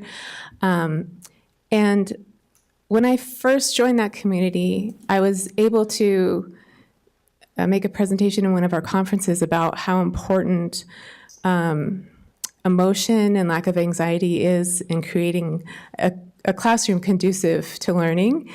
And I can't imagine giving that same workshop or having that same discussion now. What I found in the last few months in talking to an administrator of one of the local schools, she talks about how she's lost students because they lost their student visas for things like speeding. They lost all the documentation that they went through. They jumped through every hoop. They, filled everything out. They paid all their money, and now they can't study here because of a traffic ticket. I have had, in the last couple of months, I actually had a student whose husband started coming the last couple of weeks every time with her because he already had residency, and they were concerned about the fact that her documentation hadn't been fully processed and what might happen for her going to school on a regular basis. I've heard people say, I know that at least one school didn't have enough students to have a TOEFL class anymore because it's a class where you're trying to get a student visa and stay here. And I just want you to ask how this will affect that ESL community and therefore our local economy, and how it will affect their education. Okay. You want to cap the line? Yeah, so the gal in the light blue shirt, yeah, you'll be our last one. So I can go to the restroom. I was going to say. I appreciate you taking the I've time had to listen babies. to us, and Betcha. we'll get you to the restroom as soon as we can. Okay. I don't have any prepared statements or anything of the like. My name is Daniel. I'm a citizen of Provo, Utah. Thank you, Daniel. From where I sit, the ICE raids around this country seem to be a targeted persecution of a minority. I believe that in the future, history will look unkindly upon you three in particular if you vote yes on the cooperation with ICE. That's all I want to say. I yield the rest of my time. Thank you. Daniel. Daniel. Hi, I'm Hans Armstrong, and I'm a student at UVU. I think everyone who has shown up here today has shown an exponential show of conviction, and everyone who is speaking and sharing their stories and sharing what has happened to them in the past 6 months, has it been? I can't even remember. So I'm a UVU student and I have an Orem community project, and my classmate was ripped away 2 weeks before graduation after spending hundreds and hundreds of hours of his life to improve the community, and he's not even here to see it and may never will for inconsequential reasons. So I'm asking you, there is a knife in our community's backs, and it's been there, and it's getting deeper. What questions I have is, are you going to pull it out or not? It's a yes or no question, not debate whether it has a right to be there, not debate whether the victims have a right to due process or not. Pull it out, yes or no. Thank you. Thanks, Hans. Good evening. My name is Hoku Conklin. I'm a Springville City resident. Thank you so much for making time to hear from me and us. The topic of ICE is something that's been weighing heavy for me for a long time. I'm the son of an immigrant mother, great-grandson of an immigrant great-grandfather. I'm sure all of us are descendants of immigrants. It resonated with me what you said, Commissioner Gardner, about principles of valuing the dignity of others. As was shared by the sheriff, I share that. You mentioned about rooting out corporate exploitation or criminal exploitation. I feel our immigrant communities have been exploited far too long for far too many reasons, whether it's for political points or whether it's for working jobs no one else wants to, for wages no one else wants to. Or in this instance, I feel with all these detention centers that are going up, it's to exploit people who are detained. And I understand that there's prisons that are trying to get people, they want to pass laws so that they don't have to pay their people more than $1 a day. It feels like slavery. Please, please, please say no. We cannot work with ICE. They've proven time and time again they are not in the interests of our community. They only hurt and terrorize. Please, no. Thank you. Thank you. Hi, my name is Becky. I have lived in Utah County for the past 30 years. You said you wanted questions, so I'll phrase everything as a question. First, why on earth would we trust ICE when they have proven untrustworthy? Why on earth is this even being considered? Why would we allocate resources toward punitive measures when love and nurture and help and support are proven over and over again to be measures that affect positive change in everyone's lives? Why are we allowing or even considering the equivalent of the Gestapo and the Ku Klux Klan to come into our beautiful community?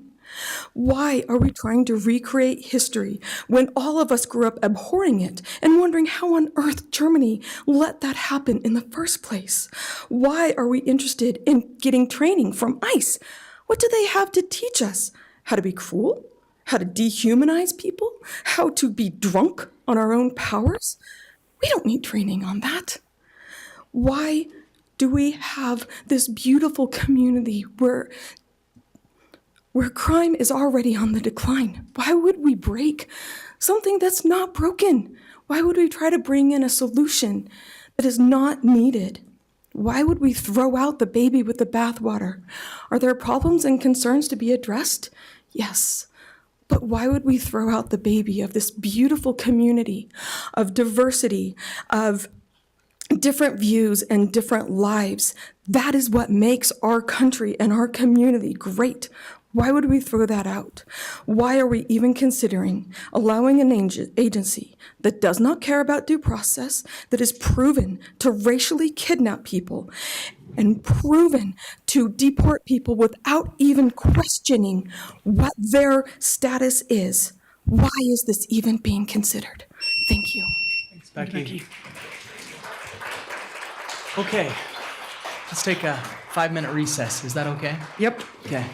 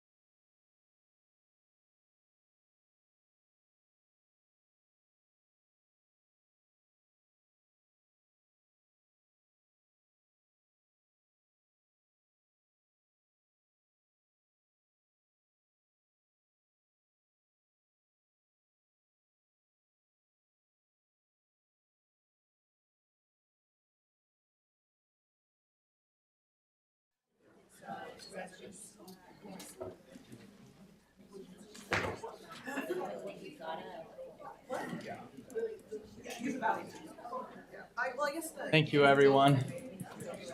Appreciate the time. Appreciate you affording us a little bathroom break there. I turned to Commissioner Gardner and asked her if she was putting the questions in AI to help us sort, and we did get a lot of repetitive ones. Sheriff Smith, you okay to come help us answer a few upfront ones? I think one that came up quite a bit. Money. Yeah. Money, cost. What is the cost? Yeah, so the way that we're looking at it right now, we would make no operational change to the sheriff's office. So we're not hiring more people. We're not moving anybody from any assignment to be an ICE agent.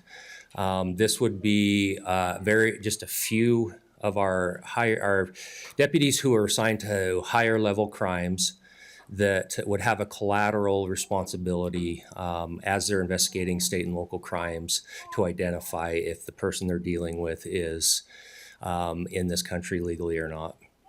Okay. So 0. Yeah, there's an initial, when people keep bringing up the training. So the training consists of just using the database, and it's a 40-hour online training. So we're really not, there's not going to be any cost there either. Okay. That kick you out, Commissioner Gardner? Yeah, it did, actually. Why collaborate with ICE? Why even collaborate with them? Yeah, I think I actually addressed that when I first talked to you many hours ago. Maybe better. What if they break their agreement? Maybe that's better. What do we do if they break their agreement? So these MOAs, we can actually break these at any time. We're not held to this. We can get out of the MOA at any time.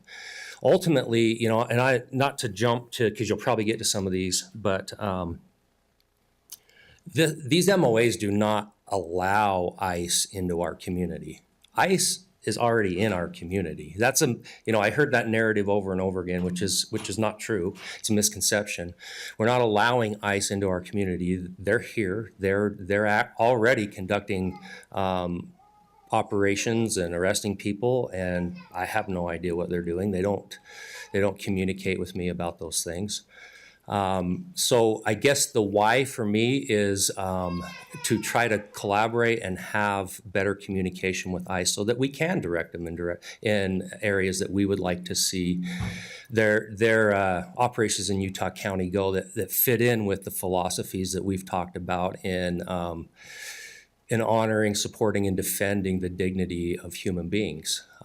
Aside from that, I think it just goes back to how it is right now, and they'll just continue to conduct their operations, and I'll have no idea what they're doing. And may I add to that, in reading this agreement, I kept hearing we're inviting them. And like the sheriff said, they're here.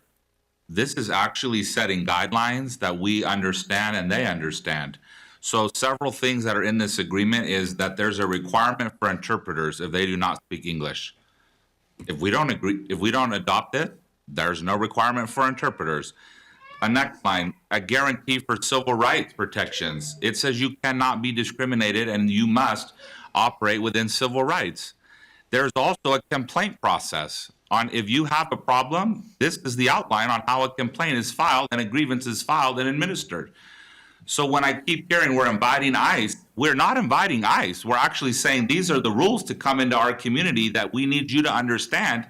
And we want to also understand what it is you are trying to do here. So we're not inviting ICE. This is actually setting boundaries and guidelines and saying this is how Utah County operates as a community. Questions to the data of crime, increased crime, whether or not this will help decrease crime. I had that quite a bit. Is that readily available to you, Sheriff, or do you? And maybe let me rephrase the question that I heard. Other communities that are where is this working, where is this not? Yeah. Kind of experience. And maybe, I mean, I know of your collaboration with other sheriffs and other chief of polices and things. But. Yeah, so as far as these new agreements in the 287G programs, most of them are in their infancy. So no, they're right. There's not a lot of data out there on how these programs are going, specifically to what we're entering into. They have existed. It was brought up before that, if it didn't work back then, why is it going to work now? To my knowledge, Utah County has never entered into a 287G program with ICE. We had, prior to me being sheriff, there was an agreement to hold detainees of ICE, but that was a different agreement than what we're talking about today. And on that side of things, I will say there was a lot of things brought up about the way ICE inmates are being treated. I will tell you that the reason why that original, 6 years ago, that contract with ICE to detain these civil holds, why it was canceled wasn't because of the way ICE treated them or wanted them treated. It was actually because sheriff's offices across the nation couldn't live up to the high level of standards that they required these holds to be held under. We're criminal hold facilities, and so the standards required us to actually treat them better than citizens that were in there on charges. So that became the problem. It wasn't the other direction. Do we have any sanctuary counties in Utah? Not that I'm aware of. Ironically, we just returned back from a conference where some of the other county commissioners throughout the United States, shared experiences. I wasn't in that class, but you were. Did you learn anything? Is that something that I'd love to, hear opinions as to why that is a good or not good idea, as I heard that several times. Yeah, no, that class taught me everything we should not do. You are held accountable for your actions in this community. And I heard over and over, we are deporting or removing people without being convicted. Well, let me read you a line in the agreement, word for word. The local law enforcement agency is expected to pursue to completion prosecution of any state or local charges that cause the alien to be taken into custody. ICE may assume custody. I was reading verbatim, remember. ICE may assume custody of aliens who have been convicted of a state or local offense only after such aliens have concluded service of any sentence or incarceration. So they have been convicted. 100% and served their crime. And that's how we've always treated it in Utah County. Like I said, when this doesn't change anything, we have always held people, somebody got up here and was spouting off that we're releasing, dangerous people back into the community. It's like, decide which side of your mouth you want to talk out of. Because if we arrest you and the court or whoever says this is the amount of time you're going to serve, and those days expire, then I release you. Otherwise, that's called kidnapping. So, you got to decide don't talk out of both sides of your mouth on this issue. If somebody is in our jail and there's no reason to hold them, they get released. We have always had them serve out their time as to the criminal justice system, regardless of who they are, as far as race or nationality or legal status. Would you address the types of crimes that your task force so you said it's only the violent crimes task force that would be working with ICE, nobody else would. So what types of crimes are these? Are these Class B misdemeanor jaywalking? What are these types of crimes? They're typically felony level crimes that they are addressing. It's high level drug dealing and transportation, and just we sat there a long time, right? So I was trying to catch up on a couple things while we sat there, and an email just popped up of our stats for June, just the month of June this year in our task force. And so just within the month of June, this is just one drug. There's a whole list of drugs we've seized. We have seized in the month of June 30,327 fentanyl pills. And those investigations were linked. People come up here and throw out their misinformation. Those were linked to criminal cartels. That is who is bringing these drugs into our communities. And while I was being accused of not paying attention, I was looking up the last 2 days. Monday and Tuesday alone, these are just illegal immigrant arrests, 3 DUIs, 2 drug offenses, 2 assaults, a retail theft, and a burglary. Monday and Tuesday of this week. So I have people come up here and tell me there's no crime going on, no problem. I do not want 3 DUIs, 2 drug offenses, 2 assault, a retail theft, and a burglary in 2 days this week running around the streets. So, hold on, we're not sorry, public comments closed. So please keep decorum. Please. So, to that point, did you have I lost my train of thought. How will you hold ICE accountable, I guess? That's actually a great question. Yeah. And it's a legitimate question. And, I'm not going to stand up here and tell you, this is what we're going to do, because it's an unknown to a certain level. Right now, ICE is operating in the communities. They have a job to do.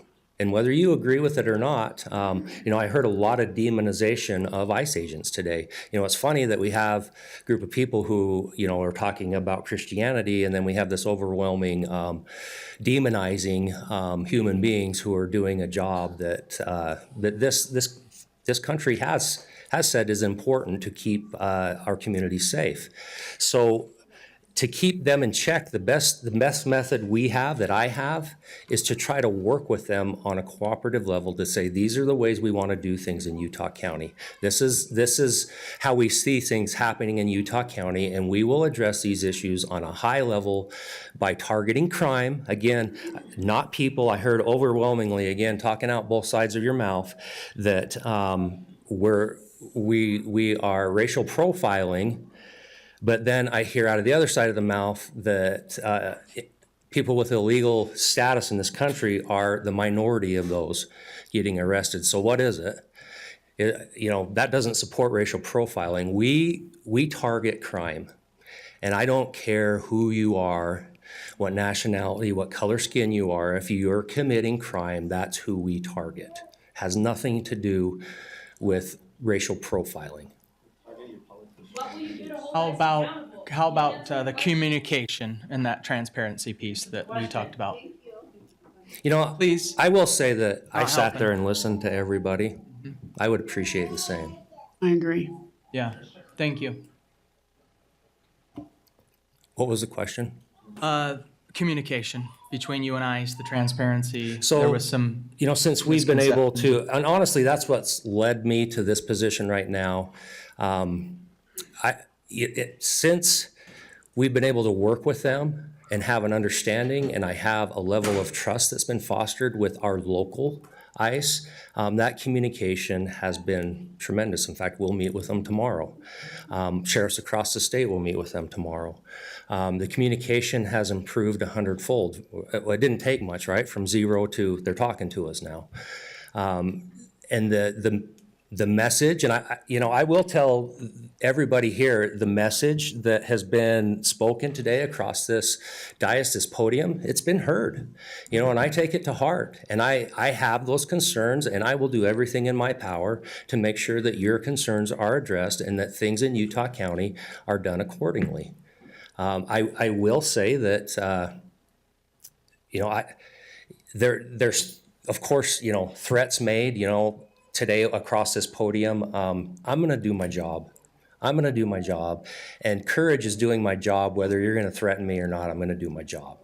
And that is keeping this community safe. And so again, I go back to, regardless of where you come from, if you come here and commit crime, we will target you.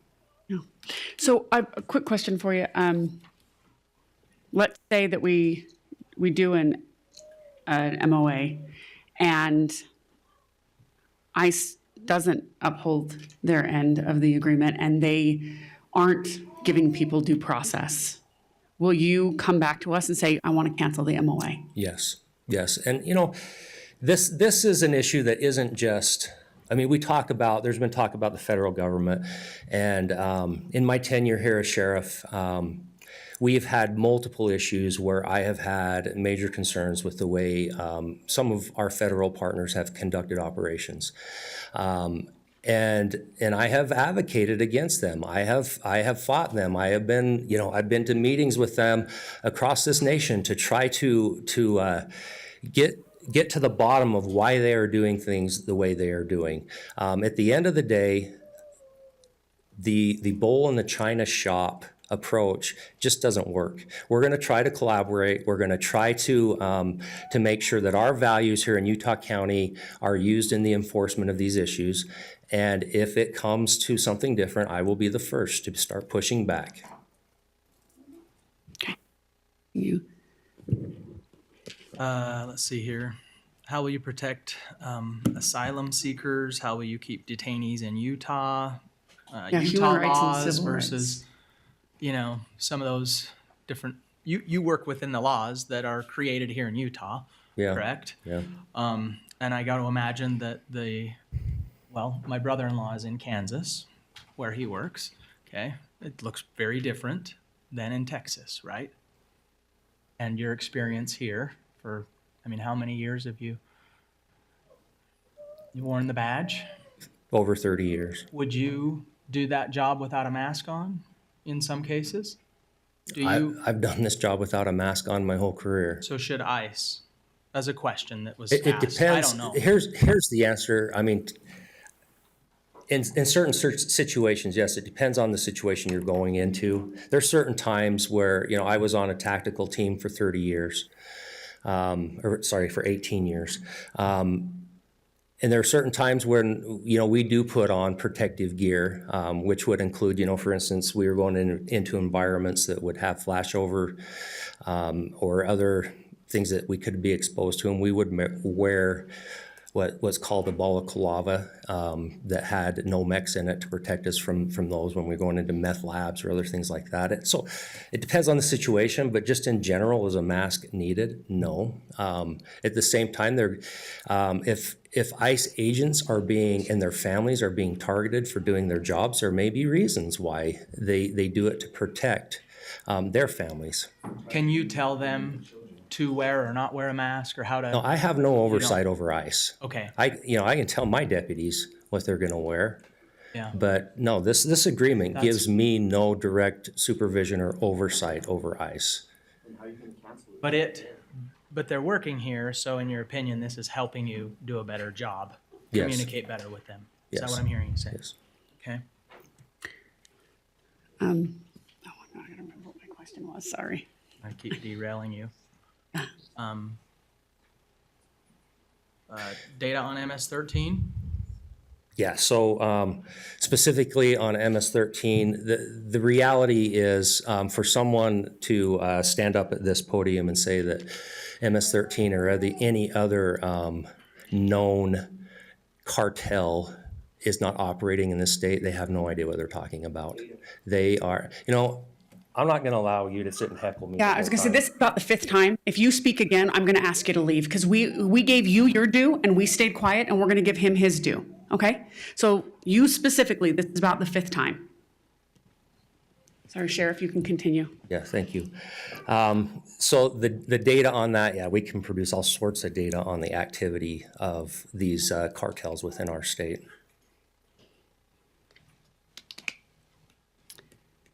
Other questions? Shoot, I want to remember the one that I had. Give me 1 second. Let me bring up one thing, and I think this is very legitimate concern. It was brought up multiple times. Was you know, kind of a chilling effect if people don't dare to come to law enforcement with a crime that has occurred that they're a victim of. And I hear you on that. I do believe that, and that's not just with, it's not just with this situation. These chilling effects can happen with multiple type of scenarios. The easy answer, which maybe isn't a good answer, but there is a process in place, and I've signed multiple of these. There's a process called a U visa application, where when someone has come forth who does not have legal status and they have been productive in helping us prosecute a crime in our community, they can apply for a U visa application that comes through the sheriff's office or your local police department, wherever it was filed, and the chief executive officer can review that and sign, and then that can be furthered on to immigration. So there is processes in place to help that, but I can't stand here and say that, that people aren't going to be in fear. The reality is they are in fear. And I know people don't want to hear this, but it is the stark reality is they did break a rule. Just like if I went to any other country and snuck across their border and started living there, I would have broken their rule. So I think there is that inherent fear there. We want to be there for these people and help them. And again, my focus is not, if somebody calls us for help, and is not, absolutely not, going after them for their immigration status. We are there to help them. Now, on the other side, if whoever committed a crime against them has an immigration issue, I'm going to address it. So I remember the question I was going to ask. One of the things that is concerning to me is this concept that there are thugs out there that are going to, that I can't say in our county, but that could impersonate an ICE agent. As our local sheriff, what would you do if you found out that there was someone out there impersonating an ICE agent and racially profiling people? We would arrest them. That would be an investigation we would get involved in. That's against the law. You can't do that. I mean, that could happen. You can say that could happen in any level of law enforcement. Someone could impersonate an officer. There's laws on, state laws on the book that address that issue that we would go after there on a state level, and there's federal laws to address that issue. So you would commit to investigating, arresting, Absolutely. and going after anyone who impersonates an ICE Yep. agent? Good. Thank you. Special needs came up, special needs detainees, children, things like that. I think I know where you stand on this because we've had conversations over the years, but do you have anything to say to sort of that question? I don't. I mean, again, that's not what I'm talking about on the level of enforcement that we are willing to participate in. We are targeting high-level crime in Utah County.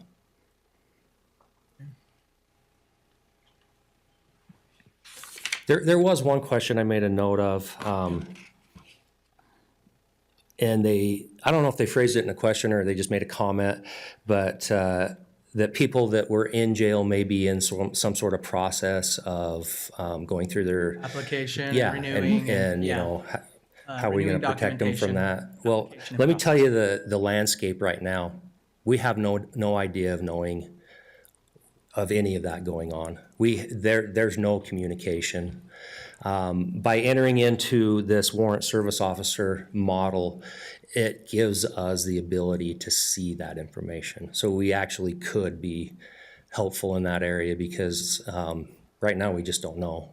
And just in general, again, I know you're not going to believe this, but a lot of people that we arrest, they give us false names and false information. And this would also help us. Again, the data sharing that was brought up so many times, we're not allowing them to have any of our data. It's a one-way ticket. They're not getting our data.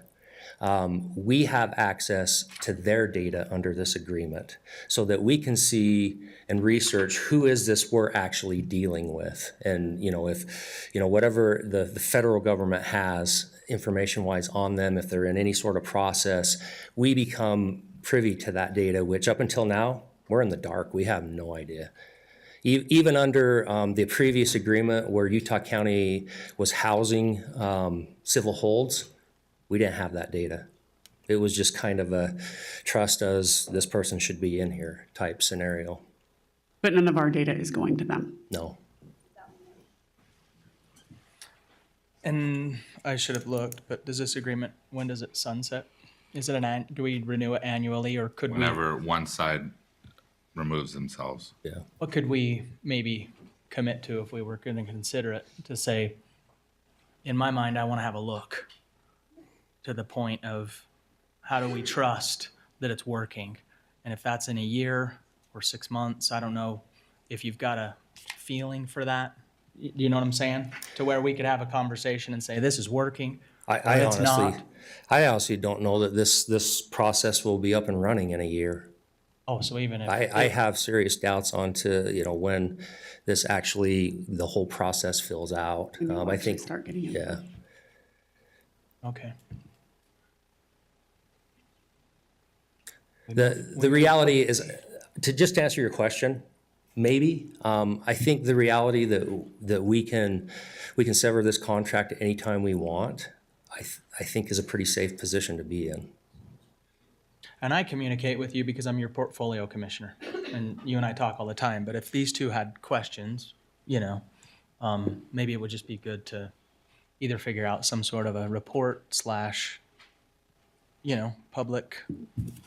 You see what I'm getting at with that? But I know that's kind of just off the cuff. But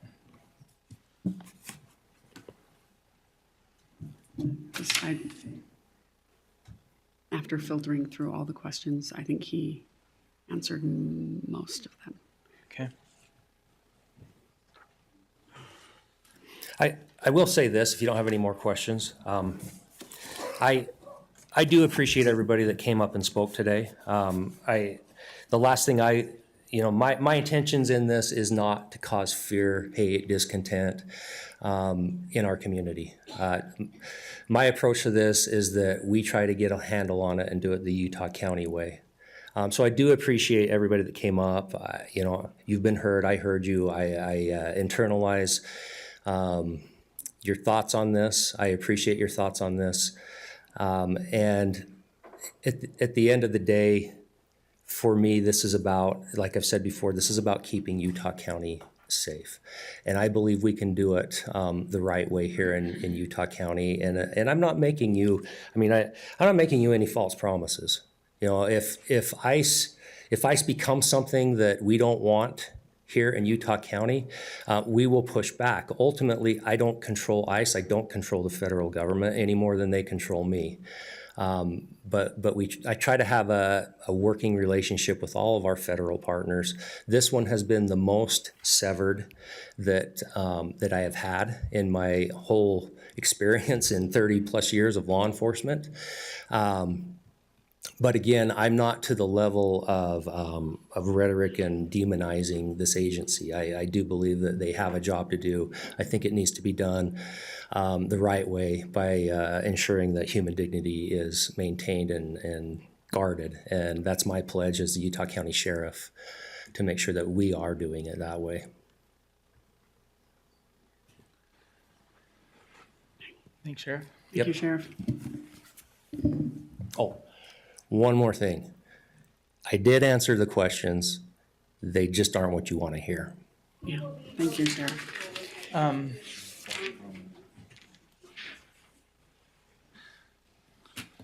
Okay, thank you. Any other comments or? Yeah, I've got one. We talk about families and children being afraid. I literally had a call today with my children. My husband's out of town for work and I'm here. And my family has been the target of threats, and we've had people show up at our home. And I literally had a call today and said, I've had over 300 emails from angry people. Do not answer the door. I don't care if the people are dressed like a police officer. I don't care if they're in a uniform. I don't care if they look nice. Do not answer the door. I had this conversation today with my children because of threats that I have received from folks. Okay, and I actually heard several people over the podium that made kind of veiled threats. My family has been the target of threats. Okay? And so I do understand that sometimes the fear that this puts in families. I have a child who has a service, he is autistic, and he has a service dog because of anxiety. And I had to tell my child with an anxiety disorder today, do not answer the door because activists target my family. So don't think that I don't have empathy here. I am both an American and a Canadian. I have a sister who did not have citizenship in this country until she was in her 30s, was married to an American citizen, and had 4 children in this country. My mother smuggled my sister into this country illegally. She is what would have been a DACA when she was a little girl because my mom didn't have citizenship for her yet when they were moving from Canada back to the US. I have a brother that has been deported from this country because he committed a crime, was put in jail, they found he was not a citizen, and he was deported back to Canada. I may have blue eyes, but I have a brother who's been deported. I have a sister who was a DACA child, and I had to tell my children today not to answer the door. We hear you and we understand, and we want to make this a safer place. I do want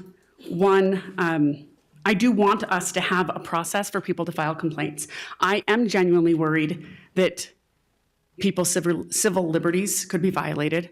I think this gives us a process for those complaints.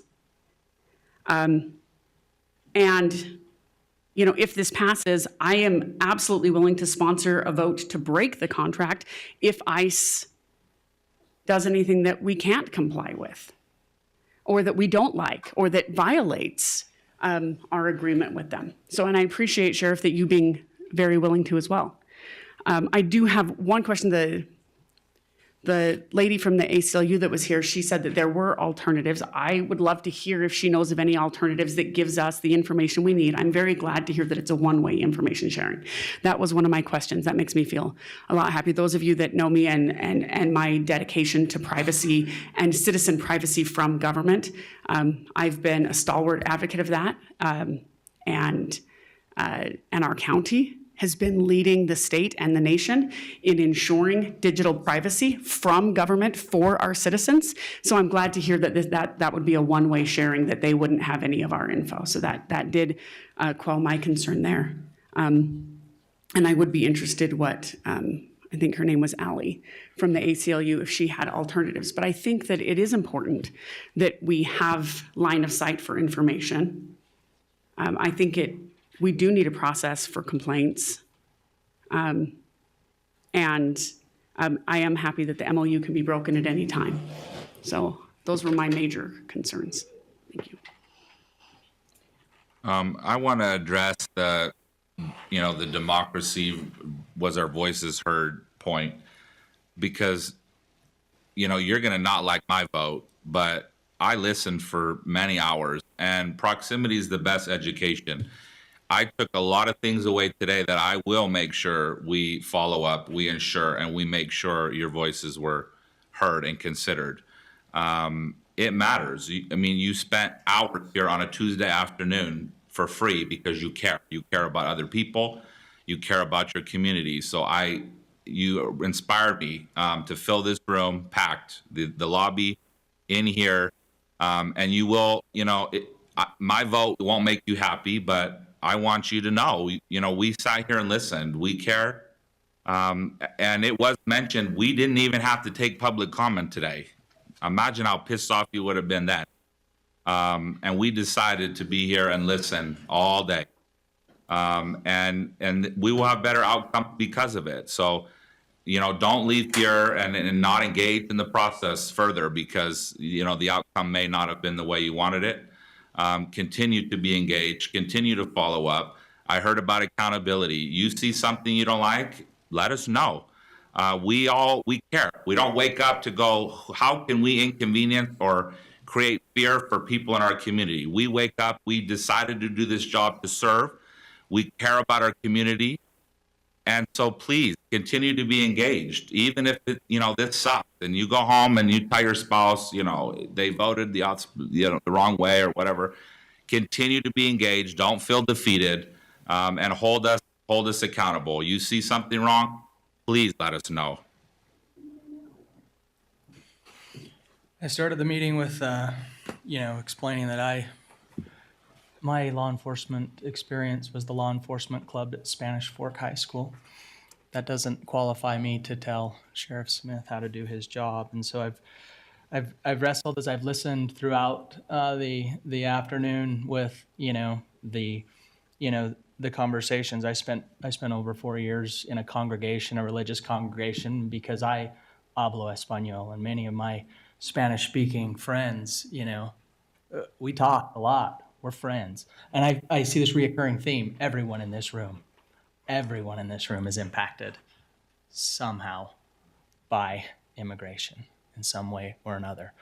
And my trust in Sheriff Smith is merely this, that they're here, he is looking to do something better. A few years ago, he went and communicated with the state mental hospital. I need to partner with you. I need more beds. And it fell on deaf ears. But he's actively trying to improve the community, the county that we live in. And so for me, that is the trust that I have in him. The same as I have in my brother-in-law, who does this for work. I can't imagine how hard of a job it is for him to wake up and have to do what he has to do. And I don't know. I haven't had that conversation with him. I don't know if he dreads, but I got to imagine there's days he dreads. So it's a very, very tough conversation in our community, and I'm so grateful that we are all here today talking about it. A few got out of hand. I wish some kids didn't have to hear F words today. That's upsetting. That's frustrating. But I get that because you're frustrated. I hear that. And I've done this for a long time. I hear moms, they come in, if you don't do this, my kid's gonna die. And I don't want anybody's kid to die, ever.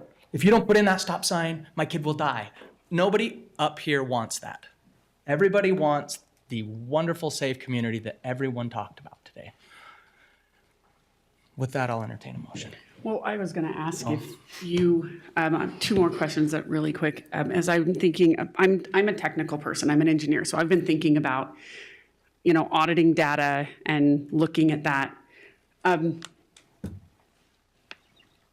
Sheriff, would it put you back too much if I asked to continue this for 2 weeks so that I can talk to the ACLU and see what their thoughts are, talk to IT and look at the one-way sharing? I want to look at data. I want to look to see if there's a way to have assurances. I want to look into the process for people to file complaints. I think there were some legitimate concerns that came up that I would like to just ask questions.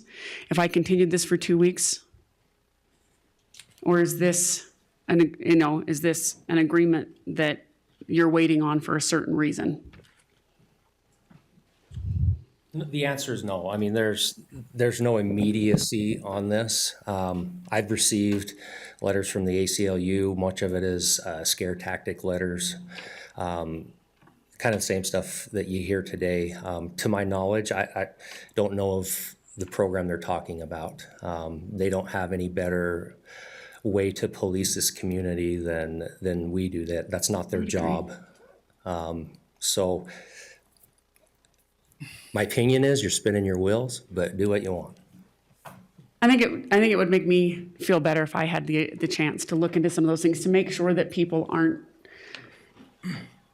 I think I had one of the questions that was in an email said, how do we ensure that people on traffic stops aren't going to access immigrant information? And, my understanding is just. I can answer that. Yeah. I've said this multiple times today. There will only be select officers who are targeting high-level crime. Our deputies who are assigned to do routine call taking, traffic stops, they're not going to be part of this program. They're not privy to this information. Okay. They don't have access to the system. No. Oh, that was a question. Text messages from Colorado. Text messages? There was an any involvement. of our officers None of our involved in that officers, group or are chat? they involved in group chat text messages? I don't even know what they're talking about. I assumed that would be your answer. I did see that story. There's 3 separate items here So are you uncomfortable with all three, or to punt? You know how I feel about moving things.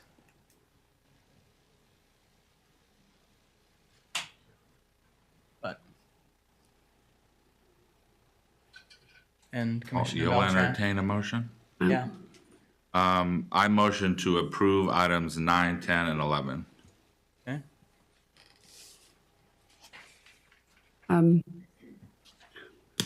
we hold 9 for me so I can look into the privacy and the security?